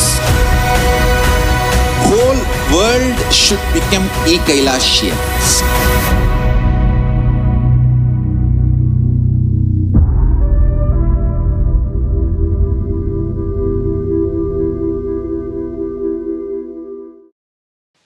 Even a malignous man, by beginning in the company of Satsanga, makes even the impossible as possible in this world.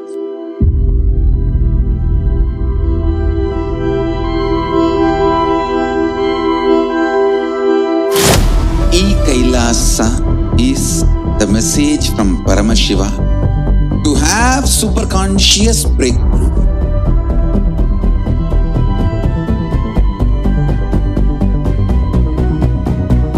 Enlightenment, power manifestation, Paramashiva, everything served to you without you even moving out of your couch.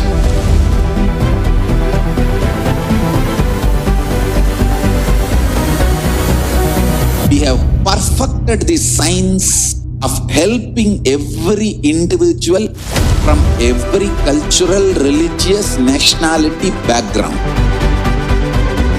We can multiply the quality and quantity of your life.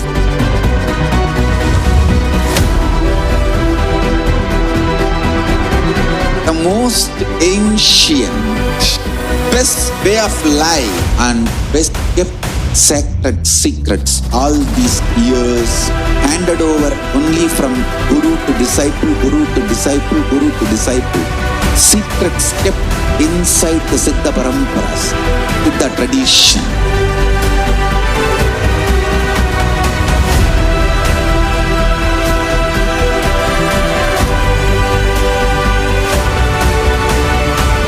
Enlightenment is the birthright of all human beings. Kailasa is responsible to provide that to all human beings.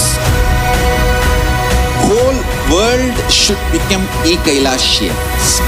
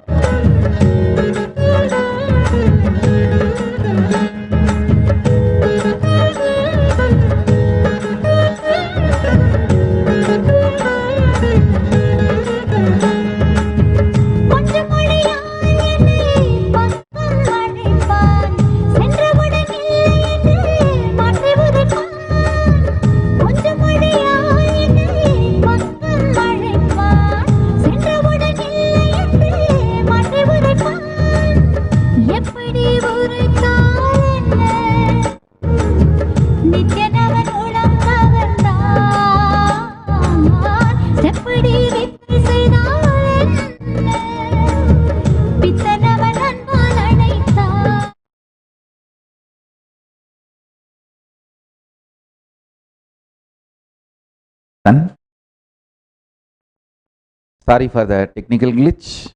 Listen, if you are able to see me, hear me, please wave your hands. Listen. I'll give you conclusions.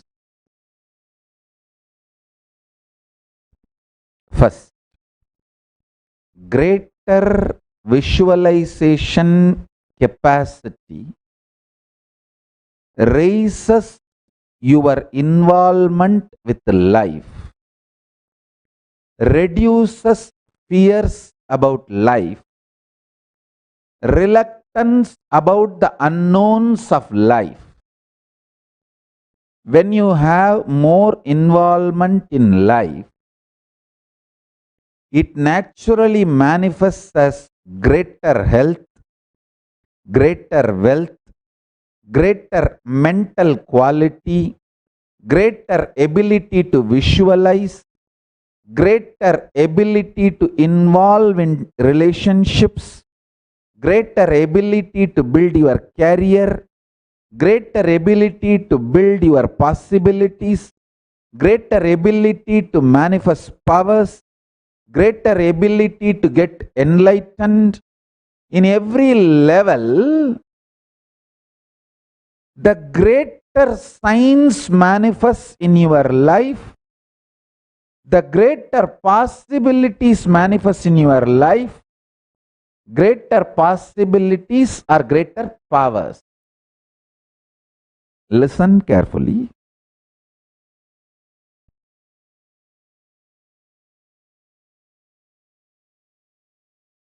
Life is all about you manifesting the greater signs in your life. Hinduism is greater signs. The first lesson in Hinduism is morning puja. Understand? Puja is the best non-risky,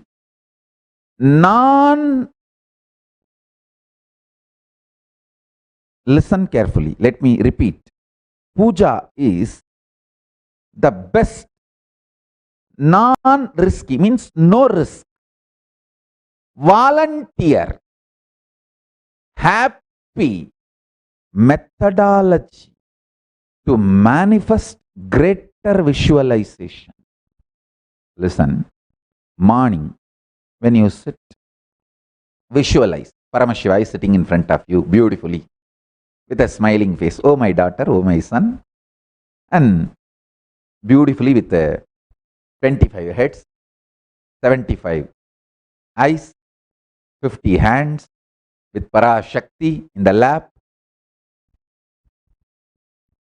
And Swamiji is sitting at the feet as an incarnation, embodiment of Parashakti and Paramashiva. Smiling. You manifest this visualization and start offering the puja.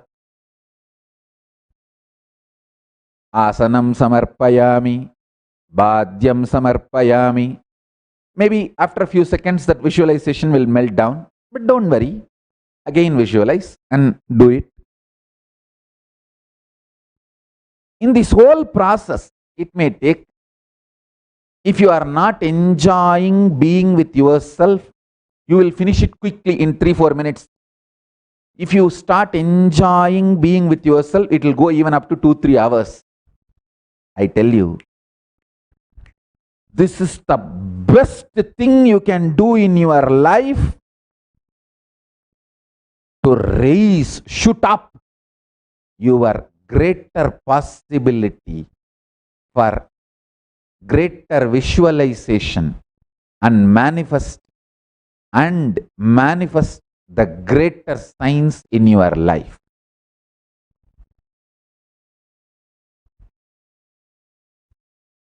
Cheats are those who brainwash you that deity worship is wrong or not necessary. Both are criminals. Who say deity worship is wrong, anti-Hindu gang. There is a neo-Hindu gang, these bulls, bully people telling, oh, deity worship is not required. That is cheap level, low level.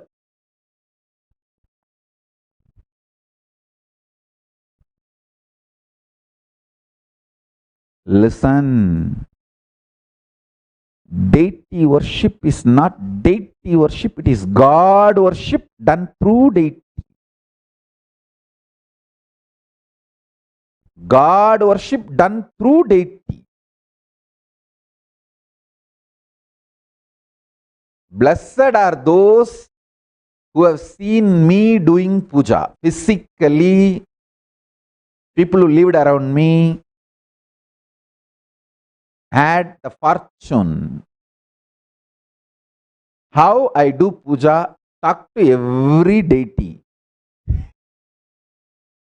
The best time to be around me is when I am doing puja.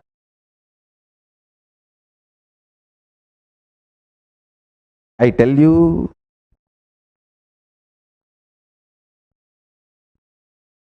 the neo-Hindu gang which tells you puja is not necessary are bulls bullying you. Be fellows. Anti-Hindu gang, Hindu enemies, Hindu phobia fellows, Hindu phobic fellows who have Hindu phobia, who say deity worship is wrong, be fellows. For this Hindu enemy gang, when I use the word be fellows, I am not saying bull, that 4-letter word. No. For them, the be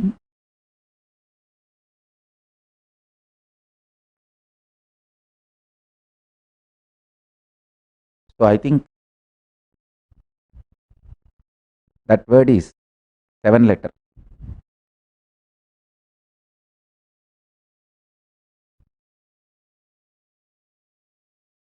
Seven-letter B word. The fellows who tell you deity worship is wrong, the fellows who tell you deity worship is not necessary are destroying your life. Every human being, deity worship should be more important and more compulsory than your morning breakfast. Puja before breakfast. Puja before you break your fast.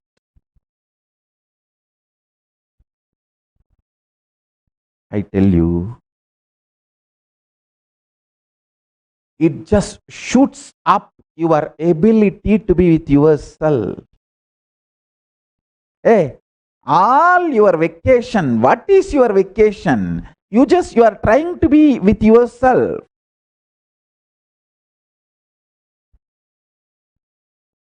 If you know how to be with yourself, that is the best vacation.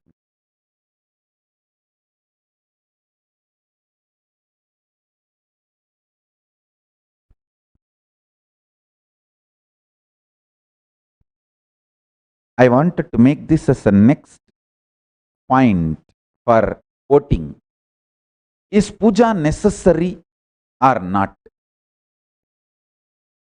This should be the next debate. I wanted, along with the 6 points yesterday I introduced, add this point also. Let's start doing Vakyartha Sadas, Jivartha Sadas, voting. Let there be discussion about this puja. Please understand,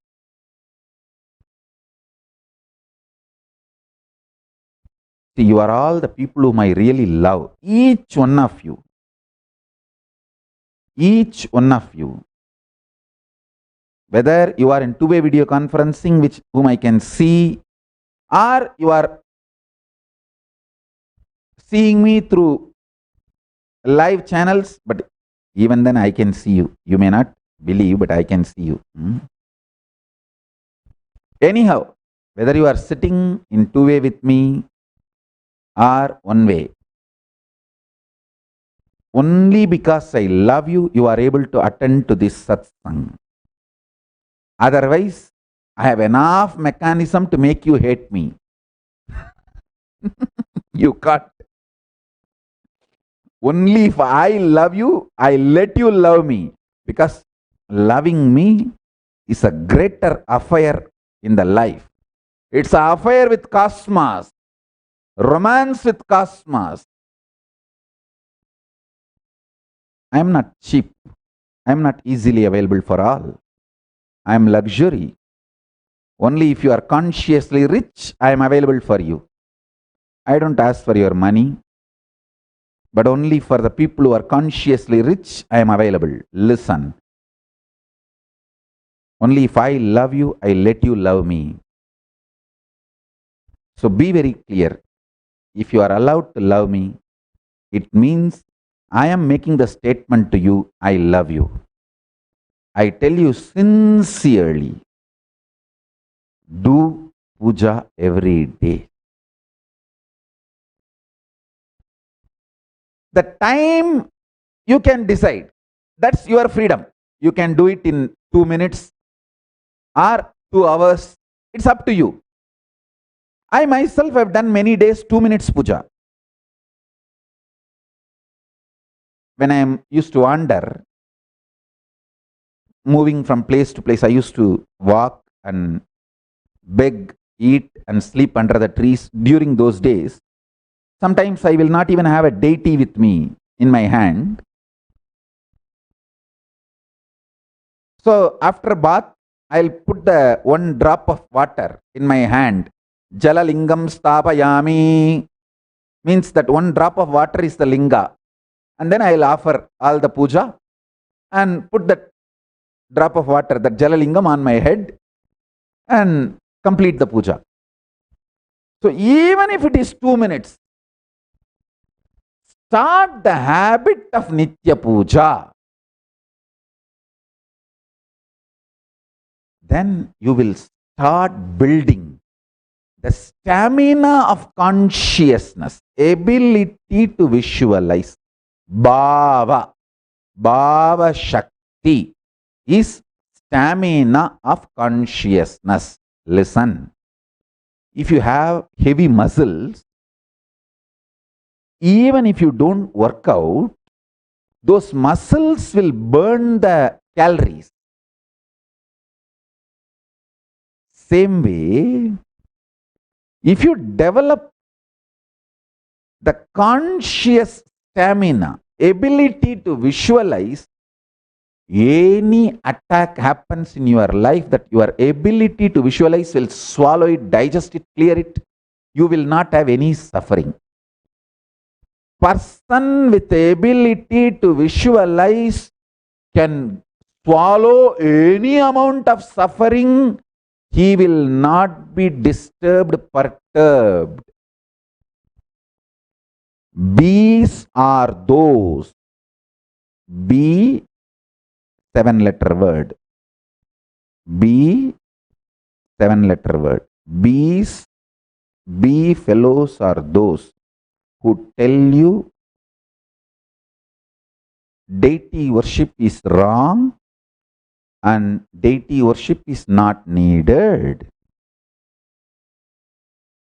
I tell you, just make deity worship as part of your early morning. Your whole life will be amazing. It's a greater science.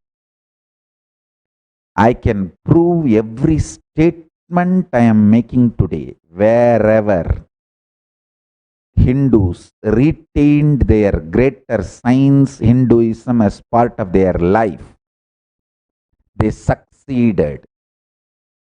Whoever, wherever they retained. See, some Hindus retained their greater science, Hinduism, in the level of commitments, in relationship, integrity. They succeeded in that level. But they did not retain their greater science to protect Hinduism. They failed.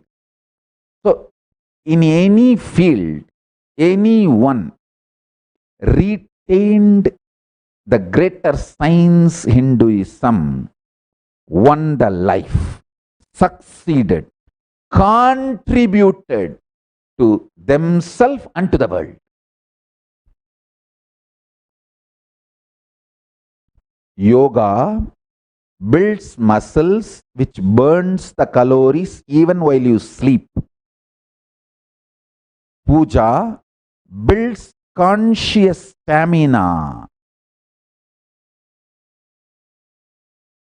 burns all your depression, suffering, all problems, even without you doing anything. Understand? If you built muscles through yoga, that muscles burns the calories even when you are not working out, doing anything. Same way, if you build conscious stamina through visualization,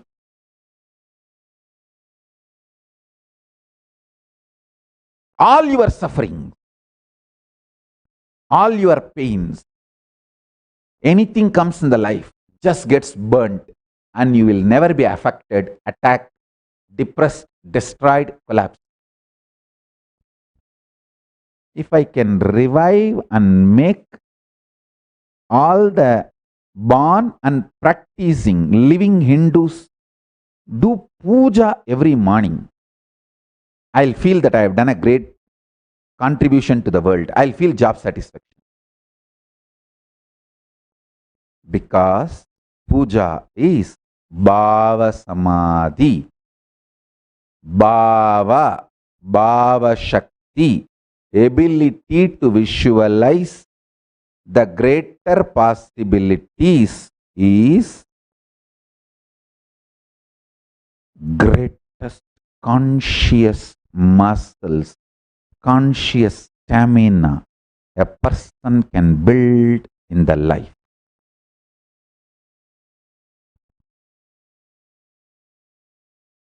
You will not be shaken. You will not collapse. You will not lose your samaschitta. You will not lose yourself at any situation in life. You will start trusting you, believing in yourself. Strength, Atma Bala, will happen in you, will just shoot up in you with your ability to do puja. Every morning visualizing Paramashiva and Kailasa and offering. Even if you don't have anything, you can offer everything in your bhava. In bhava itself offer Sarvopachara pujan samarpayami, Sobhakarana naivedyam samarpayami. You can offer. Your ability to visualize makes you involved with life. That makes the greater possibilities happen for you, open for you. And when the greater possibilities open for you, greater powers open for you. All my disciples, understand, whenever I say something, especially when I say I love you, automatically your smile becomes wide. You are my beloved. You are my papa, my boy. Listen. Make this as a habit. Have Atmalinga in your body. Before drinking any juice, eating any food, it can be anything, don't worry. Take out that Atmalinga and show that to him. Please eat. And then eat or drink. It will not take more than 3 seconds. It will build ability to visualize in you continuously. Same way, night when you fall asleep, keep the Atmalinga under the pillow and fall asleep at the lap of Paramashiva. Make this as a lifestyle.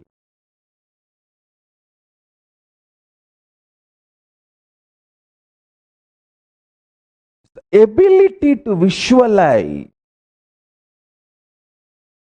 ability to larger visualization. I tell you, when you visualize Paramashiva with 25 heads, 75 eyes, 50 hands, your consciousness becomes ferocious. And that ability to visualize, you will get involved in everything deeply. You will not be a reluctant warrior. Reluctant warriors are impotent. B7.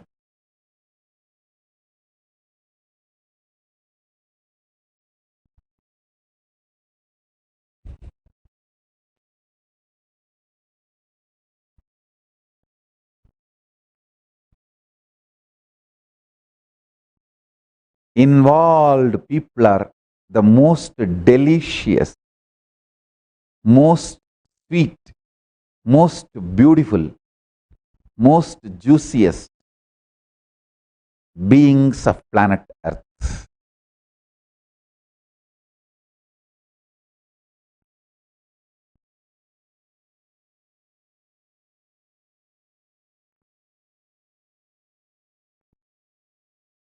Let's start Jivartha Sadas, Vakyartha Sadas, voting on all the truths today I revealed. Let the think tank of Hinduism start working, functioning to revive Hinduism.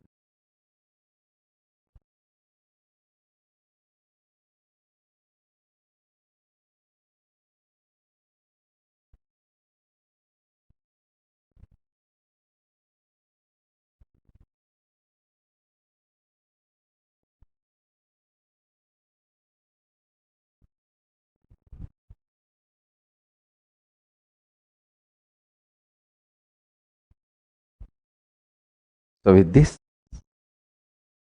I bless you all. Let's all radiate with integrity, authenticity, responsibility, enriching, causing, living Shuddhatvaita Saivam, the state, space, powers, being, superconsciousness, and Kailasa of Paramashiva. Paramashivoham, Om Nithyananda Paramashivoham, the eternal bliss, Nithyananda. Thank you. Be blissful.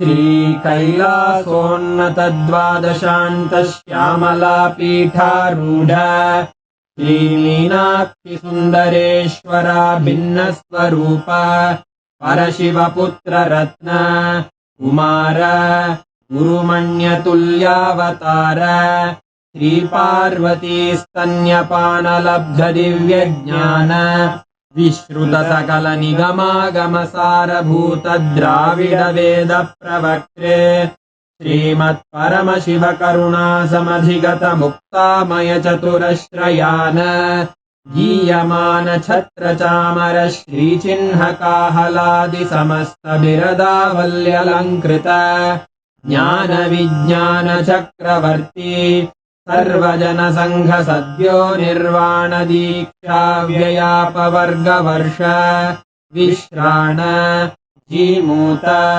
परमतकलभकेसरी शैवसिद्धान्तस्थापनाचार्य श्रीराजाधिराजपाण्ड्यमहाराज गुरु क्षपणशाक्यादिमहान्धकारनिवारणज्ञानभानु वीक्षणानर्हार्हध्वजोच्छेदनपूर्वक श्रीमद्वृषभध्वजस्थापक शैव समयकर्त्रे सर्वज्ञपीठारूढ श्रीजगद्गुरु श्रीज्ञानसम्बन्धदेशिकस्वामि वागीशसुन्दरमाणिक्यवाचकस्वामिनाम् अवतारभूत श्रीज्ञानसम्बन्धस्वामि पुनरुद्धृत श्यामलापीठ सर्वज्ञपीठ त्रिणवत्युत्तरद्विशततम गुरुमहासन्निधान अरुणगिरियोगीश्वर परम्परागत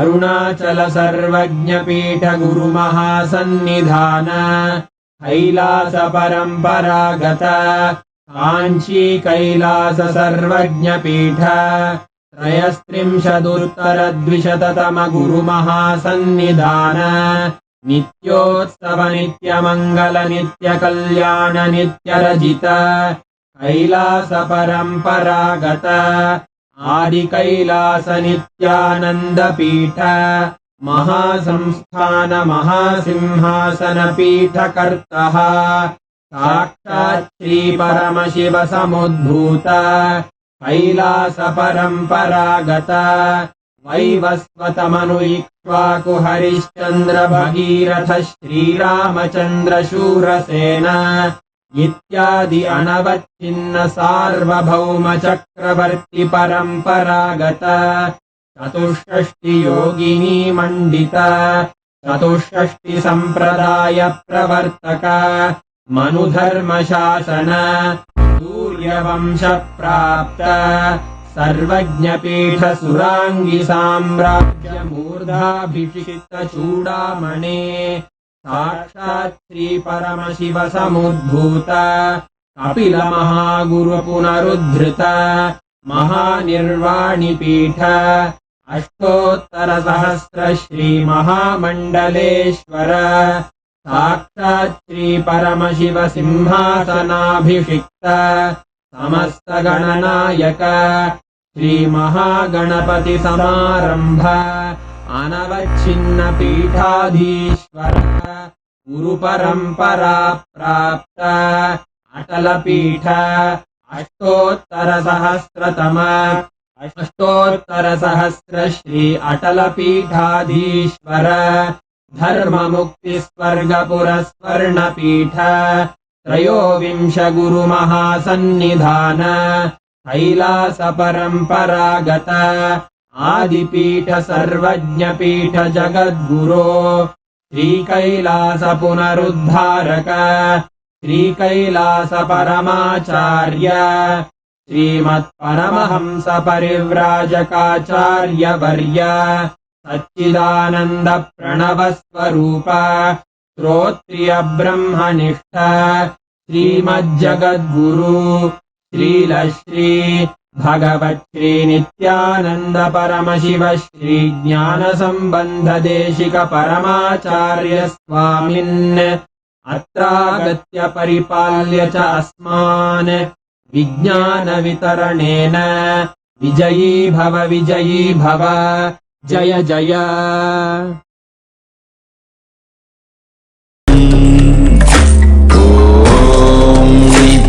नित्यानंद परमशिवोऽहम् ॐ नित्यानंद परमशिवोऽहम् ॐ नित्यानंद परमशिवोऽहम् ॐ नित्यानंद परमशिवोऽहम्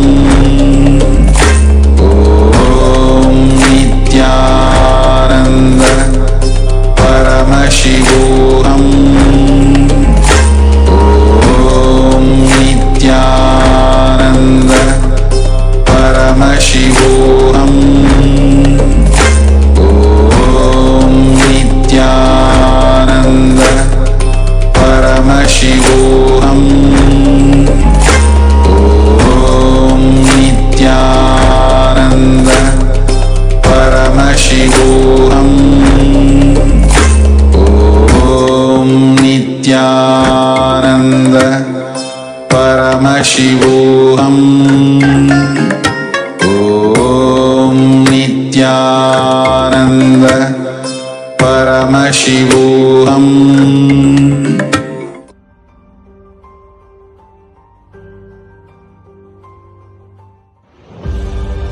What I mean by the word KAILASA? Listen intensely. Enlightenment ecosystem, literally enlightenment itself, in your own home, wherever you are.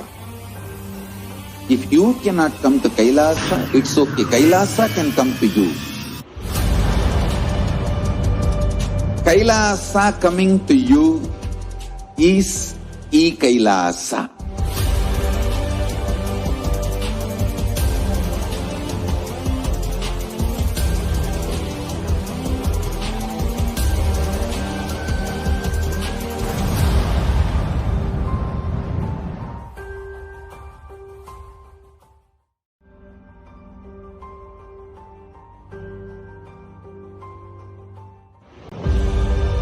What I mean by the word E-Kailasa, listen intensely.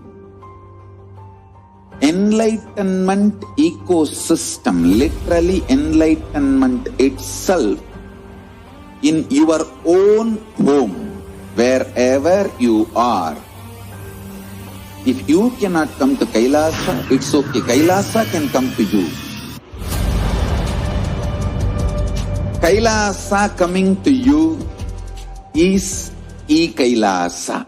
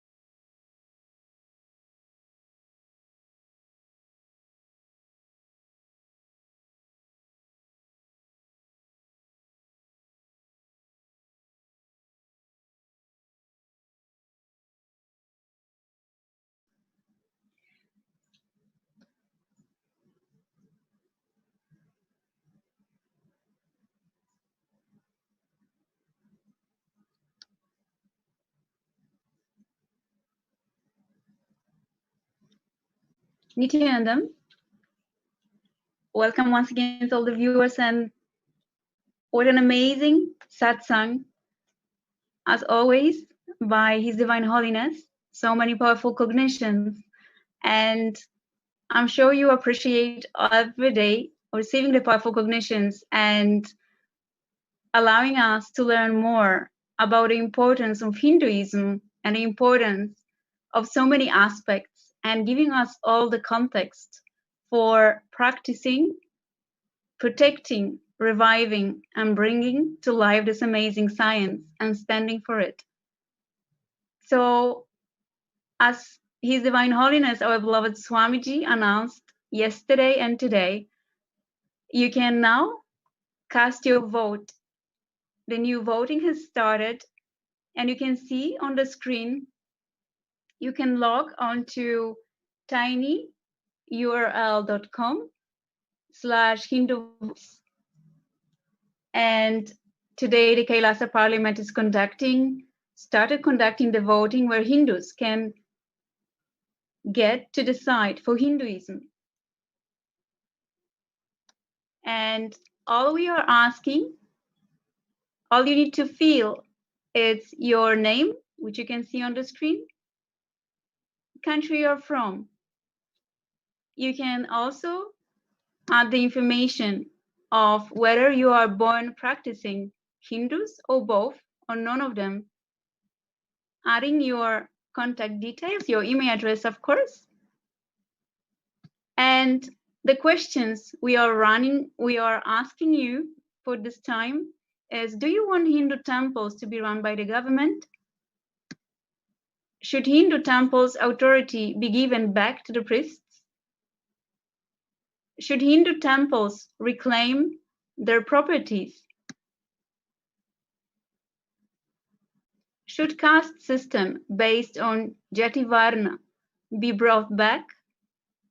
Should Hindus stop calling themselves as seculars? Should Hindus stop conversion? And the last, that His Divine Holiness announced today, is puja necessary? And I'm sure you've got many reasons to know the answers for the last one. And I'm sure many of you who are already practicing Hindus or been born but have been practicing maybe and stopped for some time, having a reasons to start this amazing ritual that brings the higher visualizations and ability and expands our lives. So once again, we invite you very warmly to cast your vote, have your say and a choice how you want your life to be, and which will affect the planet Earth itself. And we invite you for tomorrow's satsang, live satsang again. Thank you so much and be blissful. Om Purnamada Purnamidam Purnat Purnamudachyate Purnasya Purnamadaya Purnameva Vashishyate. Om Shanti Shanti Shanti. Hari Om Tatsat Bhagavan Shri Nithyananda Prashvam Parukar Pranamastu. Om Nithyanandam. Nithyanandam.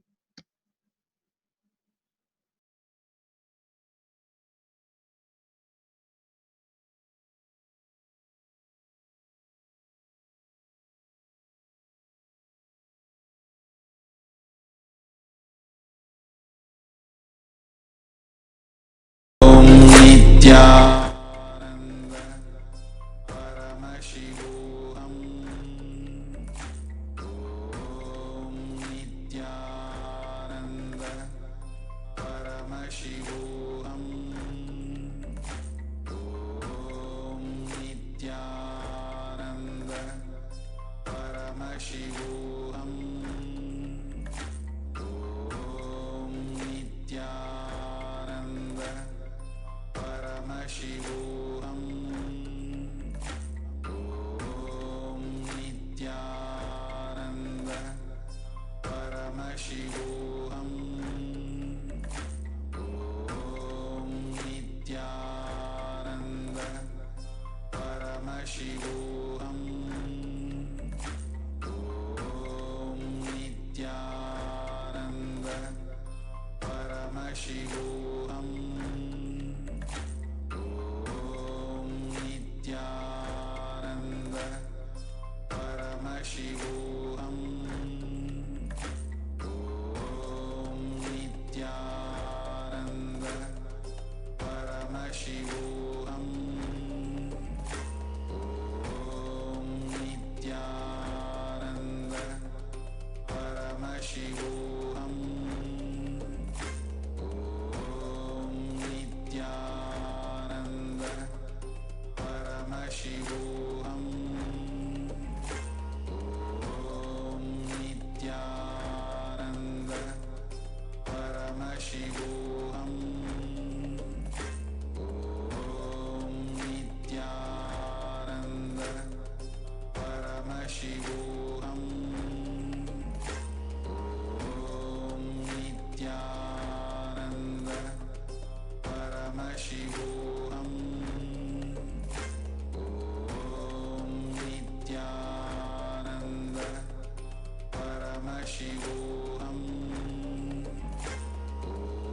Om Nithyananda Paramashivoham. Om Nithyananda Paramashivoham. Om Nithyananda Paramashivoham. Om Nithyananda Paramashivoham. Om Nithyananda Paramashivoham.